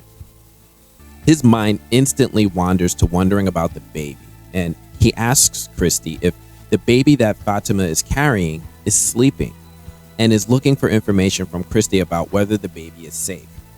And I have to say that I remember these moments of worrying about everything when I became a parent. Ellis's fears are a little different, as he admits that because of their situation that he's low-key afraid the baby will be born with fangs and claws or something. But I understand. Christy makes a great analogy with how pregnancy is weird and how we're just used to it. We see it every day, the magic ball of fire. We're just used to seeing it there all the time that we're a little desensitized to it. We're floating in space, circling a magic ball of fire that keeps us warm from millions of miles away, and we're just used to it, but it's one big mystery. We then switch to Tabitha and Jade poring over Eloise's drawings, with Jade commenting how Victor forgot his sister. When we hear a very interesting fact about the pictures, Jade then points at the pictures of the Civil War soldiers, wondering out loud why a little girl is drawing pictures of that, when Tabitha corrects him and tells him the pictures that Eloise drew aren't pictures from memory. They're actually pictures from the stories that Victor's mom would tell them when they were children. Jade then wonders why he's having visions from a dead woman's stories from 40 years ago. And wait, what? I thought these pictures were drawings about previous rounds in the cycle of this messed up place, but we're learning that these are actually pictures from a story, which makes me think of the Chromonocle. We don't actually hear them say it, but, you know, it makes me think of the Chromonocle. I mean, these drawings are way more specific to what's happening in town than the Chromonocle ever was. We have pictures of the diner, the boy in white, the garbage pail kids, and even a faraway tree. Look, at this point, I'm totally open to theories on this because I'm with Jade. Why is he having visions of some dead woman's children's stories? Tabitha then focuses on the drawing of the lighthouse and tells Jade that Victor's mom wanted to rescue the children locked up in the tower. And Tabitha shares that she's had dreams about this place. She then wonders if the children that haunt her have been asking for help. We then see Mrs. Liu whip out some board games, and with her increasingly good English, she encourages everyone to sit and play to feel better. And did I tell you all that Mrs. Liu is on my sus list? Cause, yeah. Julie then notices that Ethan is staring out the window and tells him to turn away for a second. I was afraid that Grandma was outside again, talking about how she misses everyone. Ethan is looking all sleepy-eyed and cranky and asks out loud if his dad is going to die, and then if they're all going to die. Julie tries to console him, but Ethan mentions how when Victor was little that everyone died all at the same time. Victor blurts out that it won't happen like that again, but Ethan stumps him when he asks him, "How do you know?" And the first thing I thought was, wait, Ethan, how do you know? Who the hell told this little boy about Victor's past? Listen, you're doing a lot of stuff off camera right now, and it's tough to continue to keep up with all of my theories if all these characters are having all these side conversations without us. Julie tries to cheer up Ethan with a story about the Chromonocle, and Ethan's still a little tired, and he's not with it. And he says that the Chromonocle isn't real, it's just a stupid story. Victor then chimes in and shares a story from his mother where she told him that everything is a story, and we're the ones who get to decide how it ends. Ethan then snaps back with, "What about her story? Did it end the way that she wanted?" Even Mrs. Liu is bothered by his statement and asks him to be good before Ethan storms off. We then switch to Boyd in the RV, with Boyd coating his bullets in the monster's bile. Donna then suggests a fantastic idea and volunteers that Boyd give his gun to Randall and let him go outside to test out the theory. One way or the other, they solve a problem, and yeah. Man, the monsters start showing up. and we hear that familiar shriek in the forest. And it doesn't seem like Boyd had any problems with Donna's idea, as he promptly begins to hand Randall his gun to go outside. And did you see the look on Randall's face? Yo, my guy is sure as hell hesitated now, but before he can get any more pressure to head out, Jim questions if they're gonna let him do this. Boyd is with it, and he encourages Randall to make a decision, with Randall signaling to take off his handcuffs. Donna then notices that the creatures outside stop getting any closer and is extremely bothered by this new behavior. Donna remarks how they don't normally just stop like that. That's when we start hearing that familiar sound. That nice and eerie music box, with Boyd initially checking his arm for worms and then starts looking around. Everyone seems to be able to hear the music box, with Randall first noticing that the music is coming from the radio in the RV that has no power, no electricity, and no visible means of functionality because it's broken into a million pieces. Everyone seems to realize that shit is about to get real. We then switch back to Colony House, with Marielle deciding to redecorate the room. She's suffering from her withdrawal, with Christy catching her just in time to stop her from opening a window. Apparently, Marielle is hallucinating and is visibly terrified that something is in the room with her, before she goes through a few mood swings and starts berating Christy and blaming her for her behavior. Things continue to get worse for poor Marielle, and I admit that I actually feel bad for her in her situation. Marielle seems to calm down a bit and has a seat on the bed with Christy consoling her. Marielle then urges Christy to use the bed strap to tie her down for the night as a precaution. We then switch to Sarah and Kenny still hashing it out in the post office / police station. Sarah is clearly nervous and just blurts out some half-assed apology, with Kenny getting increasingly bothered by Sarah talking to him. Sarah decides not bother to listen to Kenny or care about his feelings or his frequent requests to stop talking to him. When Kenny hears enough, it reminds Sarah that her ass should have went in the box a long time ago. Sarah continues to try to make it about her and continues seeking pity from Kenny when he screams at her to just shut the fuck up. She outright tells him that she won't stop, and how Kenny thinks he's the only person that lost something, and how she's tired. And man, I don't know how she... You know what? That's a whole other conversation, and I'm with Kenny when he's heard enough, and tells Sarah how Boyd keeps a spare gun in the drawer, and if she really wants out, she can do whatever the F she wants to do.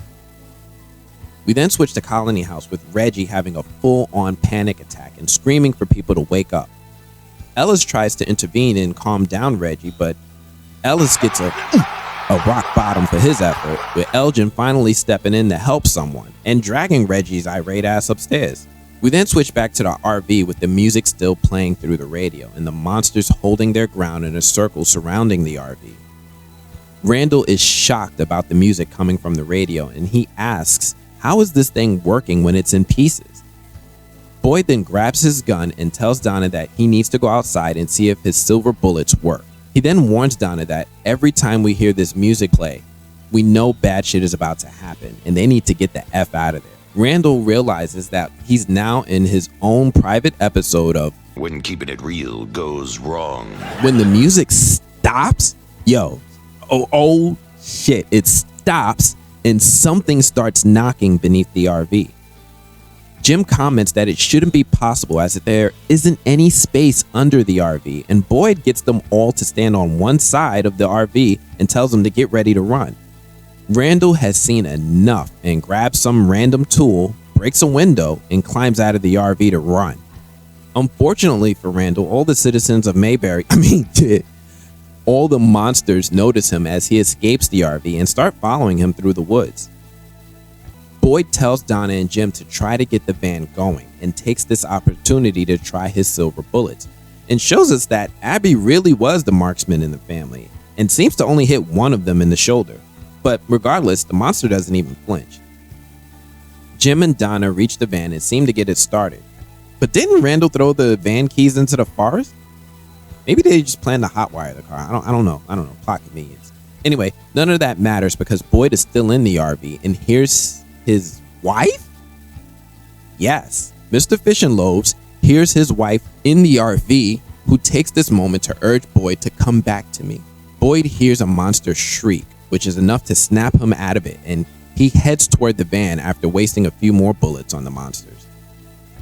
We then see Randall wandering through the forest, alone, lost, when he hears that newly terrifying sound of cicadas in the woods. Randall continues to run, but it's already too late as he's surrounded by cicadas who catch him slipping and begin to cover him and do all sorts of nasty stuff like going in his mouth. Like, ugh. We then switch to Kenny and Sarah back in the post office, with Kenny noticing that Sarah found Boyd's spare gun and bullets. Kenny tells her to put it away, but Sarah says how it's what everyone wants. Isn't it? They talk a bit with Kenny doubling down by telling Sarah to put the gun away. Sarah isn't listening and tells Kenny how her being in the box would be out of Kenny's hands and how she doesn't want to cause him any more pain. And she suggests to pretend that she's in the box and let this place decide. Sarah decides to play some Russian roulette and loads 2 bullets in the gun. Kenny makes a move to stop her and she points the gun at him before pointing the gun at her head. She's able to pull the trigger once, but the gun doesn't fire. Kenny grabs the gun before she can try again and unloads it of its bullets. We then switch to Colony House with Elgin sitting with Tilly and showing her how to crochet owls. It's always owls. Fatima walks by and says some kind words and gets a compliment from Tilly, telling Fatima that she thinks she's going to be a great mom. Fatima is shocked as she hasn't told anyone, and Elgin asks her if she's pregnant, with Fatima confirming. Elgin has a super concerned look on his face when he states that he just now remembered his dream. Before Elgin can say anything, we hear the sound of Donna's van pulling up in the front of Colony House. We then switch to Marielle, now tied down to the bed, and Christy trying to make her comfortable. Marielle mentions how she's thirsty, and Christy offers to get her some juice. As Christy heads out, Marielle begins hearing sounds in the room of cicadas, with some of the creatures coming into the room through the window, and then finally doing the same thing they did to Randall by covering her body before finally crawling in her mouth. Ugh. Christy bursts into the room but tells Marielle that she doesn't see anything on her, but Marielle is still in a full-on panic. We then switch to Donna, Jim, and Boyd downstairs talking to everyone about the situation and trying to calm everyone down, with Jim trying his best to go back outside, saying he needs to get back to his family. Jim begins getting aggressive with his attempts when Boyd notices, and he and the random at the door each pull a gun to Jim's head, reminding everyone of a very valuable lesson. The more you fuck around, the more you're gonna find out. We then hear Christy upstairs in Colony House screaming for someone to help her. We then switch to Marielle, who's upstairs. Her eyes are now glossed over, and she's choking on something, and she's seemingly catatonic. Boyd bursts in and tries to calm Christy down, but Christy has a complete breakdown and clearly is worried for the worst. Boyd tries to urge Christy to be a doctor and help her, but Christy is at a loss. Donna walks in, looks at Marielle, but doesn't say a word. Ellis then walks in and urges his dad to come right now. At first, Boyd says not now, but Donna tells Boyd to go. And I gotta tell you that when this happened, I immediately had flashbacks to when Ellis tried to get Boyd's attention when he wanted to talk about his mom's deteriorating mental state during that flashback in season 1. Boyd was right about to repeat a mistake when Donna was at the right place at the right time to prevent that from happening. We then switch to Elgin, surrounded by Fatima, Boyd, Ellis, and Bacta, while finally explaining what happened in his dream when he was sleeping on the bus. Elgin mentions that when Fatima mentioned that she was pregnant, that it all came back to him, and fuck. Damn it, man. Elgin. Fuck, dude. Fuck. Boyd is going through a gamut of emotions as he's hearing this for the first time, with Ellis and Fatima confirming with the looks on their faces. Boyd is able to refocus and asks Elgin to talk about his dream when Elgin tells him that a boy, all dressed in white, was repeating the same thing over and over. Here they come for 3, unless you stop the melody. Bacta speaks up and says it's an old nursery rhyme that her grandma used to tell her. They touch, they break, they steal. No one here is free. Here they come for 3, unless you stop the melody. Now, There's nothing out there about this rhyme, and it seems that this is a wholly original nursery rhyme created for the show, kind of like the Chromonacle. While the specific origin of this rhyme within the context of the show may be fictional, there are possible inspirations or symbolic interpretations. Given the themes of the show and the references to touch, break, steal, and the necessity to stop the melody, it could be inferred that the rhyme represents an ancient warning or curse associated with a supernatural presence or malevolent force. The mention of "they come for three" suggests a targeted threat against a specific group of individuals. The idea of a malevolent force coming for three could draw upon themes of enchantments, protective spells, or the consequences of disturbing or disrespecting certain sacred objects or places in Irish folklore. In some Irish legends, there are stories of curses or warnings associated with specific actions or transgressions where individuals or groups face dire consequences for their deeds. Let's come back to this. We then finally switch back to Jade and Tabitha, who are still studying Eloise's drawings. Tabitha theorizes to Jade that maybe Victor's mom was right, and maybe saving those children is how they all go home, when they hear screaming from the other room. Tabitha rushes to the other room to see that Julie is freaking the fuck out on the floor, and it looks like Julie is having the same experience as Randall and Marielle by being covered by cicadas when the credits roll. And wow, whew, yeah, they sure came for three, didn't they? Things have picked up to a whole new level of threat with the killer cicadas in town, causing all sorts of problems for our poor residents. And Sarah, she's giving Kenny a completely different type of psychological torture that he's definitely not ready for, and I can't help but wonder what's running through her mind. So let's just ask Sarah. Avery, thank you so much for this opportunity. I know you're very busy. I'll be as brief as possible. Your character is without a doubt one of the most fascinating characters on television in years, I think. Really? So, yeah, I think so. But I'm going to ask you some hard questions. So you ready? Yeah, I'm ready. Okay. First question. Mm-hmm. Why did Toby have to die? And did Sarah gut him when she killed him? Like, yeah, I mean, you would have to ask the voices why he had to die. That's not her fault. But she did run the screwdriver through his throat. That's for sure. Okay. Like, I saw her stab him, and I remember they showed a scene where like they revisited his body, and seemed like he was gutted like the monsters, and I wasn't sure if that was. Oh no, I didn't do that. That was she left the door open, and the monsters got in and got the rest of him. Okay, that solves one mystery. Oh my gosh, thank you.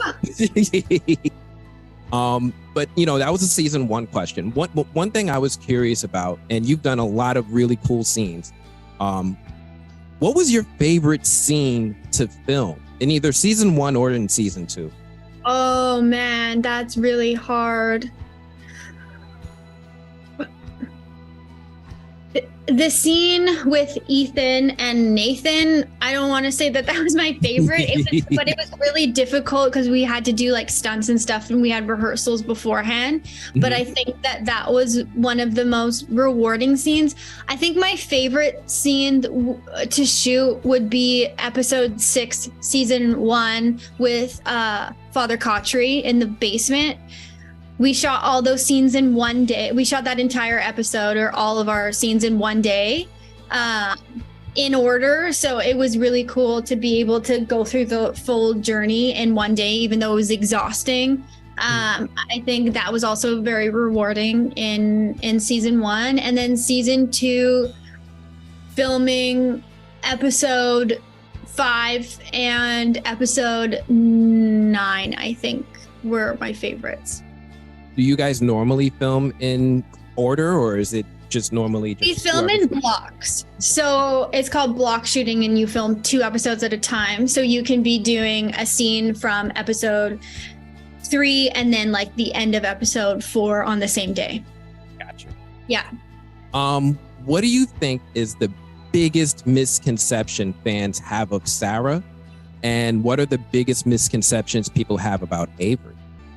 Oh man. I think the biggest misconception about Sarah is that she's a bad person.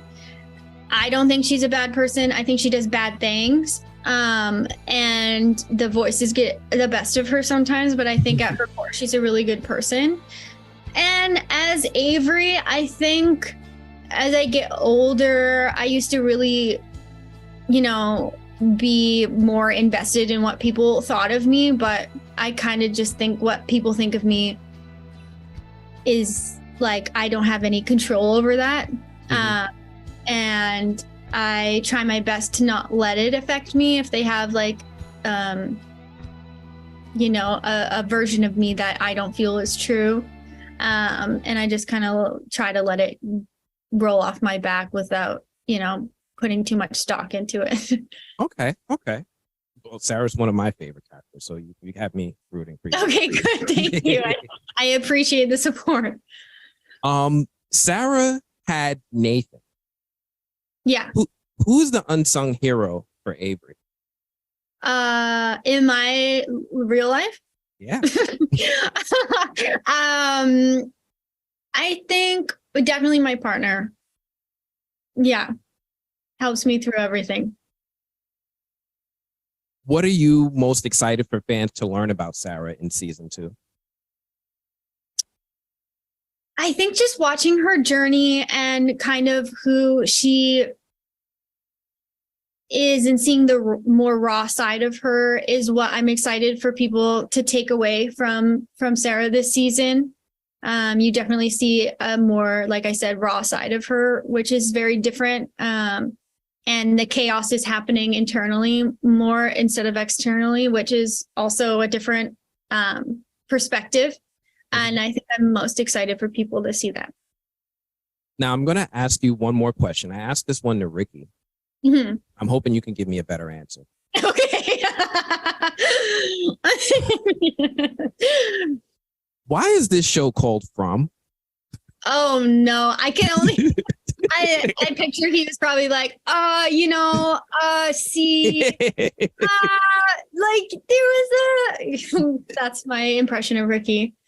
I honestly feel like I don't have a better answer, but I feel like the name From captures the energy and the mystery of what the show feels like. You kind of see the word from and the way they've I just really think it captures the essence of what the show is, if that makes sense, in a really weird way. Okay. I've been struggling with this one. It's been going crazy on Reddit. Who do you think? Well, here's a different question. If you were in Sarah's shoes and you had to make a choice, this is me asking Avery. Yes. Would you choose town or would you choose Colony House? I would choose Colony House. You would choose Colony House? Yeah, because I would want to be surrounded by more people. Okay. I also think it depends if I would come into town alone too. If I was with somebody, then maybe I'd want to be in a house, but I think I'd want to be in the Colony House. Okay. Now, I know nobody really has the answer. Yeah. Anthony, I'm so sorry. We're quite over time at this point, so I'll need you to wrap. No problem at all. I really appreciate your time. Thank you for speaking with me. This is going to be a really good hit with my fans. Really appreciate your time. Thank you so much, Avery. I hope you have a wonderful afternoon. Thank you. It was nice talking with you. Have a great one. Bye. Thanks, Anthony. Thank you. I know this is a lot for a penultimate episode, but I promise you next week is going to be even more. OMG. As much as I want to talk about this episode, I am bursting at the seams to finally be able to talk to you about next week's finale. Trust me. This is the one. Episode 9 is great, but episode 10 is going to have us all sitting here ready to talk. These videos are getting longer, and episode 10's breakdown is going to be just as much. So bear with me as we get ready to go over the stunning finale next week because, yo, let me tell you, episode 10. Anyway, but as usual, if you're new here, please do me a favor and consider giving this video a like. And before you go to your next video, please go ahead and subscribe so you can join the FROMily as we recap and break down each episode right after it airs. Otherwise, I'm going to have to check you guys later. Peace. Thank you, FROMily. We're back here with another recap of our favorite magical show, From. I'm your host with the most, Anthony, and we're picking right up where we left off last week with the Locust Ghost coming for 3 and taking Randall, Marielle, and Julie. This week's episode is titled Once Upon a Time. Now, the phrase once upon a time has its origins in traditional storytelling and folklore. It is a familiar opening line used in fairy tales and folk tales to set the stage for a narrative. While its exact source is difficult to trace, the phrase has been used in storytelling across cultures for centuries. It serves as a signal to listeners or readers that they're about to enter a world of fantasy, enchantment, and imagination. Once Upon a Time captures the timeless essence of storytelling, transporting us to magical realms and captivating our imaginations with tales of heroes, villains, and extraordinary adventures. Now, this is a thought-provoking title. We finally see the narrative really move forward in this show at a fast pace, and we're left to wonder what the surprise ending actually means for the greater narrative of the show. But first, do me a favor, if you're new here, please consider giving this channel a like and subscribe to keep up with our weekly From analyses and breakdown, and enable notifications so you're able to watch these videos right after the episode airs. I want to thank all of you who have subscribed and helped this channel get the attention that I think it deserves. As I mentioned, my God-given goal right now is to reach 10,000 subscribers by the end of the summer, and with all of your help, we can get there.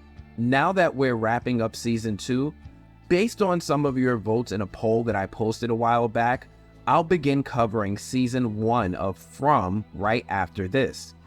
I saw Silo came in second, but From came in far ahead of those other shows. So join us when we start revisiting season 1 of this amazing show now that we're finished with season 2. Anyway, back to From. We're picking up from last week's crazy cliffhanger with 3 of our characters suffering attacks from the cicada creatures that even makes the people creature monsters think twice. We last saw Julie suffering the same fate as Marielle and Randall before her, with our characters in deep doo-doo. This week's episode starts off with Jade sitting on the porch of Mrs. Liu's house and that haunting sound of cicadas in the distance. Christy and Kenny arrive with Christy's medical equipment to take a look at Julie. Boyd is in the living room looking at his life's regrets all scattered across the floor when Kenny walks in and tries to talk to Boyd, but Boyd just brushes him off and sends him upstairs with Christy. Boyd then storms out of the house with Jade deciding to vent his own frustrations about the situation to him. Jade foreshadows the episode a bit here when he says that their situation compares to the idea of trying to figure out a jigsaw puzzle with only a few random pieces, and not even the helpful ones like corners or edges. The trick is you have to find 2 pieces that connect, then you at least have a place to start. Boyd isn't saying a word, and you can tell that my guy has the weight of the world on his shoulders. Boyd starts walking off of the porch telling Kenny that they need to go talk to Sarah. We then switch to Donna, Dale, and Elgin in a van, and man, that is one sentence I never thought I would say, but here we are. They're gathered together to find Randall's corpse after he was keeping it too real and Scooby-Dooed his ass into the woods to run away from the monsters. Naturally, they fully expect to find Randall's corpse, and Dale says some funny one-liners about finally getting out of the room to be on corpse collecting duty, and real quick, I heard that Donna and Dale are like husband and wife in real life, and if this is true, that just makes every scene with these two that much funnier. I remember when she punched the shit out of Dale for talking slick, and I can't help but wonder just how much of this is acting, but I digress. Dale walks in one direction and Donna and Elgin start walking in another when it seems like Dale drew the shortest straw and found Randall first. He calls over Donna and Elgin to come take a look, and they quickly realize that Randall's not dead. Dale gives a smart-ass comment and goes, "Didn't you say there would be dead monsters out here?" And, this is evidence of more of the most frustrating parts of this season. You mean to tell me that Boyd didn't bother to tell anyone that his silver bullets had no effect on the monsters? Really? This mofo's still out here not talking? Come on, man, you better than that. Even Donna is sick of this shit and echoes everyone's sentiments when she says, "So much for silver bullets," and she directs Elgin and Dale to get Randall in the van. When great Caesar's ghost, that jump scare of the year, when they check Randall's eyes and he begins screaming at the top of his lungs the moment they go near his body. We then switch back to Mrs. Lou's house with Tabitha and Jim all watching as Christy is examining Julie's eyes when Julie begins kicking and screaming at the top of her lungs as well, causing a whole great deal of concern for her family and for me. I mean, Julie has grown from that older, mean sister that nobody wants to someone I actually feel like I care about in this show. We then switch to Colony House with Marielle screaming at the top of her lungs also. Interestingly, with Marielle, she didn't have anyone examining her eyes or anything, as we can clearly see that Fatima and Ellis were sitting down a little bit away from her when she started screaming. We then switch to Boyd walking with Sarah and Kenny in the forest, and in this moment we see Boyd doing something we've been screaming at the TV for him to do all season, and he's sharing his experiences and his theories with others on how to help the residents with their latest threat. He tells Sarah and Kenny how the faraway tree that Sarah said the boy in white told him to go into took him to the chamber where all of this started. He also shares how Elgin had a dream about the boy in white, in which the boy told Elgin the rhyme that we've heard repeated over and over again the last few episodes. Sarah has no idea what the rhyme might mean, and Boyd vents how there's a magical little boy running around the forest doing good. And Sarah says something very interesting when she says, "I don't think he's a little boy." But what is he? Right? Real quick. We know that this being has taken on the form of a little boy for a very long time. Victor saw the boy in white when he was just a child, and he's been in FROMville ever since. Victor has aged since he's been here, but the boy in white has not. Sarah is at least somehow able to discern that the boy in white that she saw was something more than how he appears. Boyd gives Sarah a pep talk about how this is her moment to do good. He then takes them to the ruins of where the chamber was located and explains how it looked. Sarah then says that she can hear the music box and how it's here, but Boyd and Kenny can't see it. Sarah pleads that she can hear it, but also says that she can hear them screaming, and she starts screaming in pain as her nose starts bleeding. Sarah then tells them how the creature needs them to stay, and they try to take Sarah away from this place. She stops them and tells Boyd that it's laughing at Boyd for bringing it to town and setting it free. This adds more evidence to support suspicions that this new threat is completely different and possibly separate than the threat of the monsters in the forest. She tells Boyd how excited this thing was when it touched Boyd's arm. She then tells Boyd that Julie and the others are dying, and when they die, it'll be too late. She warns Boyd that he needs to make the music stop, but Boyd has no idea how to stop something that he can't see. We then switch to the tired children of the corn people in Colony House dragging their tired selves around, smoking some weed, with Donna watching as Tilly leads a group in prayer. Now, this is interesting, as some of us have a theory that there are characters in this show playing out specific roles or jobs with the residents in town. Remember when Tom the bartender died? Well, now we have Jade stepping up, looking the part, and taking on the responsibilities of a bartender. It's almost like a seamless transition. Tilly could be someone who takes on the role of the religious figure in town, replacing Father Khatri, who previously held that role. We need more evidence to support this, but Tilly is the first person we've seen lead a group in a religious activity on this show since the last time we saw Father Khatri do this by holding a service for those who worshipped. We then see Donna walk over to the random we now know is Pathias. Donna is concerned about the gun staying in the house and asks him to lock them in the shed, which, I haven't really responded to this theory because I wasn't really on board with it, but some of y'all in the comments have been pointing out how Donna is sus. And I didn't want to believe it with Donna and really just felt like it was a misdirect, but this move right here is very interesting to me. We'll come back to this, but we'll get to why Donna is now officially on the sus list alongside her real-life husband, Dale. We then switch to Tabitha and Jim looking over Julie, who is still suffering from the effects of the locust ghost. Tabitha and Jim step outside the room for a moment, where Tabitha says she wants Jim to tell her it's okay for her to do something. She explains how Victor's mom believed that there's children locked inside of a tower somewhere and how she wants to go help them. Tabitha believes that the reason she's been having dreams about the tower and the garbage pail kids is because it's now her responsibility to try and help them. Jim warns his wife that he had a theory about this place that almost got him killed, but Tabitha argues that this is different. But Jim is not trying to hear it. He's clearly still salty that no one wanted to play Scooby-Doo with him and investigate the voice on the radio. Tabitha argues how Julie needs help and how it triggered her feelings about the death of her son Thomas. Jim responds with how Victor's mom went out to do the same thing, but she never came back. And Victor had to grow up here alone, he emphasizes.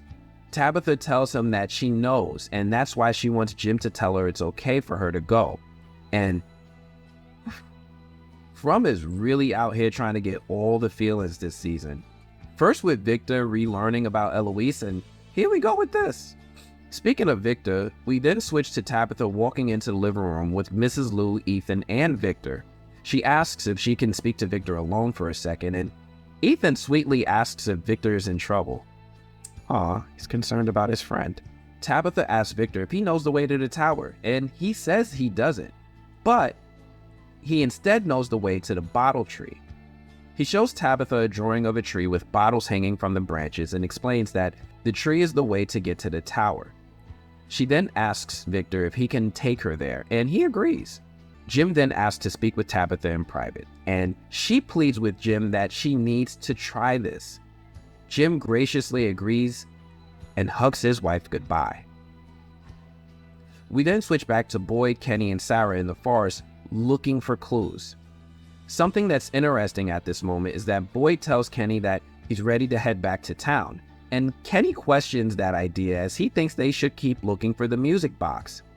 Boyd seems agitated and snaps at Kenny, and as he does this, you can hear the cicadas in the background. It's like the cicadas' presence increases the irritability in people, in addition to all its other powers. Boyd tells Kenny that it's best to get back to town to help people feel calmer and less afraid. Kenny gives in and agrees to go with it. We then switch to Ellis and Reggie in front of Colony House. Ellis asks if Reggie is okay, and Reggie gives him a smart-ass answer, but he's forgiven because he's going through a lot. He's still grieving. Reggie apologizes for his behavior with Ellis the night before and begins recounting that night with Ellis.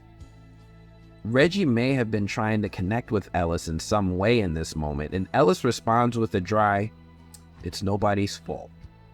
Now, I get what Ellis was trying to say, but Reggie didn't seem to like that statement at all. Reggie then walks off with Fatima walking up and asking how Reggie is doing. Ellis states that he can't imagine if something like what happened to Paula ended up happening to Fatima, and wait, did his mom die here? Anyway, Fatima takes Ellis's hand and tells him that she wants to get married today. Ellis starts to laugh it off until he realizes that she's serious. Ellis agrees and, they're gonna get married. We then switch to Jade, sitting in the bar, playing with broken glass in a very, I don't know about this guy, sort of way. Jade continues touching glass until we see Tom behind the counter. Wait, what? Yep, in a clever camera pan, we see Tom, or at least the ghost of Tom, and he asks Jade if this is what he does with his bar. Jade immediately mentions how he died, just to make sure they're on the same page. I love how From does this because they already established this sort of phenomenon earlier in the season with the ghost of Father Khatri visiting Boyd on occasions. Jade theorizes that this is a stress-induced hallucination and then explains to Tom that he's performing a thought exercise to reorganize the way that his brain looks at things, including the symbol. Tom questions him and asks him why. Jade is convinced that there's something that he's missing. Then Tom takes a drink of the vodka that Jade has been making and comments on the improvements and... Wait, our ghost can drink now? Yeah, I can pick stuff up and drink? For what? Okay. Tom tells Jade that he thinks he's overthinking it and starts giving Jade some clues. He tells him how Tabitha already told him she saw this symbol in the tunnels, but, you know, Jade has sense and reminds Tom that going in the tunnels is a terrible idea.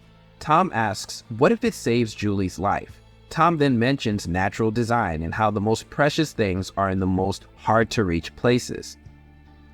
Jade counters that nothing in this place is natural. Tom says that Jade is wrong and that nothing about this place is familiar. This whole conversation made me think of what Christy said to Ellis last episode about the magic ball of fire, and From is getting very, very clever with these concepts.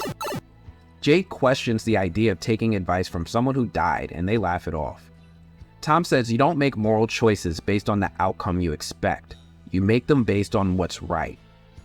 He reminds Jade that there's a 16-year-old girl over there that needs his help.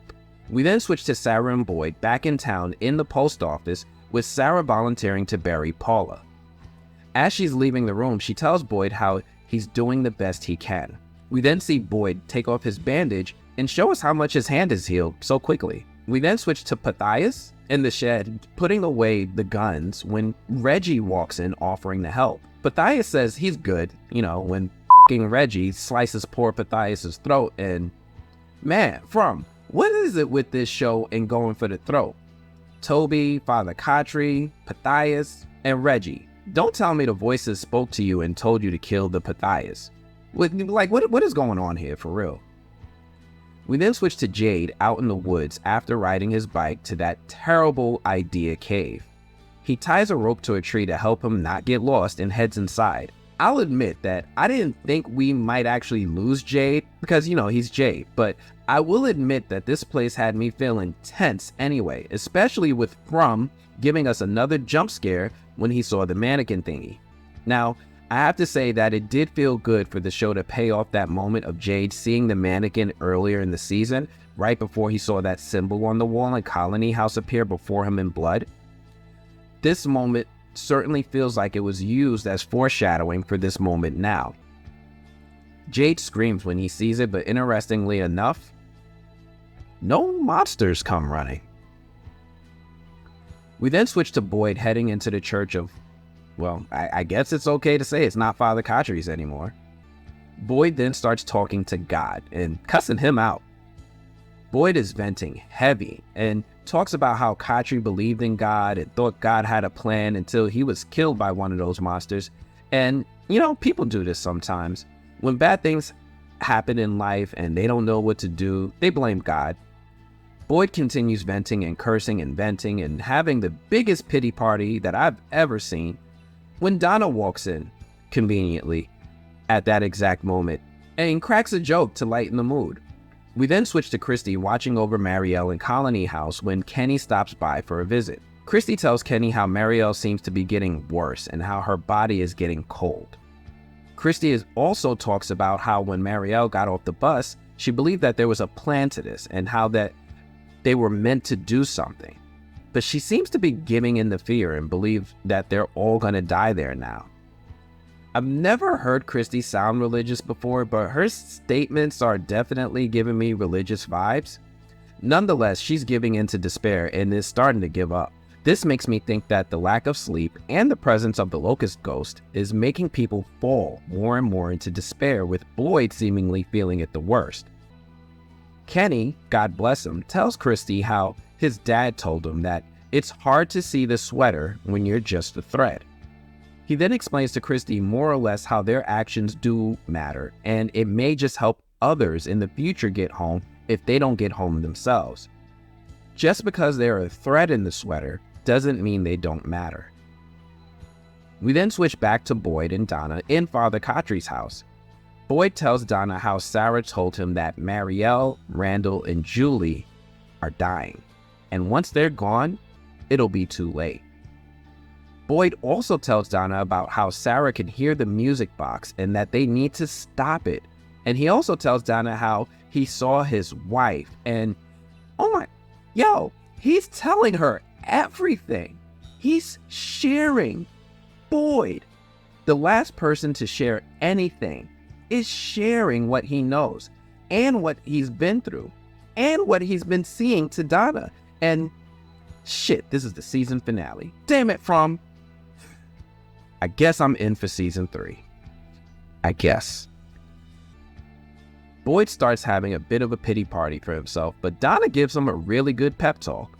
She mentions how Ellis is about to get married, and he and Fatima are making the most of the time that they have left. She invites Boyd to come back to Colony House to watch Ellis get married. We then switch back to Jade, who's making his way through the cave and makes his way back to where Tabitha dug the hole. Oddly enough, it doesn't seem like Jade has come across a single monster while making his way through the cave. He starts looking around when the Nkui Pigpen and friends start doing their Nkui thing, and Jade is surprised to see them, all laid out in a circle on what looks like sacrificial altars. Each of them is looking straight up and says, Nkui, Nkui, over and over again. And Jade finally looks up to see that what they see, and it looks like we see the top of a well, and we can see the sky. And covering the well, we see some roots or something covering the top of the hole in the shape of Jade's symbol. And wow, this scene is powerful. But Jade looks down, and when he does, he looks around and the kids in the symbol are gone. Now, this scene is one of the biggest clues the show has given us as to the origin of the symbol, especially in relation to the poor kids. This season makes me feel like Tabitha is right in that a lot of what's happening in this show is about rescuing some kids. And it seems like the kids that Tabitha has been seeing are possible ghosts or spirits of children that were part of some sort of ritualistic sacrifice. I'm guessing their souls are somehow trapped here and are calling for help by finding others to save them. I'm thinking that Jade is seeing that symbol because it's likely that's the last thing these poor kids saw when they sat on their altars. We then switch to Victor and Tabitha walking through the forest looking for the bottle tree. Victor walks to a clearing and says that the tree should be right here. But it's not. He panics a little and Tabitha dismisses it as Victor just being forgetful. But part of me wonders if this is meant to further the subplot of the trees moving. We know that Victor has been measuring the distance of the trees to Colony House ever since season 1, but we haven't seen this narrative go anywhere yet. Trees are a recurring item in this show, with people seeing a fallen over tree while driving on a stretch of highway being the first visualization that a person is headed to FROMville. We also have faraway trees which straight up teleport people. Victor mentioning that the trees are moving back in season 1 could be a huge clue and a hiding in plain sight sort of plot point. I'm not saying that the trees move like the Ents in The Lord of the Rings, but wait. Maybe? They hear the clanking of bottles in the distance and find the location of the bottle tree. Tabitha asks who put the bottles there, and Victor says he doesn't know. He also mentions that this is where he found his mother and how she didn't make it into the tree. Victor then shows Tabitha that the bottle tree is a faraway tree. Yes, a faraway tree, not a far away tree. You can hear it a lot clearer now. But yes, the glass bottle tree is a faraway tree, and he explains that faraway trees usually take you to different places and you never know where you'll end up. Victor's mother told him that this tree takes you to a specific location. It takes you to the tower. He opens the lunchbox and gives Tabitha some snacks instead of a gun, giving her a hug, and then sends her on her way. We then switch to Tabitha in a different part of the forest, and she walks up to a clearing where there's a door to the lighthouse. She's finally here. Damn it, From. We then switch to the wedding of Fatima and Ellis, where they're preparing for the marriage ceremony, with Donna as their only witness, until Boyd shows up to see his son get married, with Fatima giving him a "Welcome, Sheriff Stevens," which is a callback to Season 1, Episode 1, when Boyd went to visit Ellis and she greeted him the same way. And then Fatima starts tugging at feelings, and she asks Sheriff Stevens if he would do her the honor of walking her down the aisle of her bedroom. And he turns to her and says, "You don't have to call me Sheriff Stevens." And a happy moment in From. Wow. We hear Fatima and Ellis exchange some beautiful vows, handmade rings, and then Boyd gets lost in thought when he hears the term light and dark places, and makes a quick exit looking like he figured something out. We then switch to creepy Ethan, asking his dad if they'll get to see his dead brother Thomas again when they die. Who knows how many hours it's been since this little guy has gotten to go night-night, with Jim just telling him yes, and then Ethan rationalizing that maybe dying won't be so bad. I do not like what's going on with Ethan in the second half of this season. Ever since he told Sarah that he didn't want to be her friend anymore, he's been on a downward spiral. I know he'll likely feel better after he gets some proper rest, but in the meantime, I'm worried for this kid. It's never good for the people around them when a TB kid has a weird relationship with death. Anyway, that's all we got time to say about Ethan right now. We then switch to Boyd walking away from Victor's truck when we see fucked up Reggie with a shotgun pointed at Boyd after killing Matthias earlier in the episode. Boyd shows us that he has that torch that he got from the cave with Martin in his hand, and how he thinks this is going to help them fix this. Pow! Reggie shoots first, and Boyd goes down having gotten shot, and Reggie gets in closer to finish the job when Boyd teaches Reggie that he should have went for the head, and pow pow, Reggie goes down. Boyd looks pretty messed up, but we still switch to him making his way to the building ruins that he was at with Sarah and Kenny earlier in the episode. Boyd lights the torch and whoosh, he's back in the dungeon. This is the same dungeon that we met Martin back in the beginning of the season. As Boyd looks around, he sees the music box in the corner of the room, walks a little further into the dungeon, and sees Randall, Marielle, and Julie chained to the walls. Boyd then walks back to the music box and prepares to break the box when Boyd hears the sound of his wife, Abby. The ghost of Abby shows up and gives Boyd an ominous warning that destroying the box will just prolong people's suffering. And then she starts throwing threats about how the people in the town are going to die screaming and suffering. Now, we also see that the manifestations of Randall, Marielle, and Julie are just that, manifestations, with their actual bodies being where we left them, each in a different part of town, screaming at the top of their lungs, freaking everyone the F out. Abby then starts trying to tempt Boyd to just let it happen so that they can be together, and warns Boyd that it's not fear that feeds the forest, it's hope.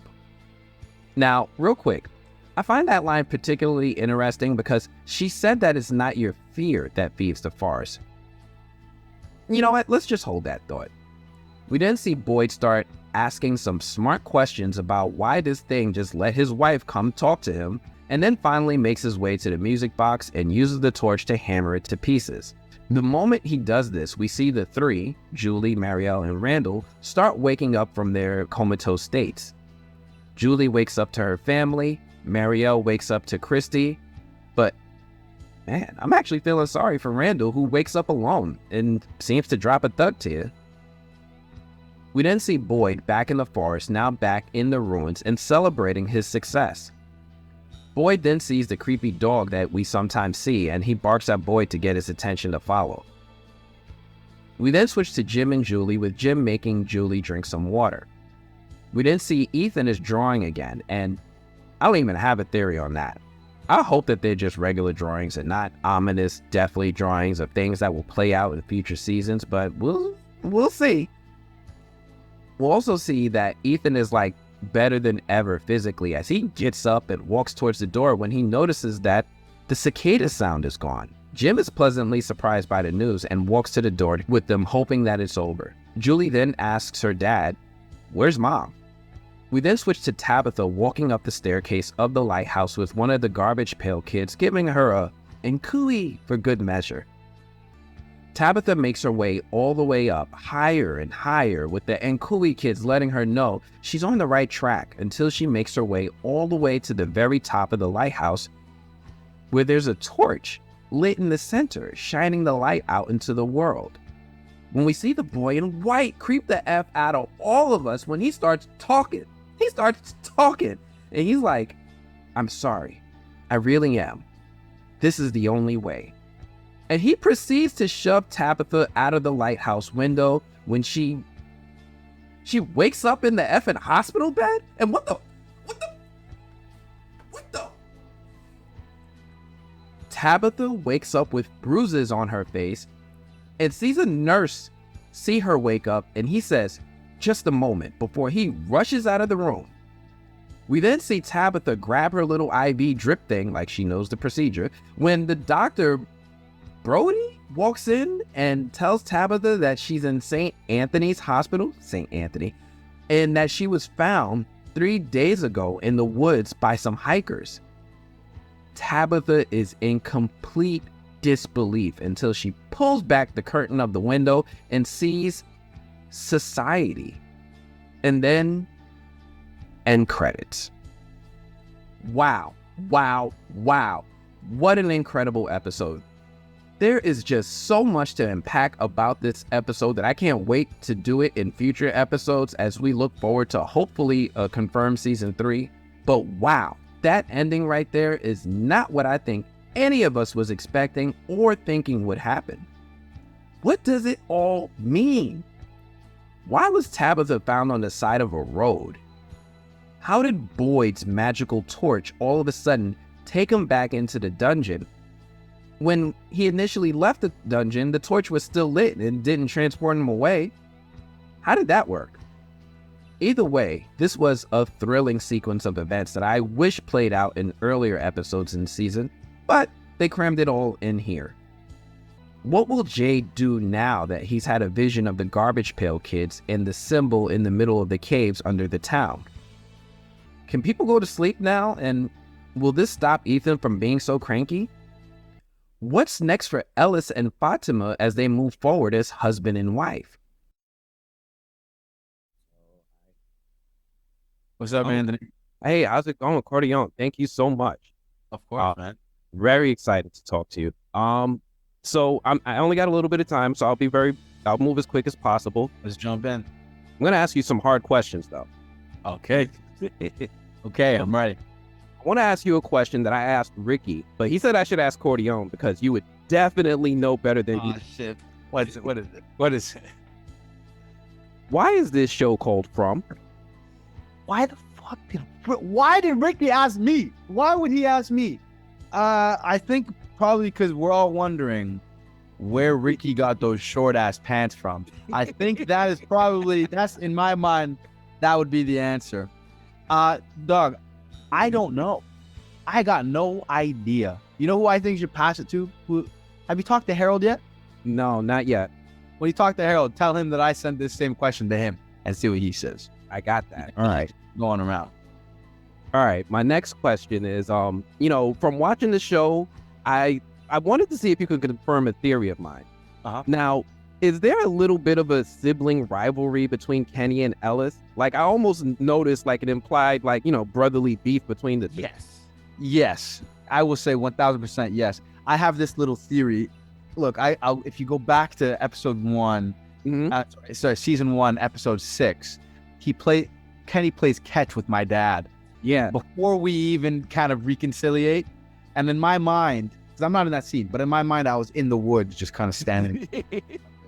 And I was just waiting. I'm waiting for my moment just to get my comeuppance, But the brotherly rivalry comes with the brotherly love. I mean, they're friends. They're brothers. I mean, it goes deep. It goes really deep. Although we see them chat every now and then, they're really there for another. And I think the central piece to it is Boyd. And he knows that these people need somebody to be there for them. And I think that's what Boyd gives. And he never stops giving that. So as much as there is a rivalry, Alice is probably like, man, this guy's dad just died. My mom just died, or, a little while ago. And as much as it pisses him off, he's probably like, I'm going to let them do what they need to do. It's kind of sweet. My next question, what would you say is the biggest similarity between you, Corteon, and your character, Alice? I would say, I don't know. You know what it might be, and it maybe even be one of our flaws, is that I'm a hard guy to change. I think everybody, including the town, wants people to be a certain thing because it'll make things easier. But sometimes it goes against like everything you're feeling, in the way that when Alice was dealing with his mom, everybody wanted him just to be strong and understand why his dad had to do these things. And if I was in his position, I would react the exact same way, for better or for worse. But that's just because I know what it's like to be in your 20s feeling grief.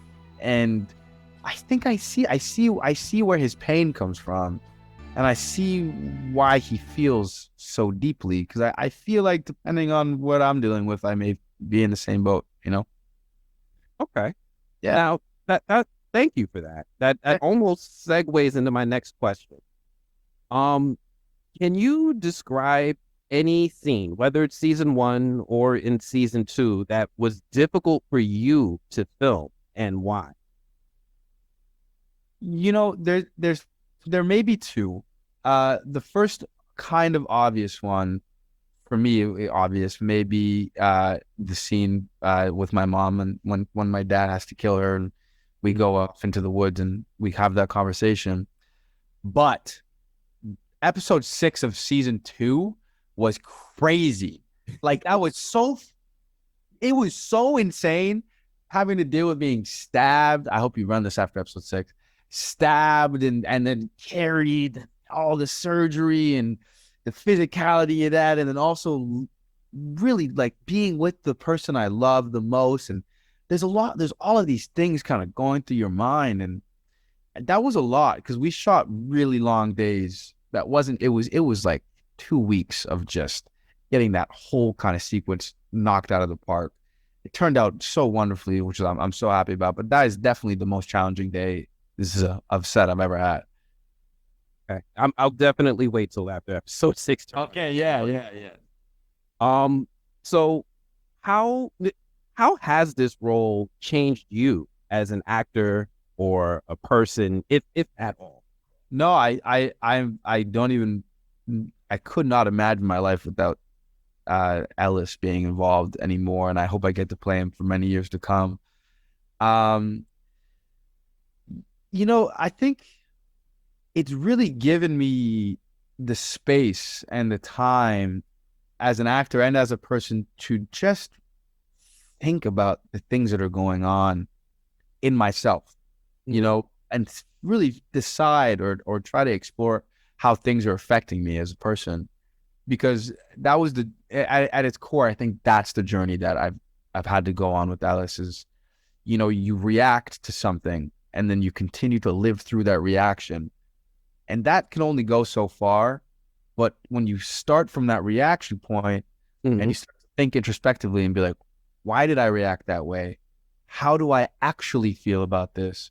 And how can that better not only myself, but the people around me and people I love?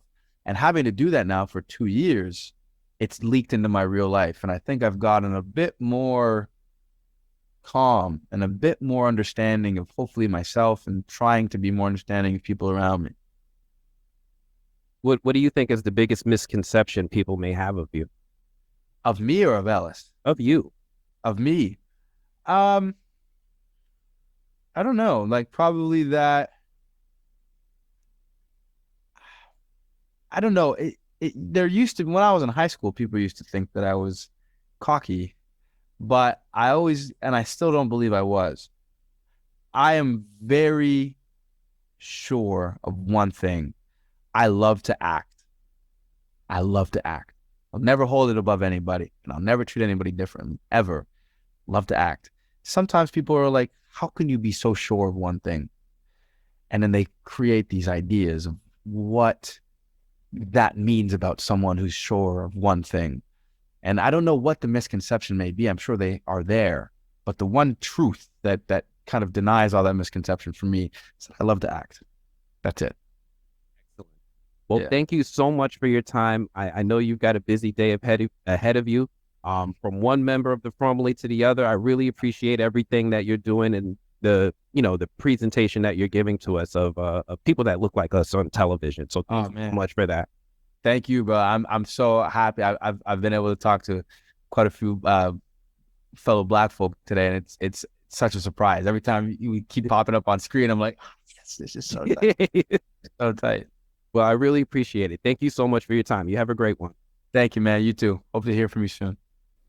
Anyway, that's all we have for this one. But as usual, if you're new here, please do me a favor and consider giving this video a like. And before you go on to your next video, please go ahead and subscribe so you can join the FROMily as we recap and break down season 1 of the hit show From. And we'll have these coming until we get all the way caught up with where we started with season 2. So yeah, subscribe with those notifications. I'm going to have to check you guys later. Peace.